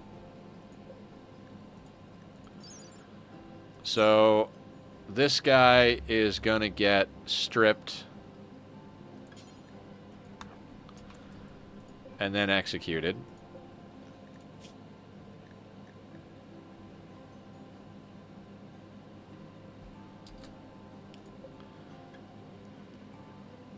An executioner will publicly execute a prisoner. The executioner will give a short speech, execute the prisoner by cutting, and say some closing words. Spectating slaves will become afraid and intimidated, and colonists will feel exhilarated or disgusted depending on their beliefs. Spectating slaves will be 100% suppressed depending on their ritual quality. Participants will get between -1 and +8 mood for 6 days. So, time for a public execution?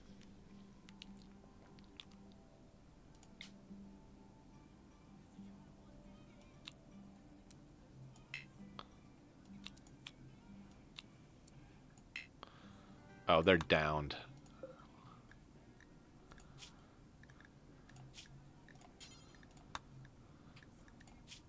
I think we just execute them where they are.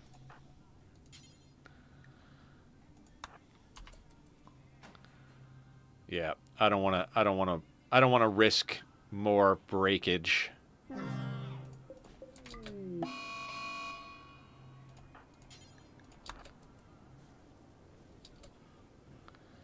Sam's going berserk.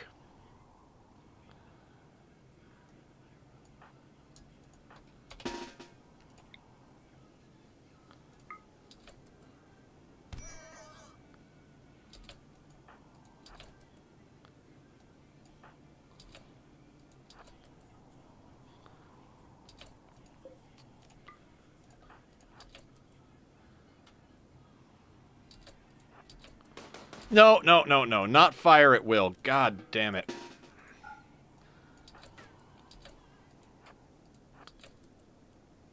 Wait till they get out a little bit, and then we'll all melee attack them.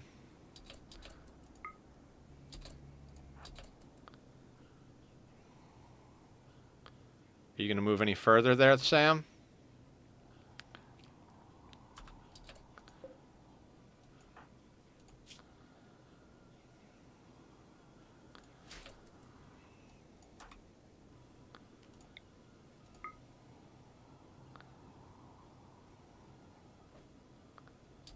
Really, guys? Can we get in here? All right, there we go.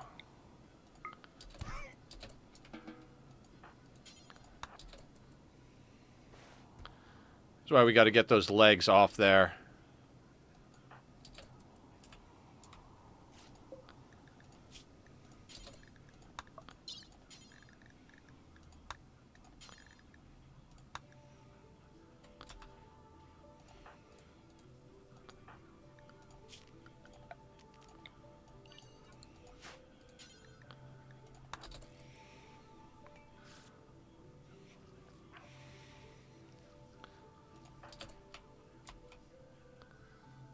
Why are you sleeping? Why is Barb sleeping in the prisoner room?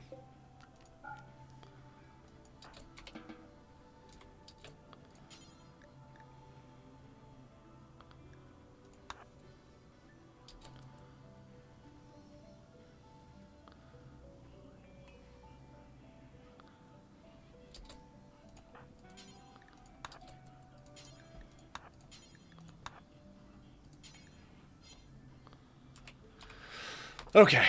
Alright, micromanaging the hell out of this stuff. So, guys, just give me a second. We've still got about 2 hours of stream left, a little less than that. We're trying our best here to just kind of knock a few things out. We've got a bunch of human meat now. We've got some corpses that are chilling.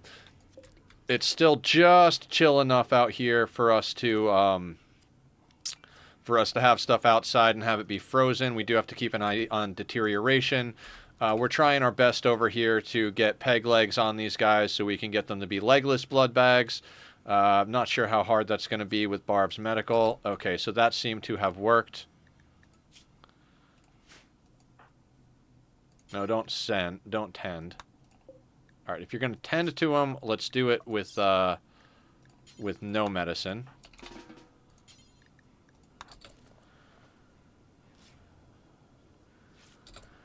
Okay, so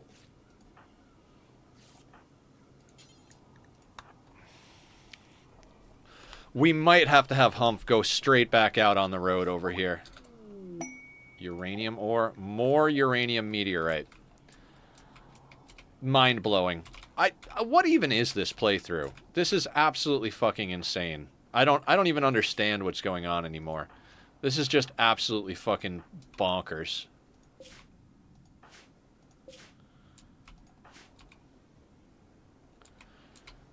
Alright, micromanaging surgeries. Basically micromanaging everything. What is your problem? Oh, yeah. Was imprisoned. Darkness. Rebuffed by Julie. 8 hours till that -5 goes away. Well, Bonkus isn't even here. Right?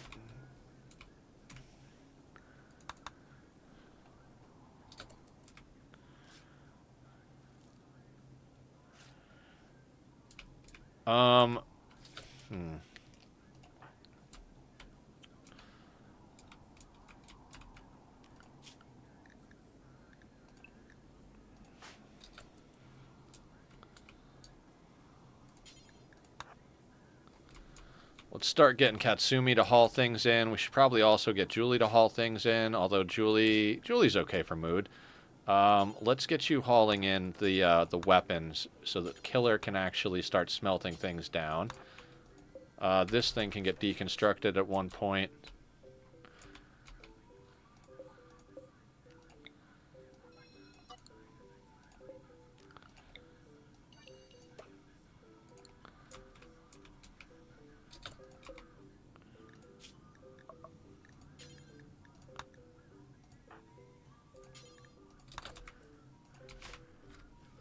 I have to say the same thing after Tom died.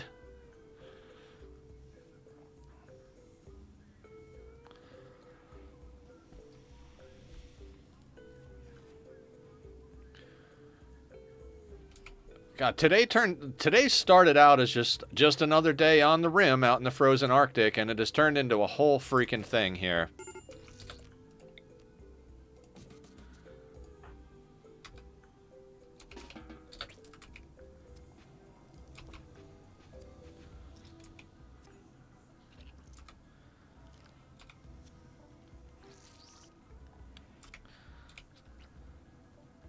And I know we could have tried to harvest organs out of Paul Pup. It's just, with the amount of wealth we have on the map and the amount of micromanaging we're going to have to do to get a bunch of stuff done here, I'm of the mind that I'm like, let's just get this stuff going.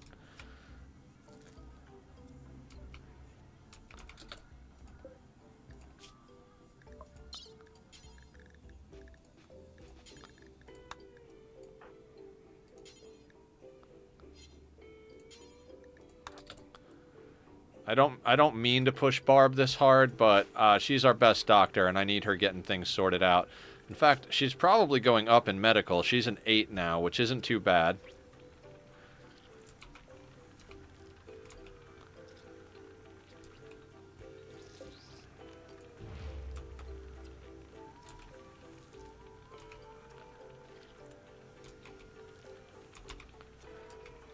I mean, on the plus side, all of the steel we spent to build the walls here, the vast majority of that we're going to make up from smelting down all the weapons that that got brought in.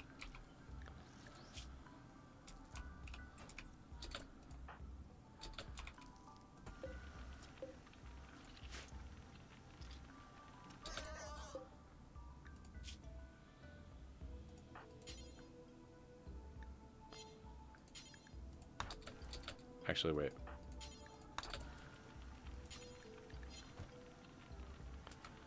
Removing body part. Excellent. These pigs came to the wrong colony.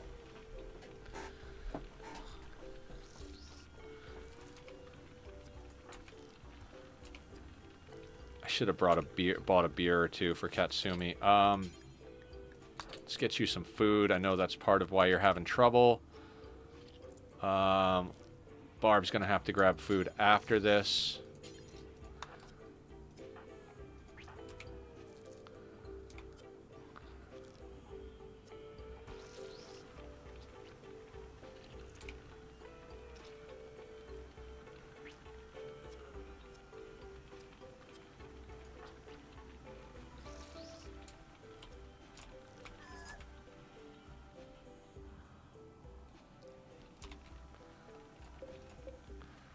All right, so we've got one person fully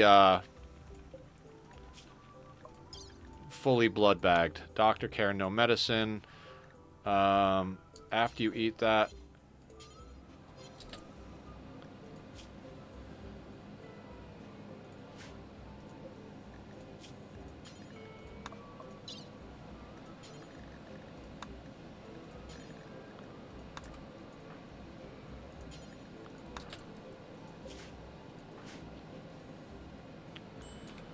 maybe food and blood bags for the Netherlands colony. Were you here for the Bree trade, Sparta? We killed a whole bunch of pigs, captured 2 of them, ripped the legs off of one already, working on the legs for the other one. Okay, yeah, so you haven't really missed too much. We've been hauling, chopping, and operating.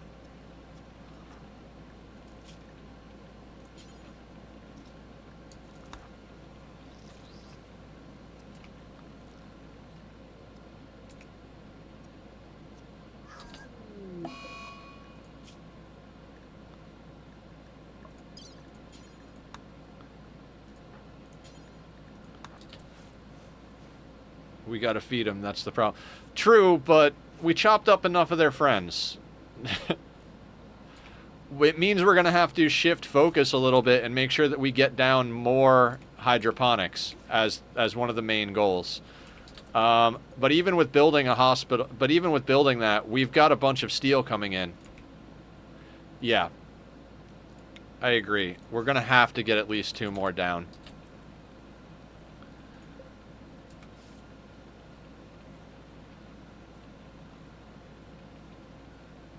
Trader's not. We got a bunch of medicine.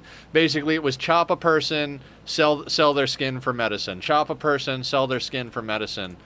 So that's kind of been the that was the run through as we were doing things.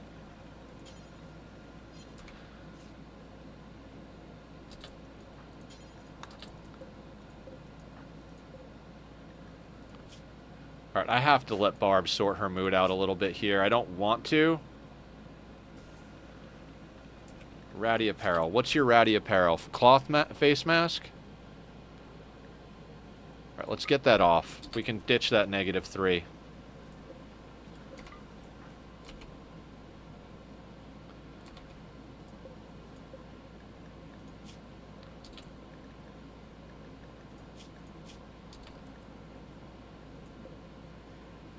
Can you set Killer to just en masse make cowboy hats for when Humph comes back?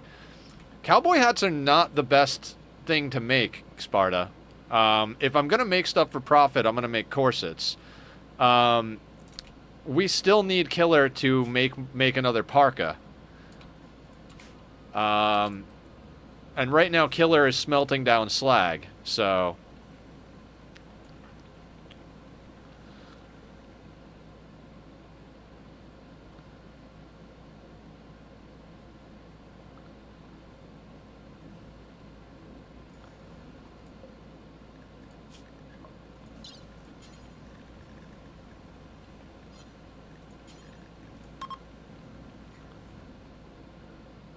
Just so the wealth doesn't collect on us for 2.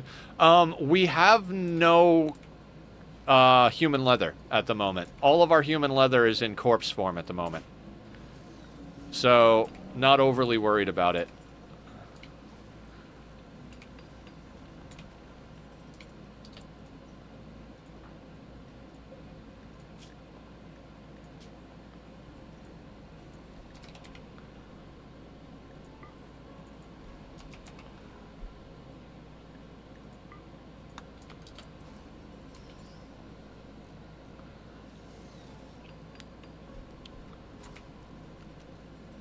Our biggest amount of wealth at the moment is our food.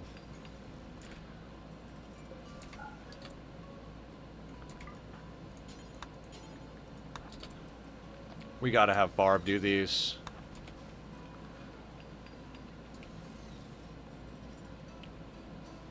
I cannot wait till Barb's scars heal.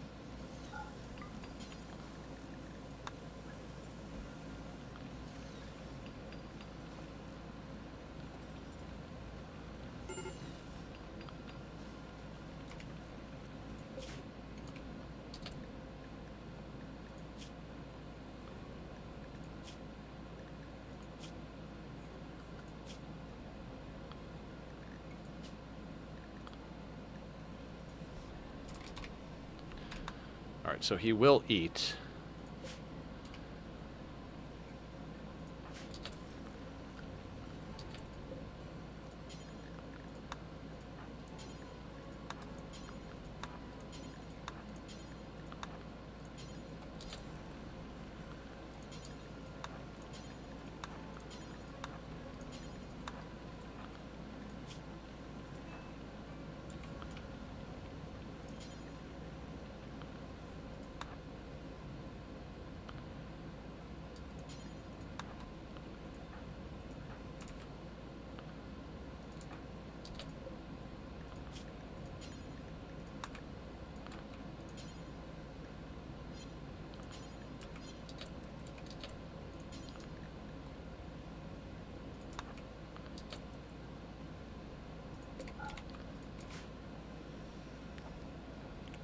Just okay.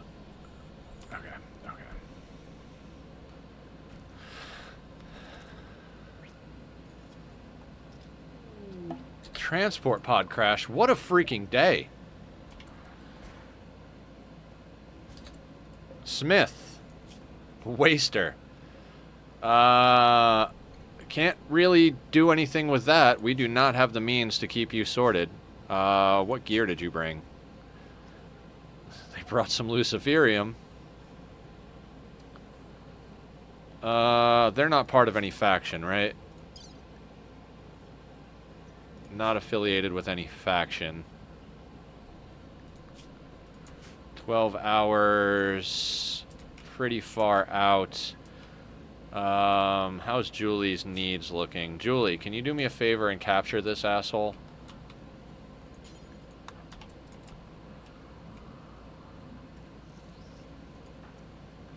Damn is trying to ask some forgiveness.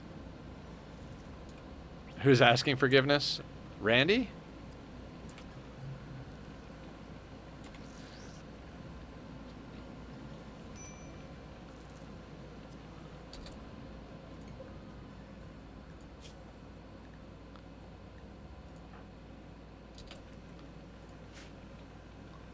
Randy, yeah.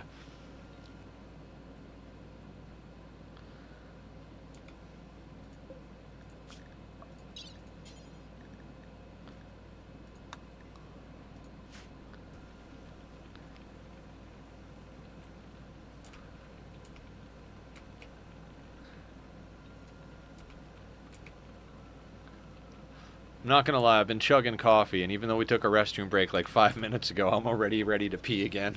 We'll get through some of this micromanagement real quick, though. Jesus, what an insane day on the Rim. I mean, this has definitely brightened my mood. Like, hanging out with you guys and having this many events happen, and having all this stuff go down the way it's going down, I'm pretty goddamn happy right now.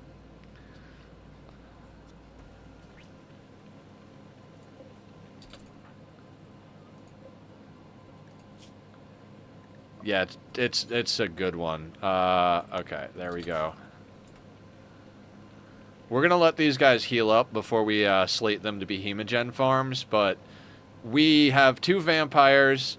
So when we started the day, we had 0 vampires, zero hemogen. You know, reasonable food supplies, but nothing crazy. And now we're up to having like legit, like 2 vampires. Humps is coming back with some really good offhands. Another turret pack, an insanity lance, a shock lance, a barrel so we can put together a mortar, which is phenomenal. It's just all in all, like, we've made some really good progress here. Now, that's not to say that we're like out of the woods, but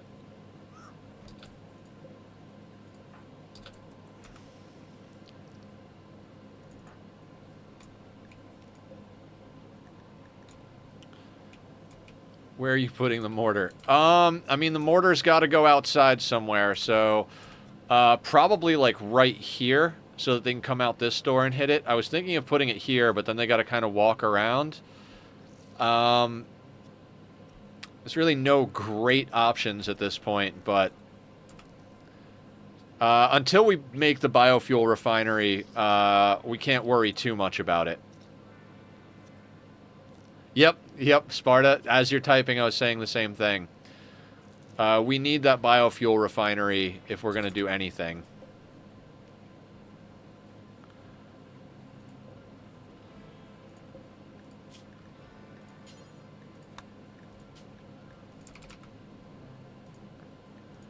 I'm going to smelt down 1 frag grenade. We'll keep 2 at the moment.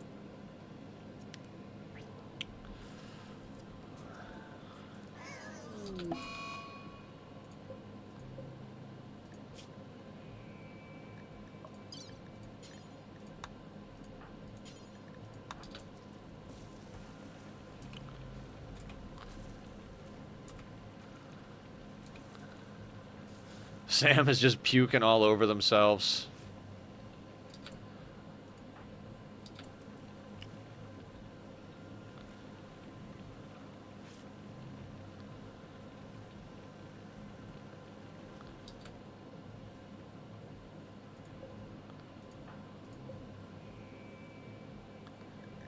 Smith gets nothing.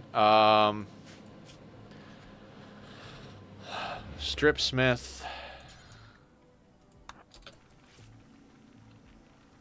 God damn it, Bloodbag. You're puking all over our beautiful ice floor, right?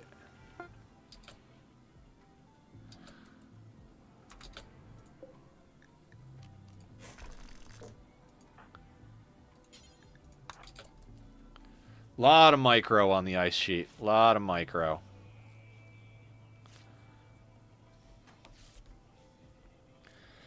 That Lucy can get sold too. Smith. I really don't want to send Humps right out the door again, but we might need to.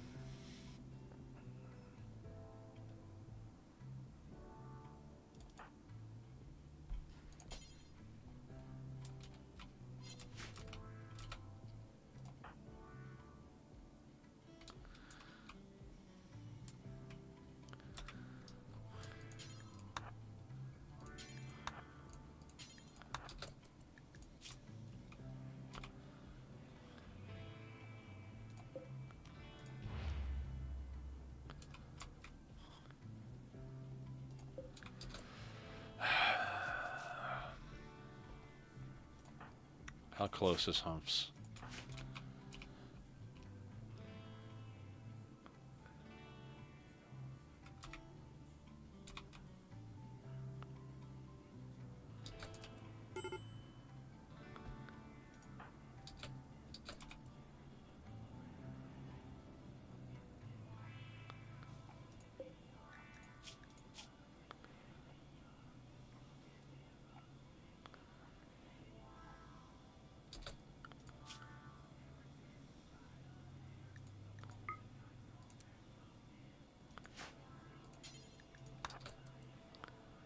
We'll let Barb take a little reprieve from her warden duties here.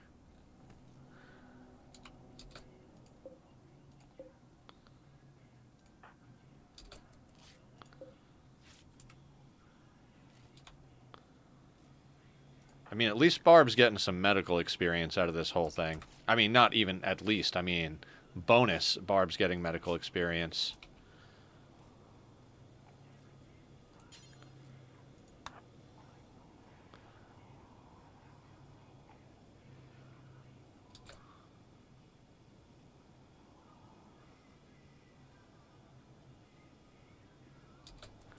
Lucy will kill the... We don't want the blood bags to die. If we give them Lucy, they will die from withdrawal from it. So we're not trying to do that.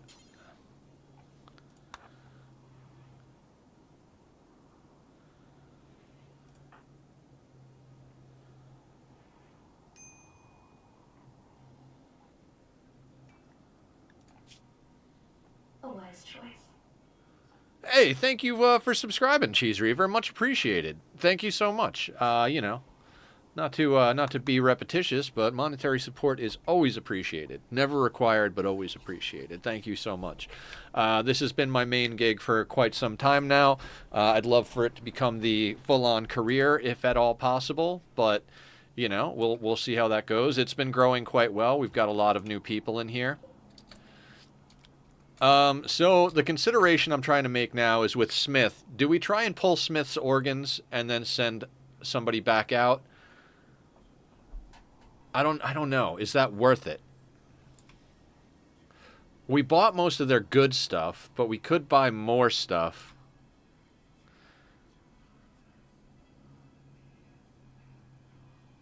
Wait, there's a blood bag already addicted to Lucy? No, the one that's addicted to Lucy is also the one with a wake-up with a psychite dependency. We're not keeping them as a blood bag. We're either pulling organs or straight up just killing them. So that's not really something I'm worried about right now.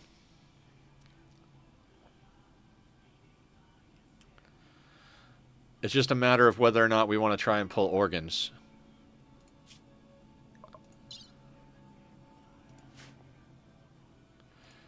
Yeah, I think we give that a shot.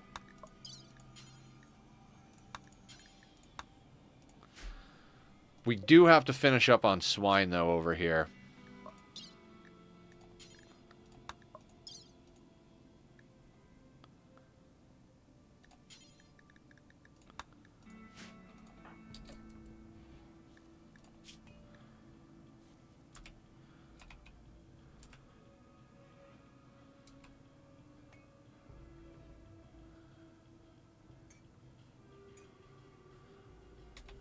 God damn it, Rimworld, right?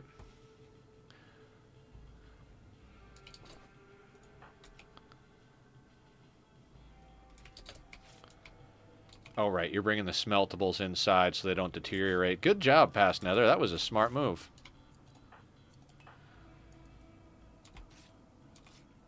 Almost choked on your drink. He's a pigskin and he's called swine. Yeah.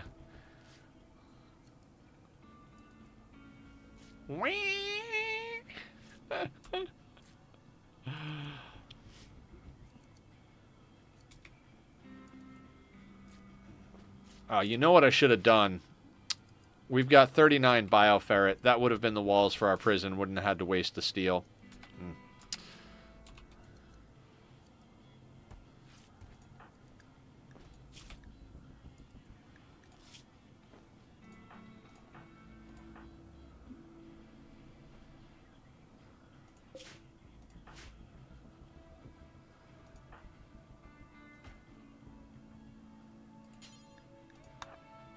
Let's get those legs off.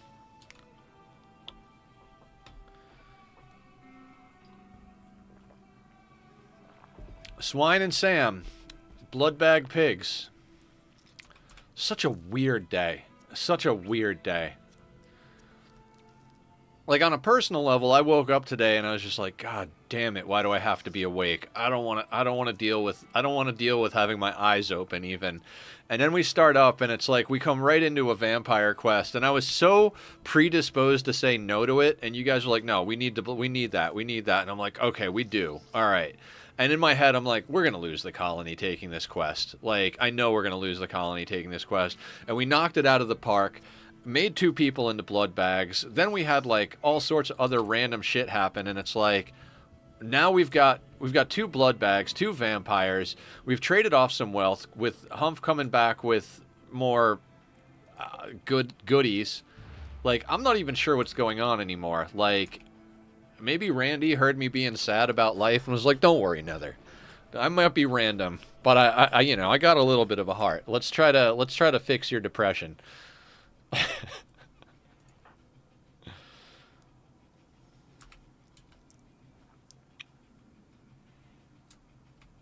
So, all right, we can take the organs to Tribe as gift. Yeah, we could totally give them as gifts if we have to.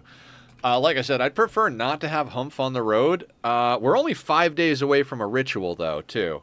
So, I got you, King.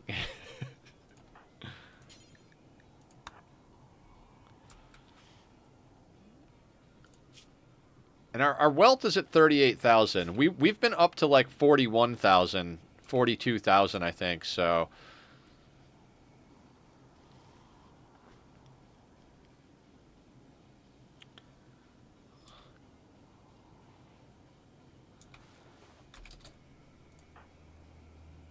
oh no. Don't tend to smith with that. That is no.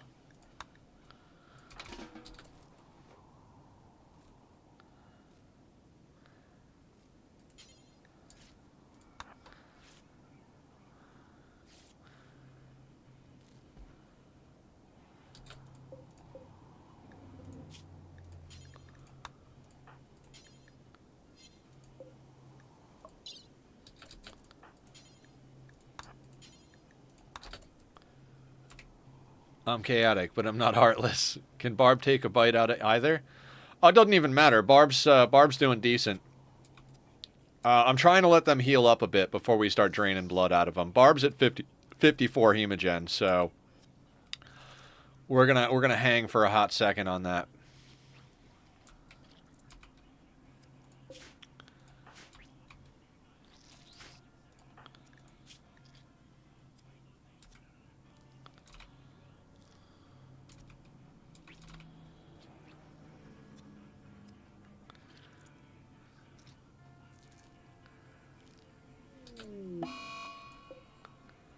Surgery failed.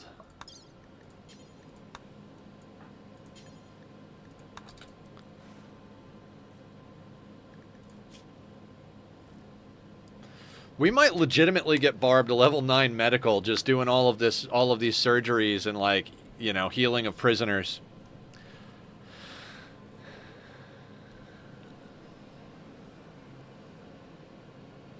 And God help whoever the fuck knocks on this fucking shack, right? See, I'm nervous about sending Humph off again because, you know, they're one of our best pawns, but he is coming back with a Shock Lance, an Insanity Lance, and another turret pack. So...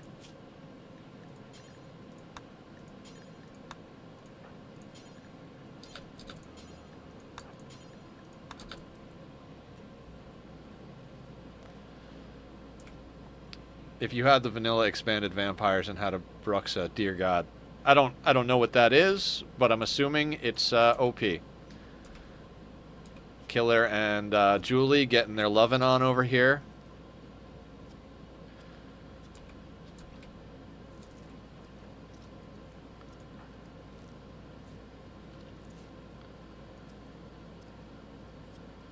Alright, I mean, if you want to strip the prisoner before you eat, I told you to eat when you woke up, but that's fine. That's totally fine.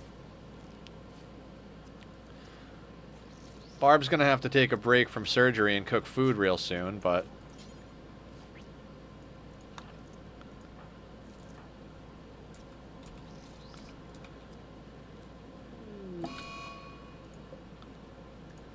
this guy...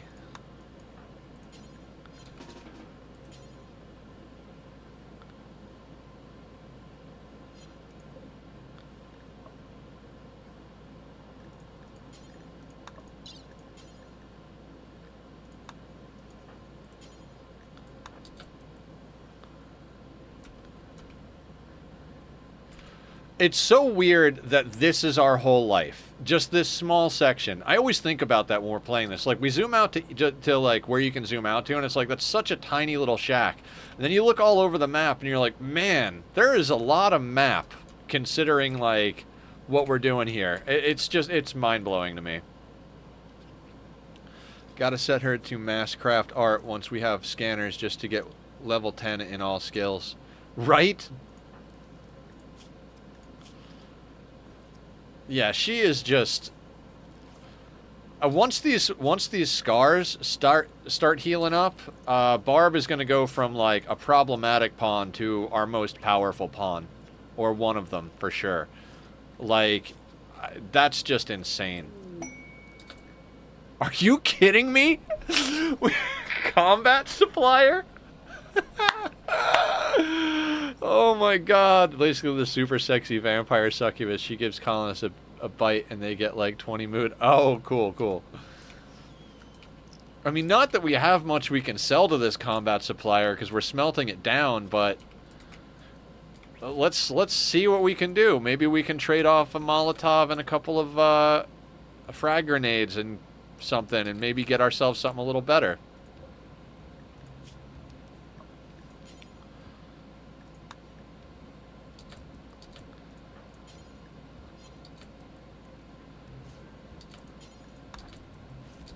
Oh wait, they'll take organs. Let's get the organ into yeah.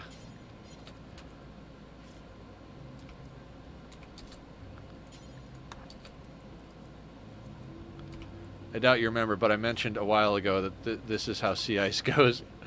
Yeah, I kind of figured this is how sea ice goes, but geez, what an insane playthrough this is. I'm at the point where I feel like the normal nerve spiker just goes. Well, yeah, I don't care. It's only $6. Better to break it down if we can. We can sell the Molotovs. I don't have any use for Molotovs.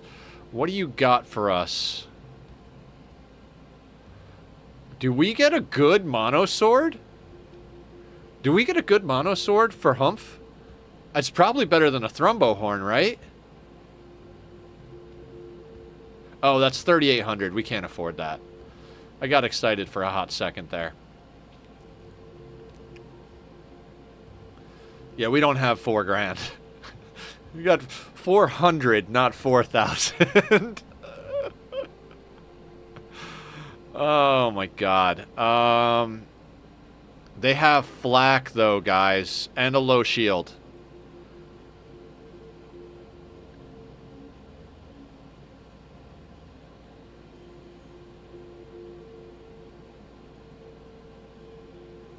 Two flak vests looks like a good investment if we can make it happen.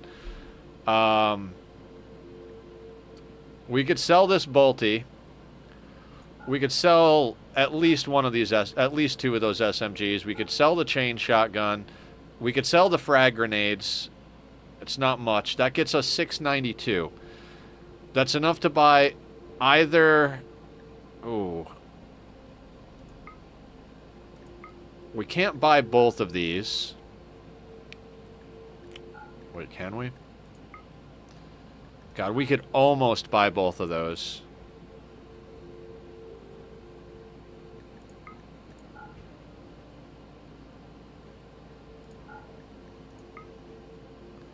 Alright, guys. Low shield pack or flak vests? What do you think? Because a low shield pack goes a long way. I mean, low shield is impenetrable, but flak gives us long-term protection. Oh. Like, I've never turned down an opportunity for a low shield, but we do have some weapons coming back from Humph.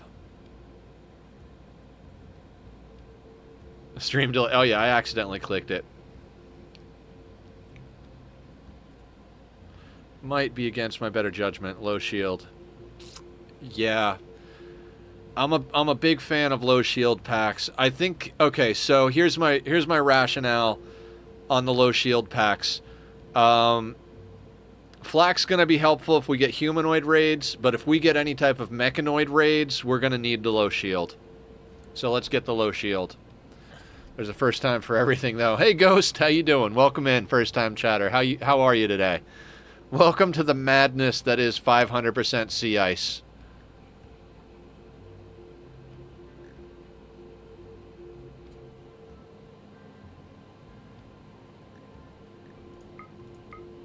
Could pick up 2 more medicine, too. Alright, low shield.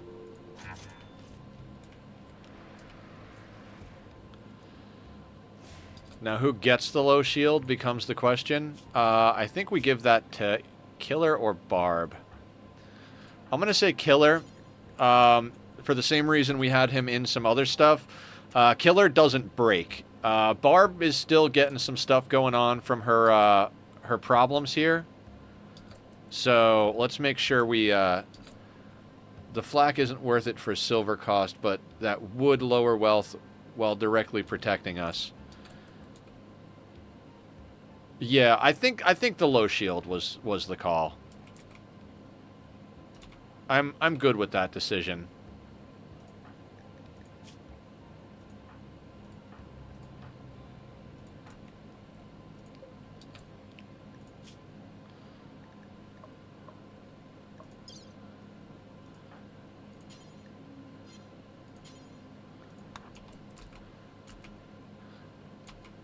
And if we can get this heart out real quick, we can sell them the heart and might be able to get the flak too. We just need to get the heart out.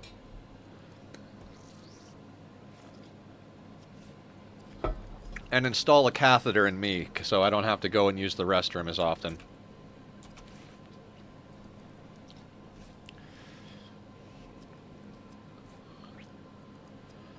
Yeah, we got to get through the next hour of stream. Hour plus of stream.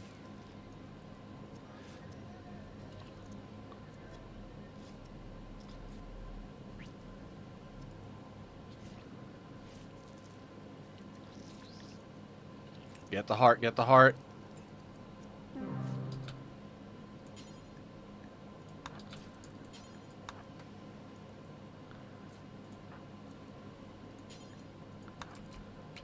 Oh, you were going to haul something outside.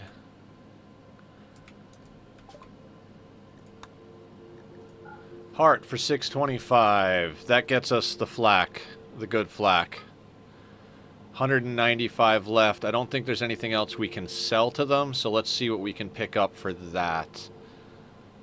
I'm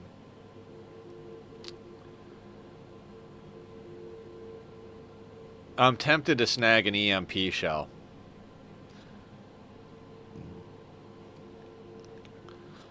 I think, well, we've got 40-something components. I think getting a couple of EMP shells... Sell to Lucy. Good call. Where is the Lucy? Yeah, excellent. Sell to Lucy. So here's my rationale. If we get a mech cluster that has an auto mortar and a high shield, we're going to be kind of fucked. So I think snagging like 2 or 3 EMP shells would be in our favor. I know that sounds crazy, but we're getting to that wealth level where we've got to start thinking about that.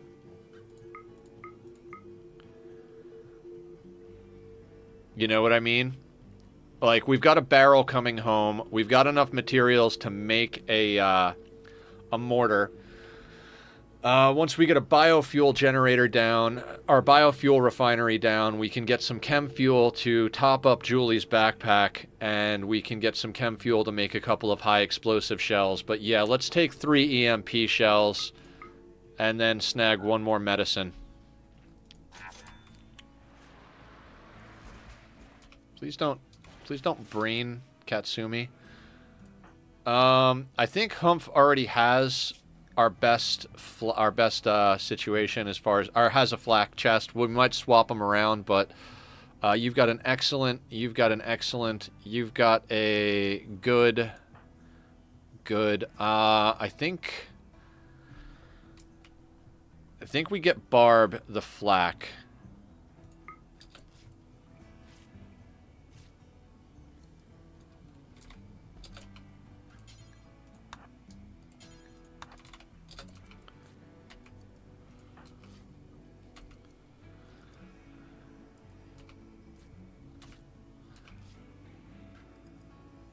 Oh, 48% masks. Yeah, probably a solid idea. Well, we don't have to worry about Killer. Killer has no problem with mood. And I already took Barb's off, so...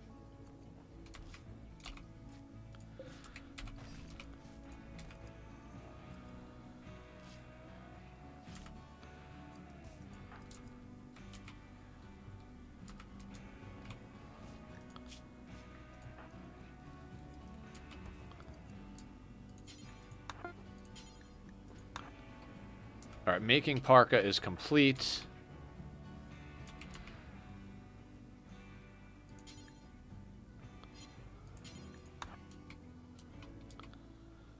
True, though, the better mood might trigger an inspiration. True, true. Let's just give it a second here.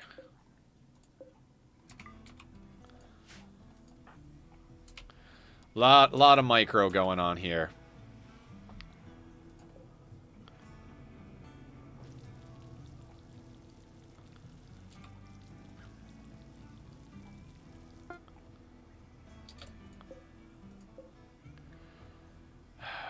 I really wanted that to be with the egg, but okay.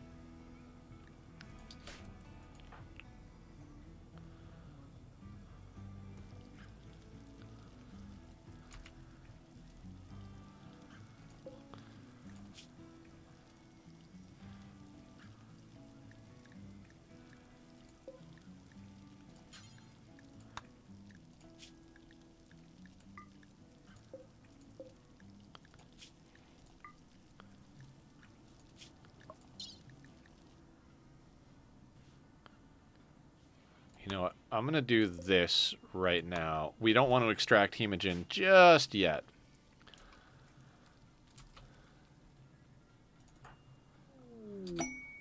Cargo pods. Weird. Just weird.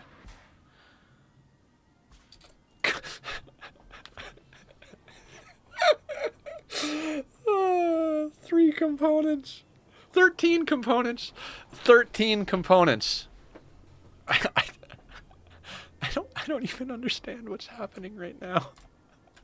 I don't understand what's happening.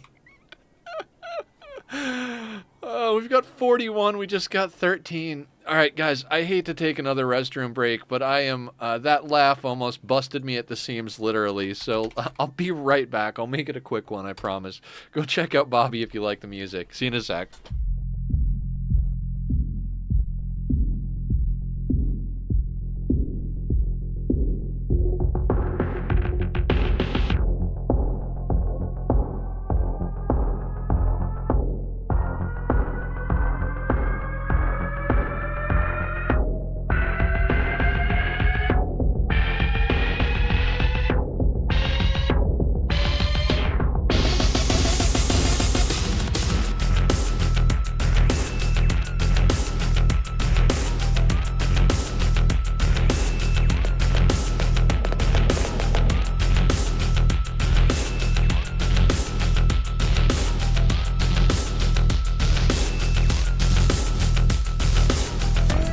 Okay, that's how quick we made that one. I literally just like the coffee just went through real quick. Okay, where is Julie? Julie is reading. What are Julie's needs? So she's doing recreation. We could send her out to Hall in a moment. Killer is going to rest. Barb is cooking. Perfect. Katsumi is sleeping. All right, I guess in the morning we'll send Julie in to haul those components in. High pressure, very high pressure. This is just so odd.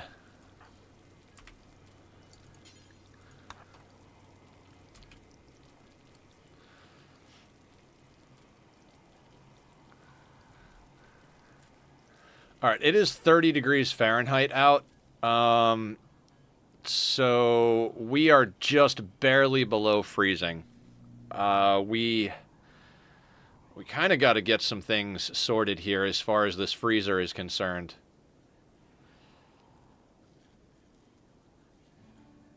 We might want to try expanding out the freezer. I know that's like crazy as far as like use of materials and all, but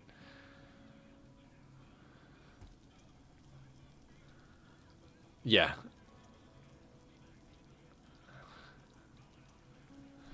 All right.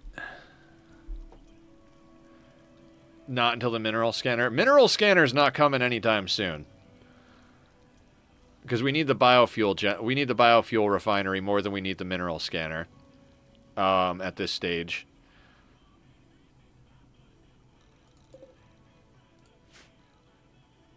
Because we need explosive shells before we need the mineral scanner. And we need explosive shells, and we need to refuel Julie's backpack, or jump pack. Those are two very important things.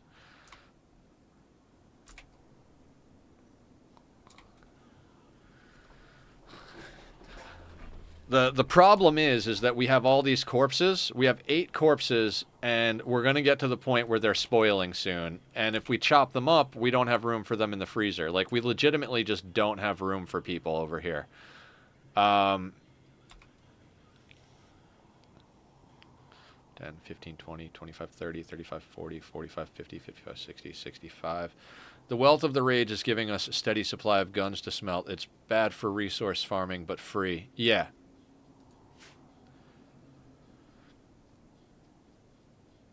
Like, we have 365 steel. And that was after we expanded this. And, like, I still think, and there's still a couple of pieces of slag here and a piece of slag that's up here. So we're doing quite all right when it comes to, oh, no, not the wooden mace. What I'd like you to do is haul these. Actually, no. I'd like you to eat and then haul those.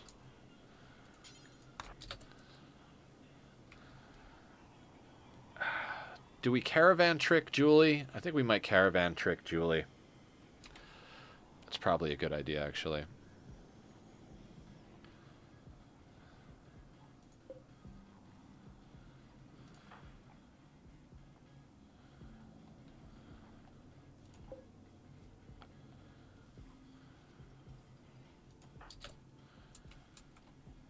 Yeah, that's kind of far enough away. So let's pull our caravan trick.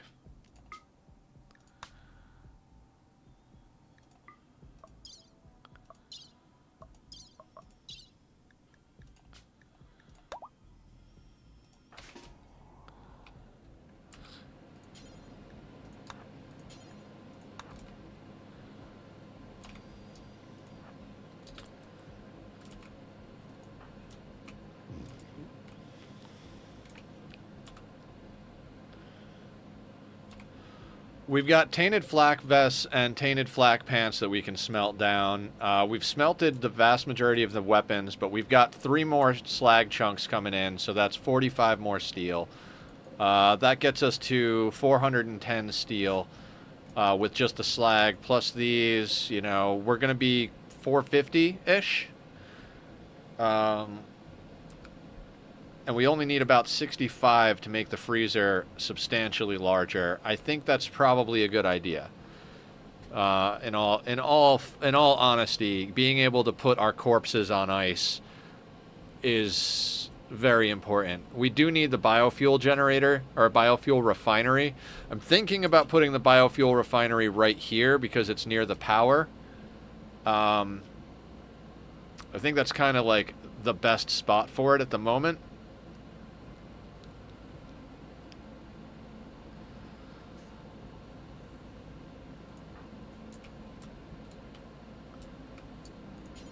You're done cleaning dirt.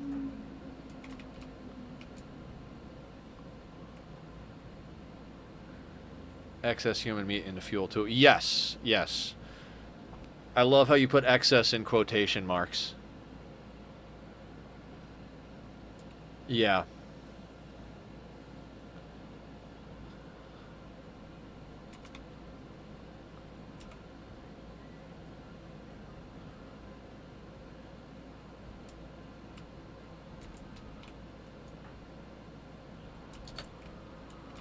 What else do we have floating around the map?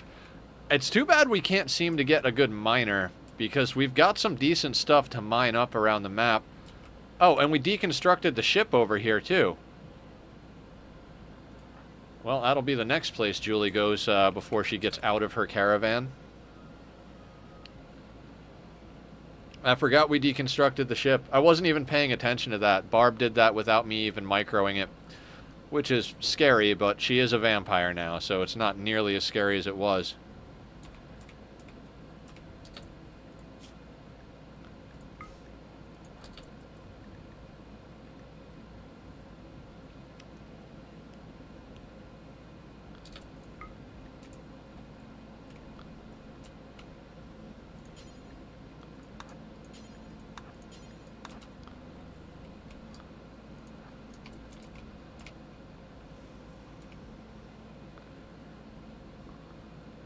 Get a tunneler? Yeah. I love how we are tunnelers, but we don't have anybody who's actually a tunneler. This is such a weird playthrough. Like, such a weird playthrough. I think before we build the biofuel refinery, we slap down the smelter here one more time. Have Killer smelt up the rest of the nonsense. We're going to have him... Cloth toque, normal, cold is 16. Alright, so we can get you out of that.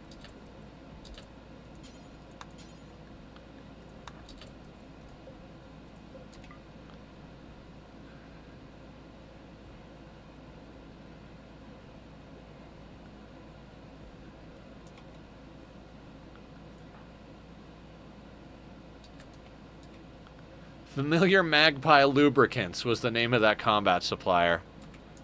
What is this game? What even is this game?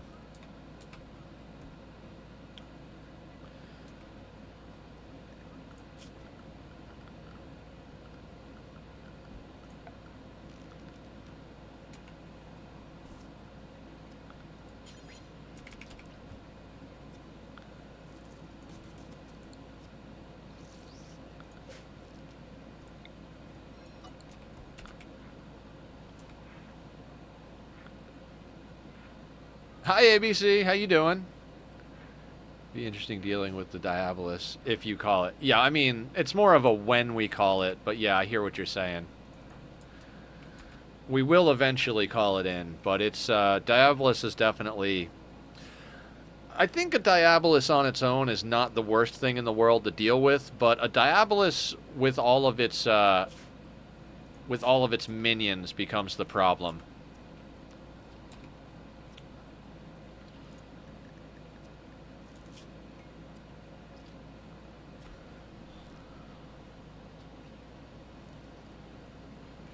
We also might have to put down a chess table. We need 3 types of recreation. We have horseshoes, we have books. I guess we have social as well, so we don't need the chess table just yet, but we're getting to that point where we might need that soon.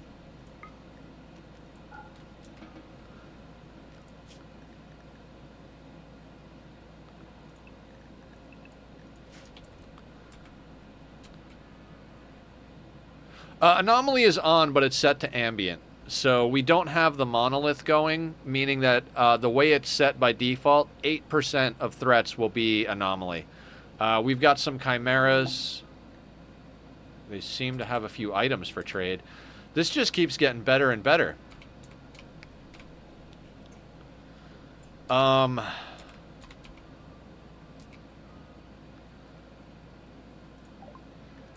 What do you guys have for trade? You have pemmican, silver, and some herbal medicine. I'd be willing to grab the pemmican from you. It's not worth chopping people up, though, at the moment.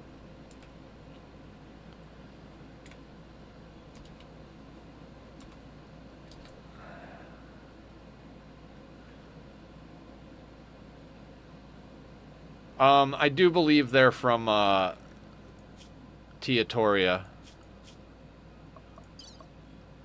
They're Krika people?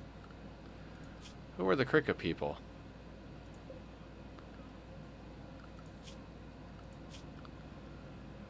Oh, it's the, Gentle tribe. They are neutral.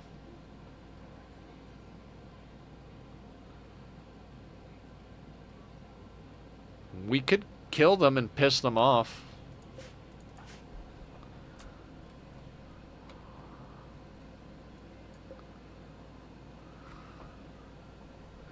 You meant no faction. No, they're not no faction, but they are part of a faction we don't care about being friendly with. Yeah, I don't think traders can be no faction. Traders and visitors are always going to be people from factions you know.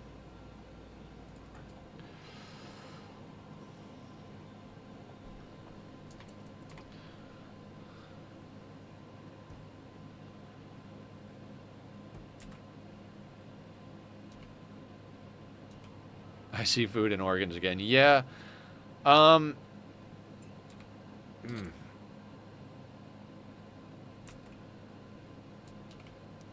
I can't even focus anymore.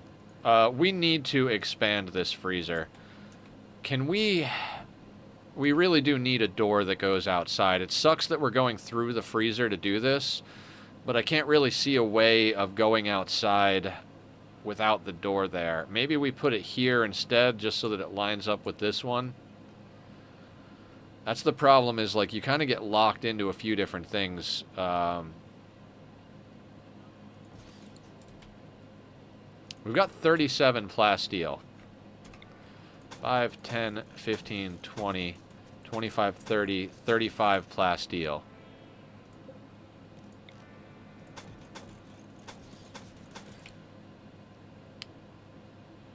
That gets us a substantially larger freezer.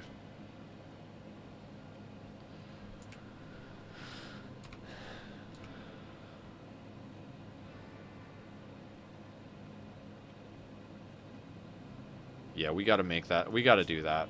We need to be able to put the... we got to be able to keep the corpses in there. We just keep running out of space in our freezer. So I'm going to expand our freezer.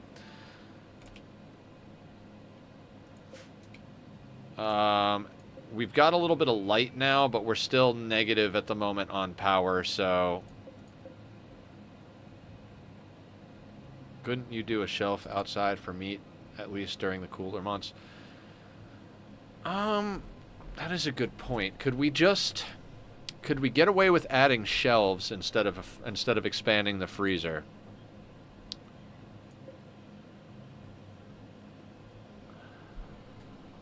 Like we could do another 2 single shelves and a double shelf. 10, 20.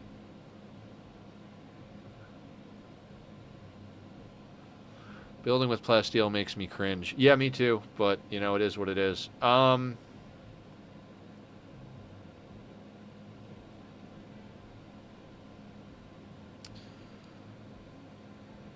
We might be better off building shelving. Yeah. Okay.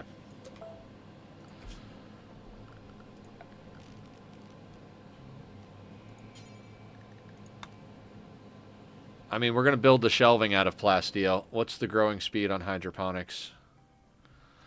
Hang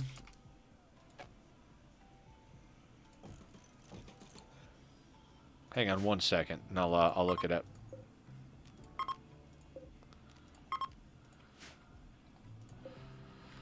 So, hydroponics basin has...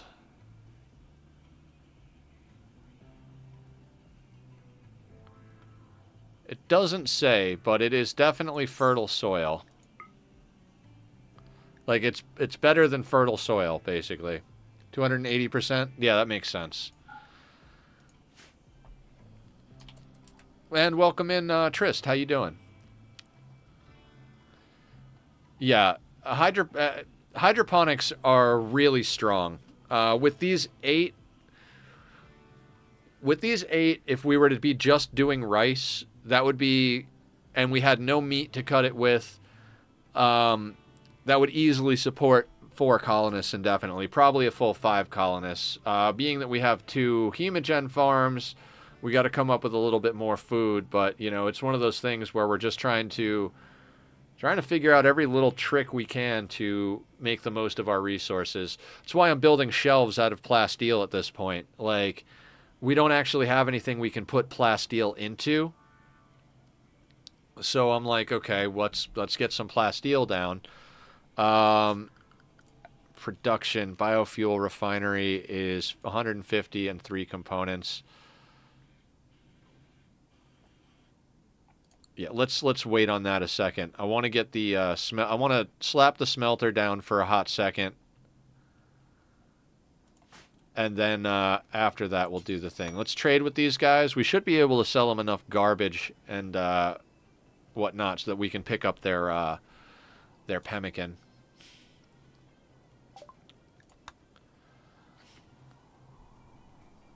Like, we've got $24, so without even selling them anything, we can grab a little bit of extra pemmican. They will buy other stuff, so let's say we sell them a corset.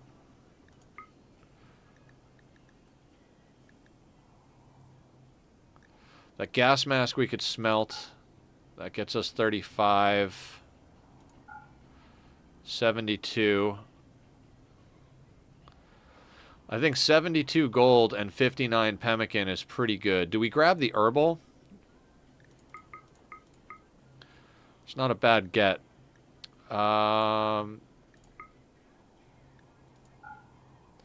57 if we do that. Yeah, I like that. We get the pemmican they're selling. We get the most of their gold, and we get to sell a bunch of garbage. Why not do a single basin with the wood plant for a steady supply of building materials, and it allows money too? We've got to... Okay. We don't have the power to put the light on. And even though the fiber corn doesn't need the sun lamp, it needs some light. And we can't afford to put the sun lamp on, so we're growing mushrooms. If we put the light on to grow the fiber corn, then we can't grow the mushrooms. So I know that's a lot of stuff going on there, but without the mushrooms, we can't feed ourselves, and we can't turn the light on right now. So that's where we're at. Nope. Tabbed out of there. New Vox, what's going on? What's going on? How you doing today? You missed some excitement earlier. ABC, good to see you at others, Rim streamers too. You were at Dagoth, right? Oh yeah, I think we all go and chill in Dag stream. Dag is freaking awesome.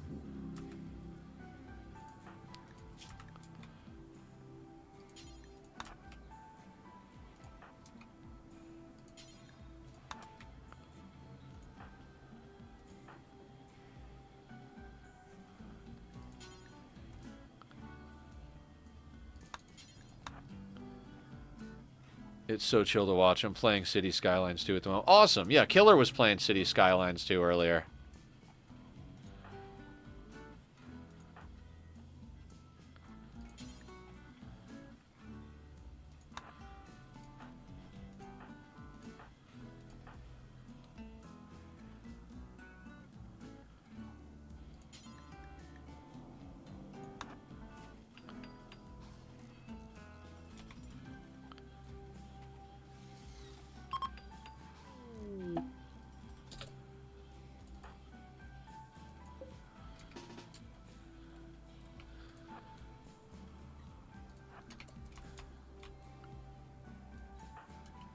Alright. Humph is back. They are recreation starved and a major break risk, but they are here.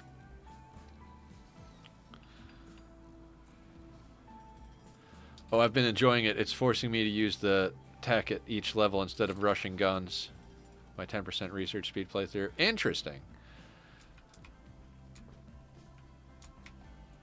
Yeah, there's definitely something to be said for some of the lower tier techs in the right situations.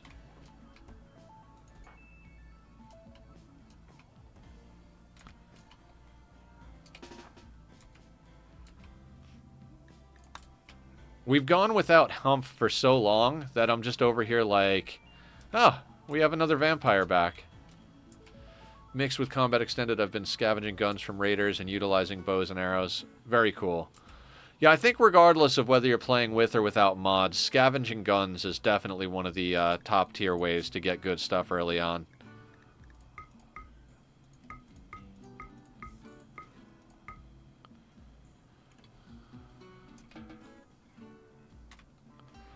Oh no, don't remove the light leather tail cap.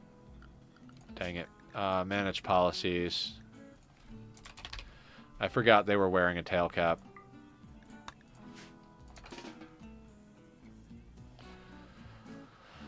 Okay, you can remove the shield belt and I'll force it, because I don't want other people to be putting them on randomly.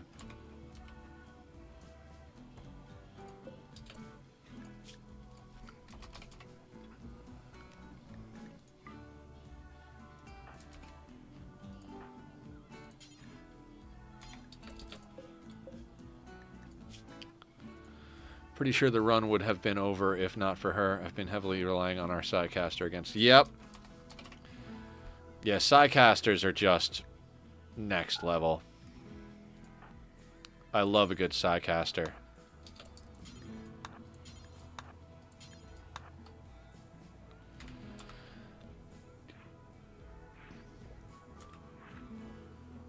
Alright, hopefully Humph gets themselves sorted out.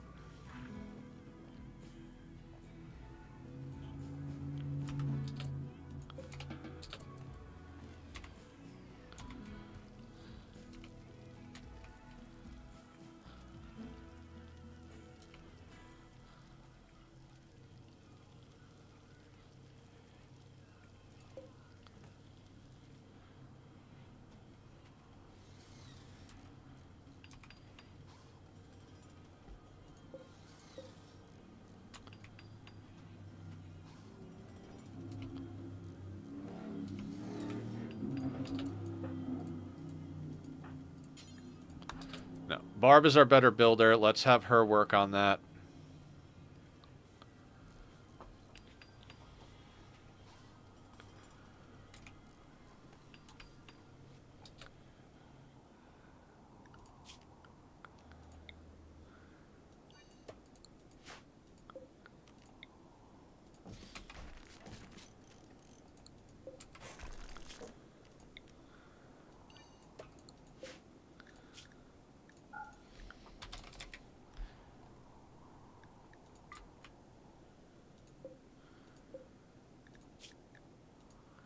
No, I'm at the tech level of, like, World War II weapons, so everyone is running with M1 Garans.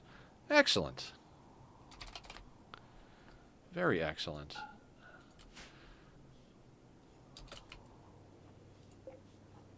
Okay, so we've got a mortar.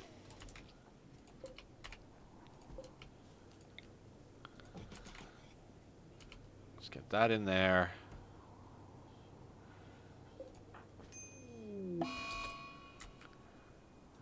Tantrum.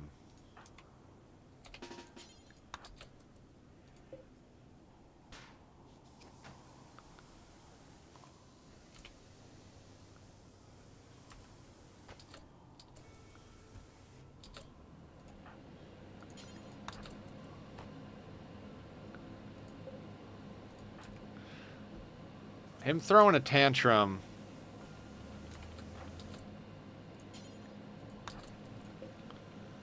with the thrombo horn as his weapon is not the best thing in the world. I thought about taking his weapon off him because I was like, he's probably going to mood break, but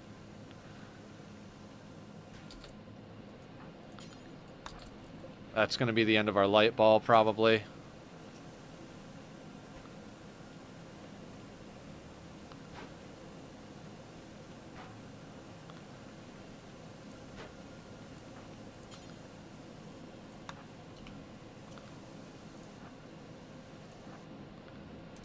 Where are you going? Broke the shelf.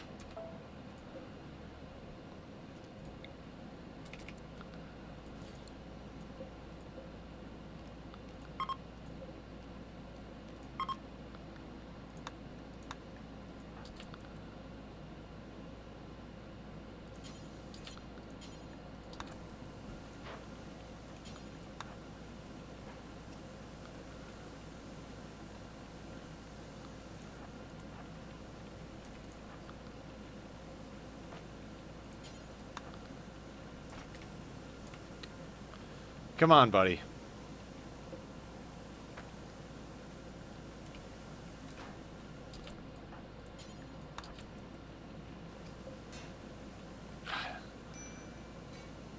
I'm so angry. Let's destroy the thing that makes us food.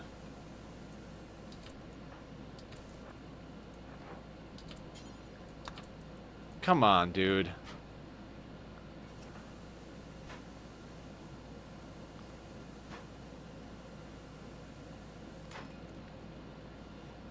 Well, yay.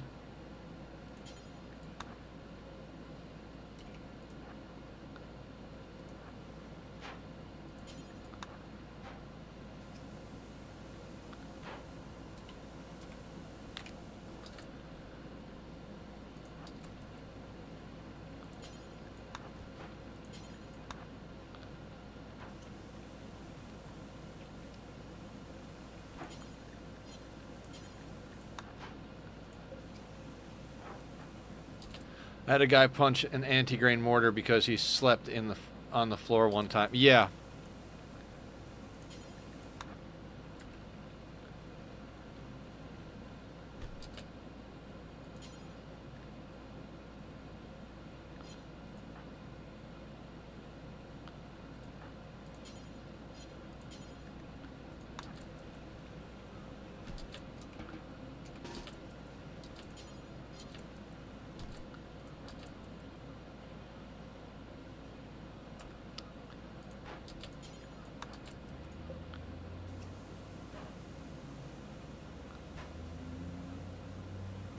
A wise choice. Okay, so the table we've had since day one is now officially gone.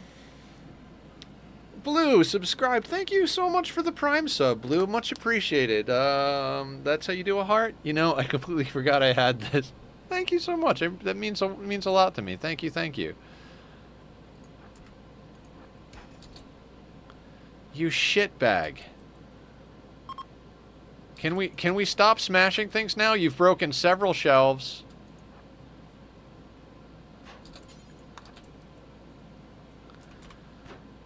Please stop smashing things. Alright, he had a catharsis, I think. Alright, so we can't really make a table out of silver. Because we don't have the silver to do that anymore. We're going to need a table. 28 material. Let's make a bioferret table then.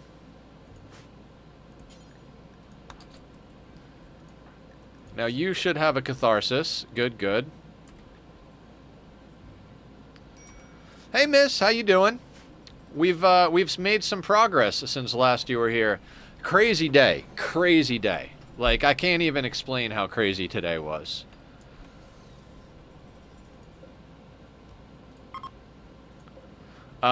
We officially have 2 vampires.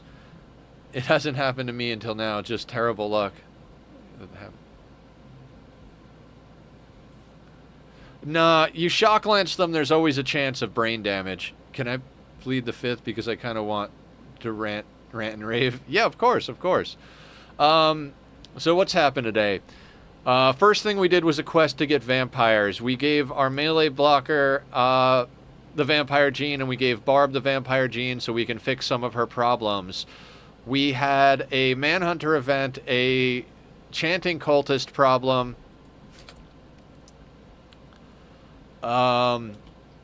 We had a breach raid of pigs, which got us 2 blood bags to feed our vampires, and some food for our refrigerator. We sent out our melee pawn to go do trading. They just got back and had a break. Didn't destroy anything super meaningful, but, you know, just destroyed a table and a couple of shelves. Never mind about the hydrate. What happened with the hydrate? Did I miss the hydrate? I mean, I should be hydrating anyway, so let's get some water in the old tank.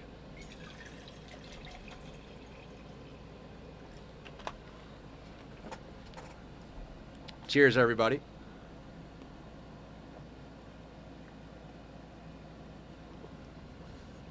Oh, delicious. Not really, but, you know, refreshing or something like that. What am I doing? All right, everybody is sleeping. That's fine. I don't know if we actually need the light in here for Hemogen. No. No, we don't. We'll uninstall that. Actually,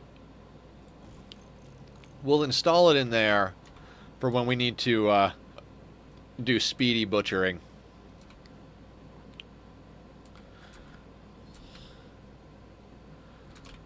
I really do wish we could have picked up that mono sword, though. That would have been fantastic. This thing... What do we need to smelt in this thing? We need... You know what, Killer? You can't rest. Let's get you refining stuff. There is an auto pistol that can get smelted down. So let's add that to the list of weapons.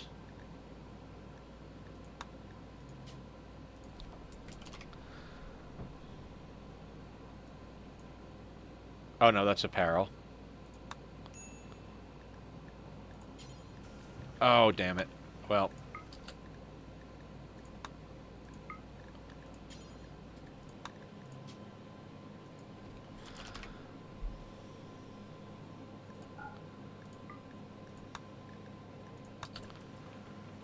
What is the animal thing by the windmill?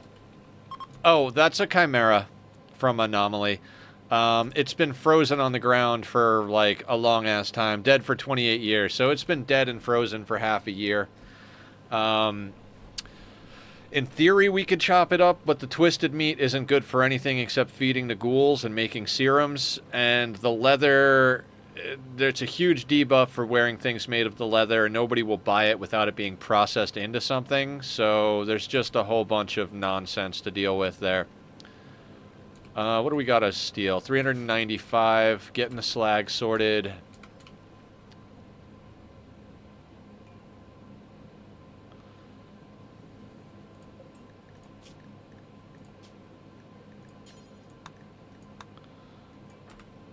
All right, we'll get those 2 pieces of slag smelted. We'll uninstall this. We'll drop in the biofuel refinery. We'll make a little bit of biofuel out of some of the human meat we have, just so we have enough to recharge Julie's jump pack and make a couple of shells, because we need to make a few shells.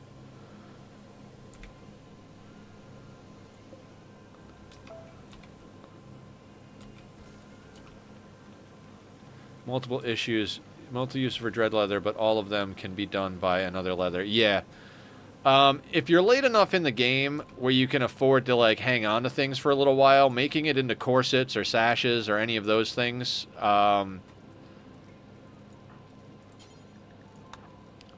you can sell them. But at the moment,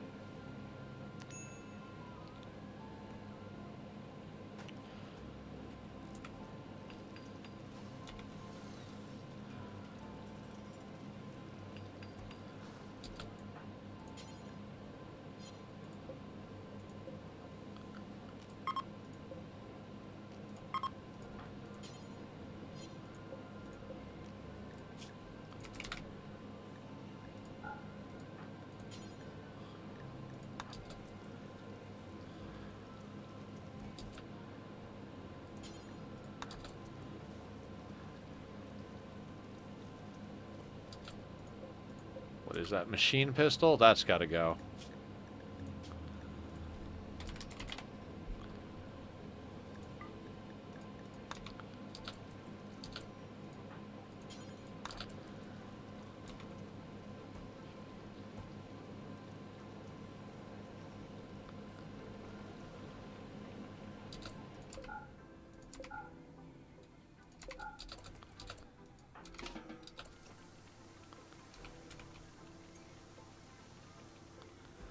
I've been trying to see the light, but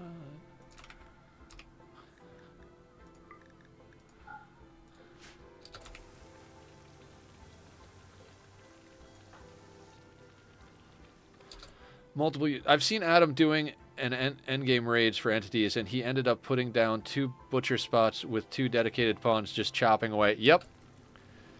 I've had playthroughs where I've had like 3 or 4 butcher tables just sitting outside, and just I've literally set it so that every pawn is set to cooking. Everybody except my builders are set to cooking first, and I have like 3 to 5 butcher tables. So as soon as raids come in, everybody just starts chopping and chopping and chopping and chopping.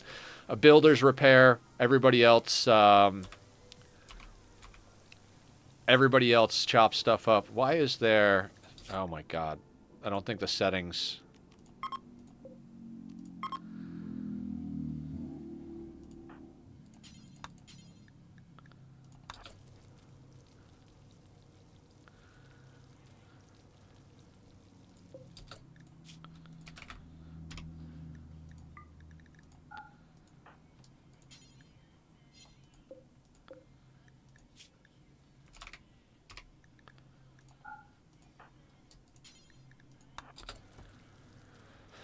Trying to just kind of micromanage this little closet here to get our stuff where it needs to go. I've got the food disallowed that's sitting on spots that are occupied by the butcher table and the battery, so that we can get as much off the floor and get as many corpses in here as possible. Void provocation is done. Skip abduction next, or entity containment, or bioferret shaping. I think bioferret shaping, actually. Because that's where we can do the flares. Right?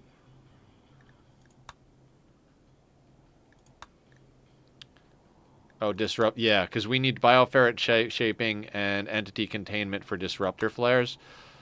God, there's so many good choices with this. Revel, what's up? It's even better if you wake up the butchers. It's crazy.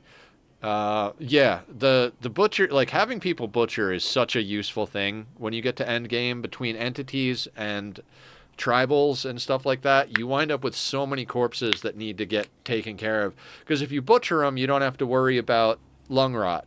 You know, like lung rot is just such a pain in the ass when you've got like 100 corpses, and it's way faster to butcher them than it is to try and like put them in a spot and hit them with Molotovs. I mean, unless you've got everybody with immunity from that stuff, with genetics or with antitoxic lungs and shit, which eventually we'll probably have. That's kind of the goal of this playthrough, is to do a lower pop, higher badassery.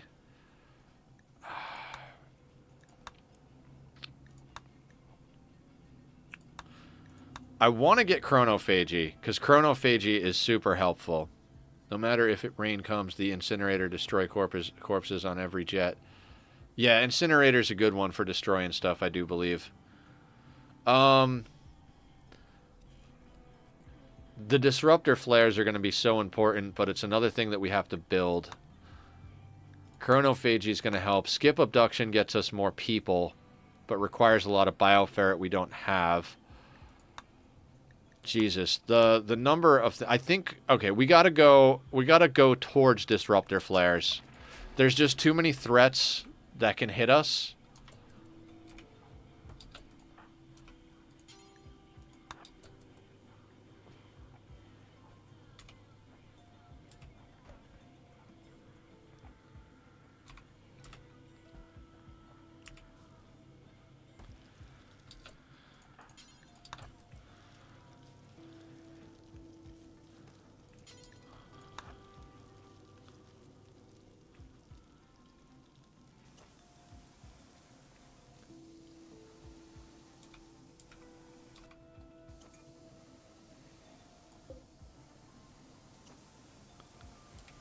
All right, everybody's repairing from our melee person's problems on mood.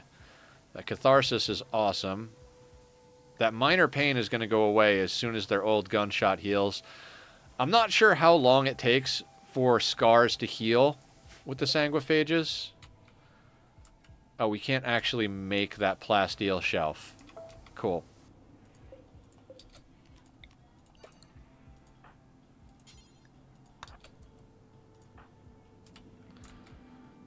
Did everybody put on stuff? So Barb's got a shock lance. Katsumi's got a turret pack. Killer's got a low shield. Barb's got a jump pack. And Humph has got a shield belt. There should be... There's an insanity lance here.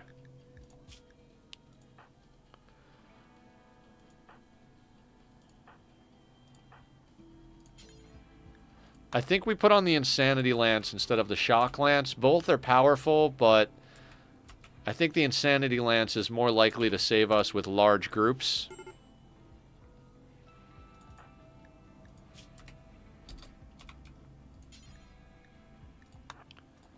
Manage the food, Nether. Manage the food.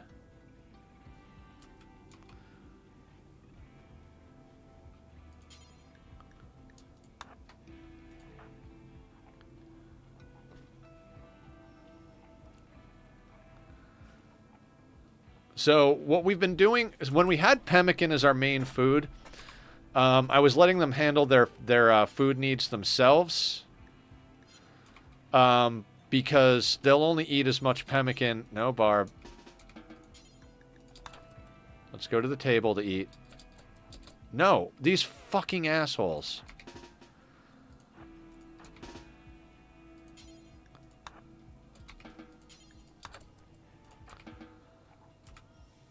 Friggin' guests are coming in eating at our table. It's like, dude, we need our table for us. Fuck off, dudes.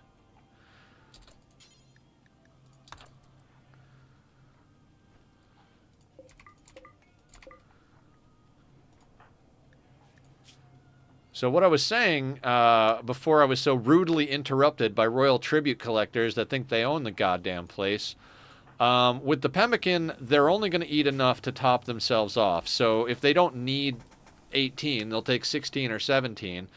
We're going to put everybody back on nothing.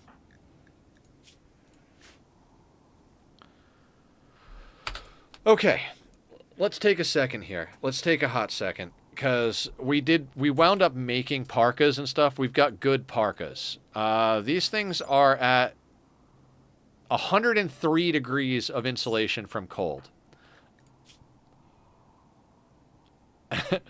What is this legendary? This legendary Thrumbo Fur Parka, 220.3 insulation from cold. That is fucking mental. That is absolutely fucking mental. Devil Strand Pour is 6.5. Can we please select the pants? 9.4. So you, let's get you into sheep wool pants. You've got a normal flak chest. Barb has a good one. So let's do a little hot swap on Barb and our main dude here. Let's get our melee dude into the better one.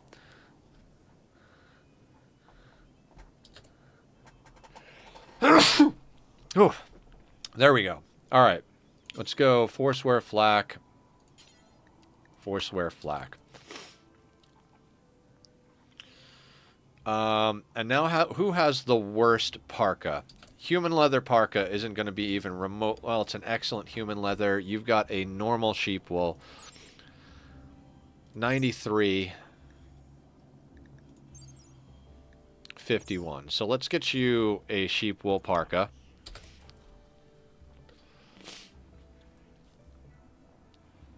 A little bit of a clothing swap going on around here.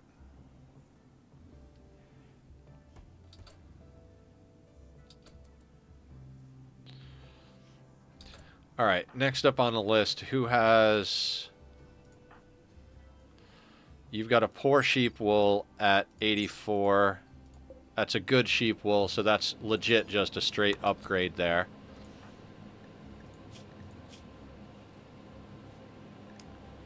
Shield your eyes, yeah. Avert your eyes. There is nudity about.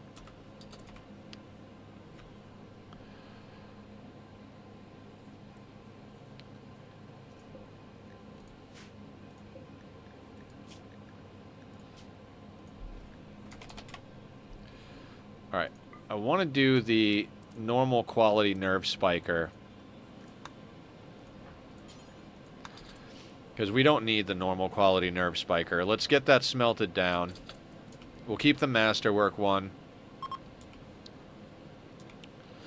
The broken dominion.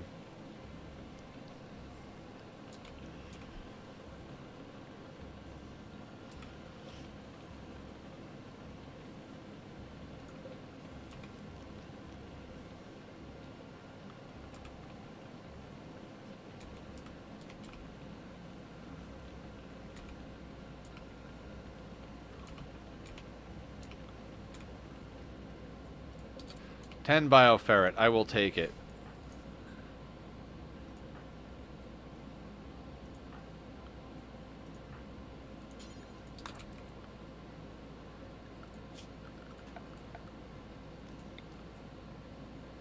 Alright, let's put in a biofuel refinery. We really need to get some mortars, and we need to get a few other things sorted out here.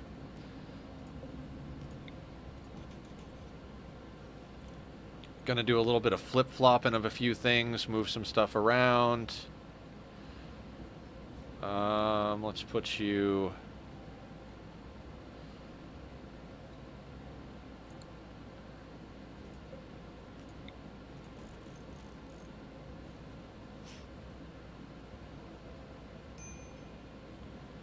Anyone want to loan me a cuddly animal to make me feel better after extremely exhausting week I've had?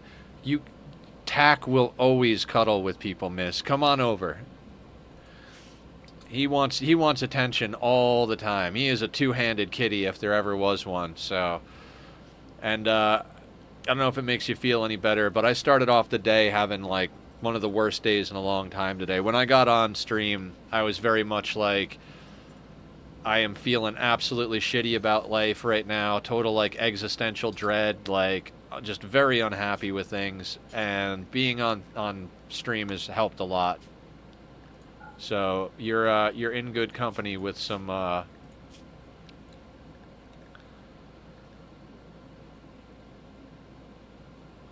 be right there. Tack, Miss is coming to cuddle you. Oh god, hang on. Let me see if I can sneak a picture, because he's being adorable. Well, he's sleeping in an adorable position. Let me see if we can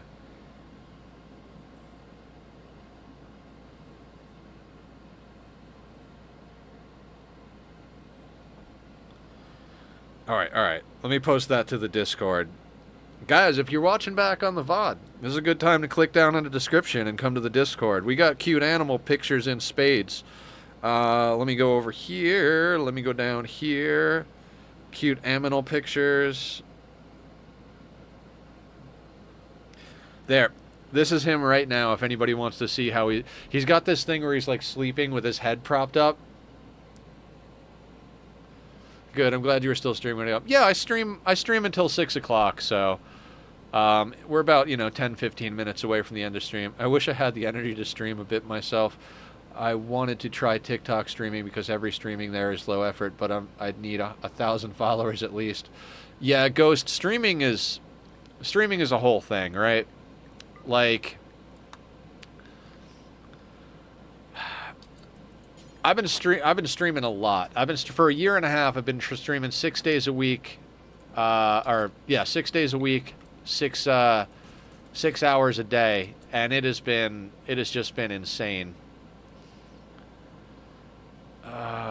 Actually, that's not even worth doing right there. I was like, maybe I can.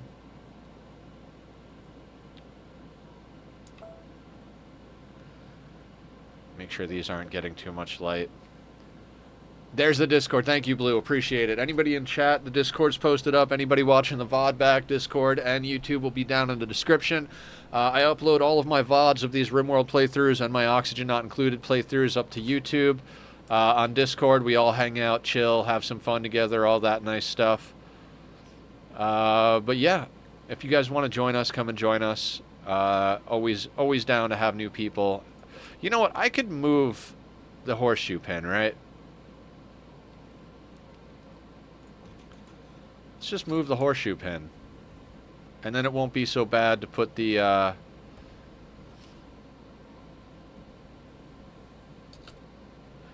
Yeah, let's do a little rearranging right now. Like, we could put this right there in theory. I just keep moving the caravan spot. So let's say we install this guy here, right? And then let's move our table. Like, maybe let's just move our table down to this corner over here. Yeah, that's not the worst idea at all. Let's just get this.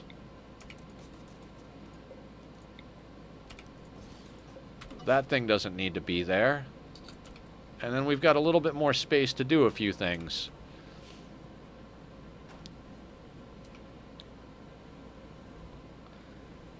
How is... Exotic goods trader? What the hell is going on right now? This is such an insane day. I like... It's not insane, like, when we had, like, that obscene, freaking crazy end raid stuff from the first 500%, no traps, no killbox. And it's not as insane as the first ending to, Anomaly, but Jesus, this is like some next level insanity as far as the number of events per day type of thing. Active Randy, yeah. I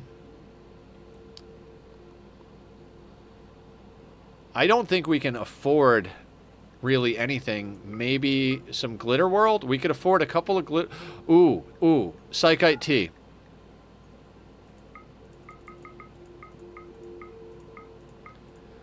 Get in my belly, mood management.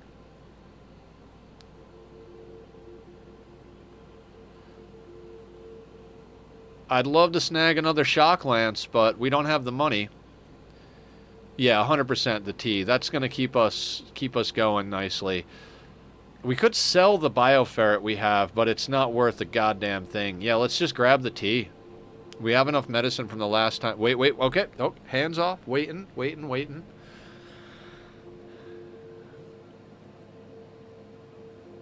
Cry sleep what? The books?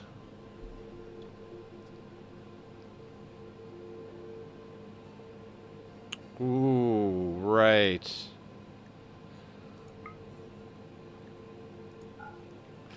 We don't have enough, and we don't have much that they want to buy. You want a horse? I don't think we can afford a horse right now.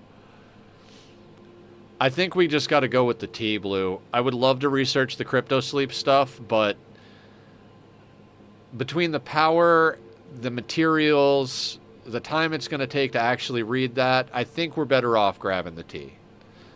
if that's all right. Yeah, I'm gonna grab the tea. The horse is not helpful, no. I mean, if we were gonna send someone out on a caravan right now, we could take the horse, get down there faster, bring more stuff back, and then butcher the horse when we got back, but there's no need to do it right this second. Chat demands a horse to keep or to sacrifice is yet to be decided. Alright, I'm going to grab tea. Tea is going to help manage our mood a lot.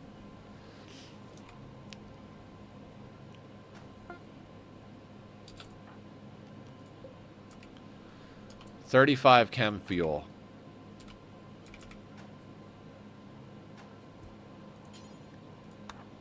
Let's reload Julie's jump pack and see how much is left after that. Very nice. Let's do... We're going to do... How much is it for a high explosive? It's 15 and 15, produces 1. We're going to need at least 5. That's 60 steel, 60 chem fuel. We got to.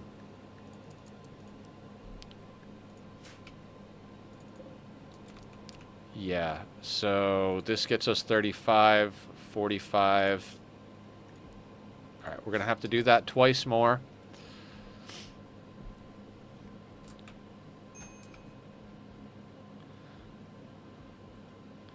Yeah, I think the tea is worth more for us at the moment. Dying because it's exposed to light. Ugh, right.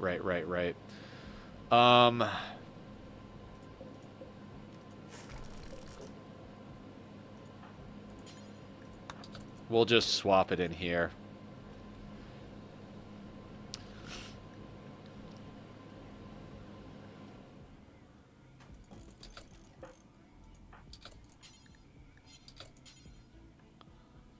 Alright, Killer's working on that. Oh no, wait. No, I know Killer's gonna... I know you need to make the things, but let's not make them till they're over here.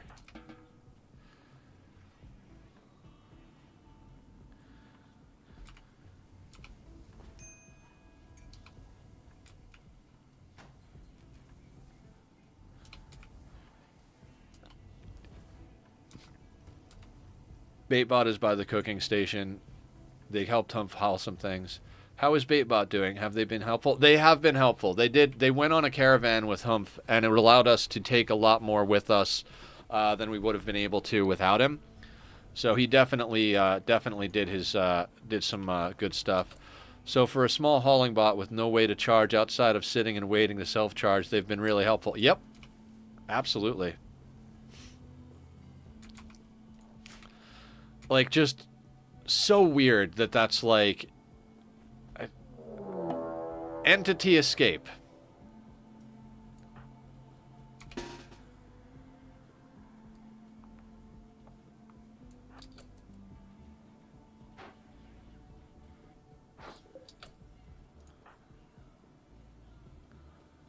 Alright, let's not lose the door.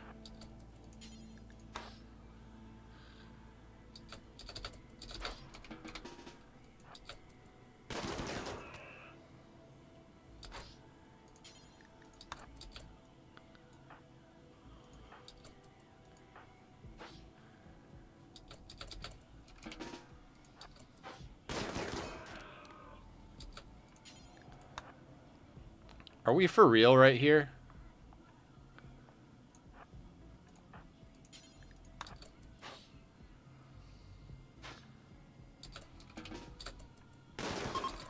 Well, no more entity studying.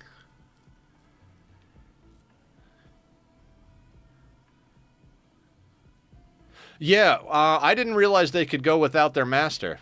And if you do ancient complexes and stuff, same situation. Yeah. So, that was a letdown.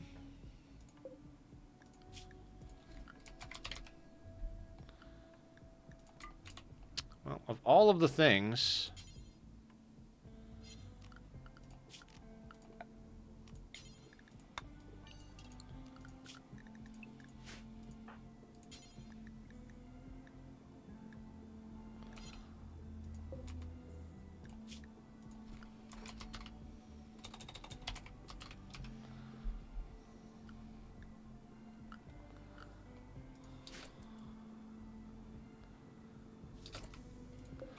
Okay, do I just have to,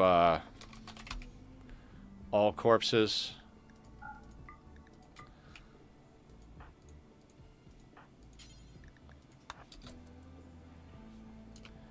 I saw them by the cooking station, or else I'd probably not have ever remembered we had them. Yeah. Well, I'm gonna leave this section up, but if we have to, we can now reclaim that part of our base in favor of, like, putting the entity containment somewhere else if we need to. Oh, yeah, no, no, no, no, no. Now we don't want rotten corpses up there at all. Julie's gonna call every wolf carcass in there if we let her.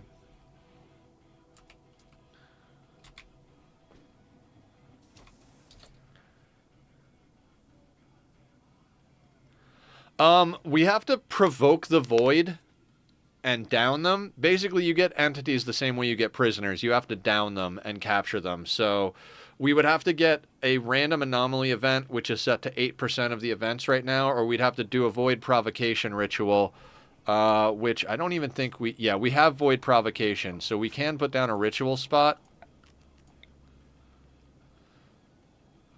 Although finding a spot to put it down is damn hard. We'd probably just have to put it straight up outside.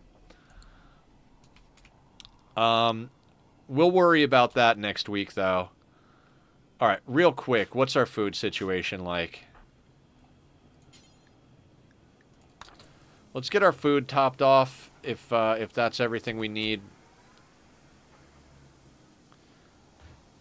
It's a good spot for a scanner. You're right, it is. We could totally slap a scanner in there and remove the roof and have this be a separate room. I like your thinking, Blue. That is likely to be what we do.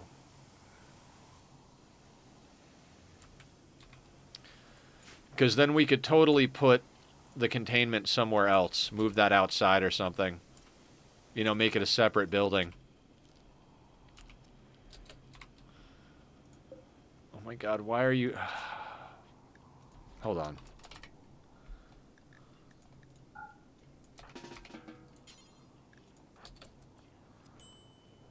Let's bring him back inside.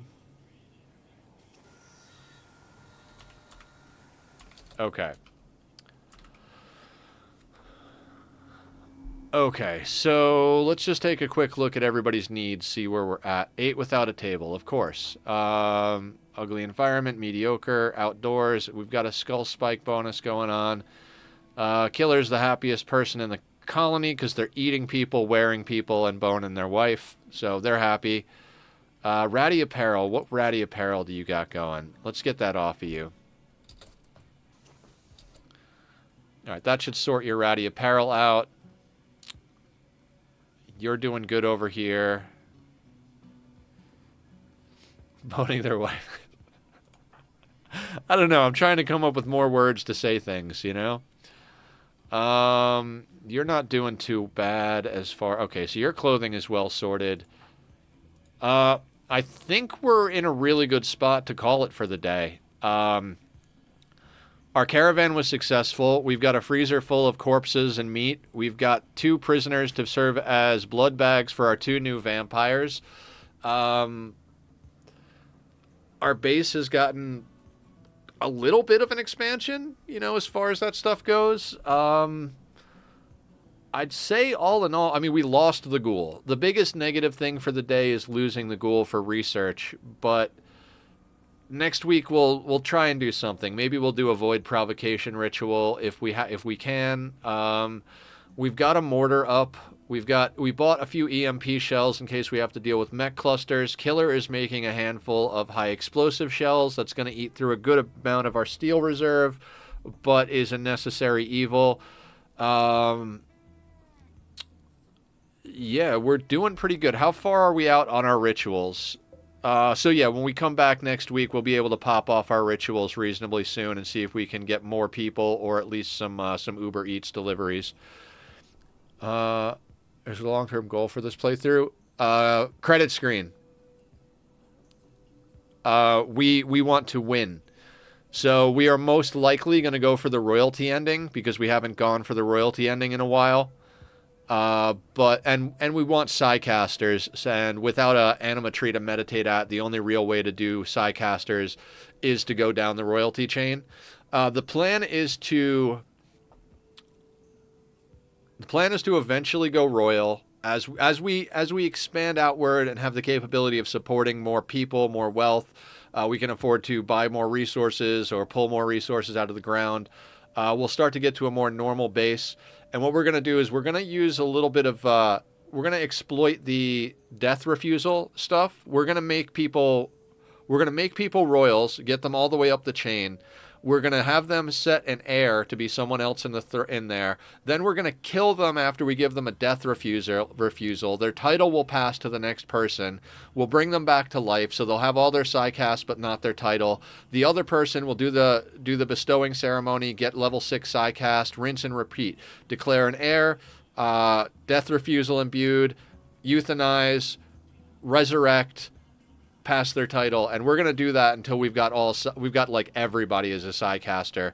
The goal of this colony, usually I go for big numbers. I've had 35, 36 colonists before. On the Anomaly playthrough, we had 30 something colonists and 5 pretty decent ghouls. I'd like to get at least 5 ghouls again. Make sure all of them have nuclear stomachs so they're not eating as much. Fully decked out. I'd prefer for them to be Etekines because they get the naked speed boost plus the robust gene. Then we can put together gene packs.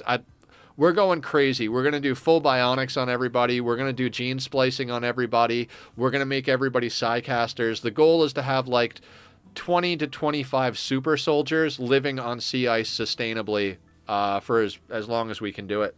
And then eventually, once everybody's decked out and kitted and ready for endgame, we'll trigger endgame. Like I said, most likely it'll be royalty since we're going to have to go down that route for Psycasting anyway. But if not royalty, then we'll build a ship and launch it. Like I said, I do think this is a really great place to save it for the day. Let's see who else is online and raid out to another Rimworlder, show some love and make some friends or support some of our existing friends. Depending on what's going on right now.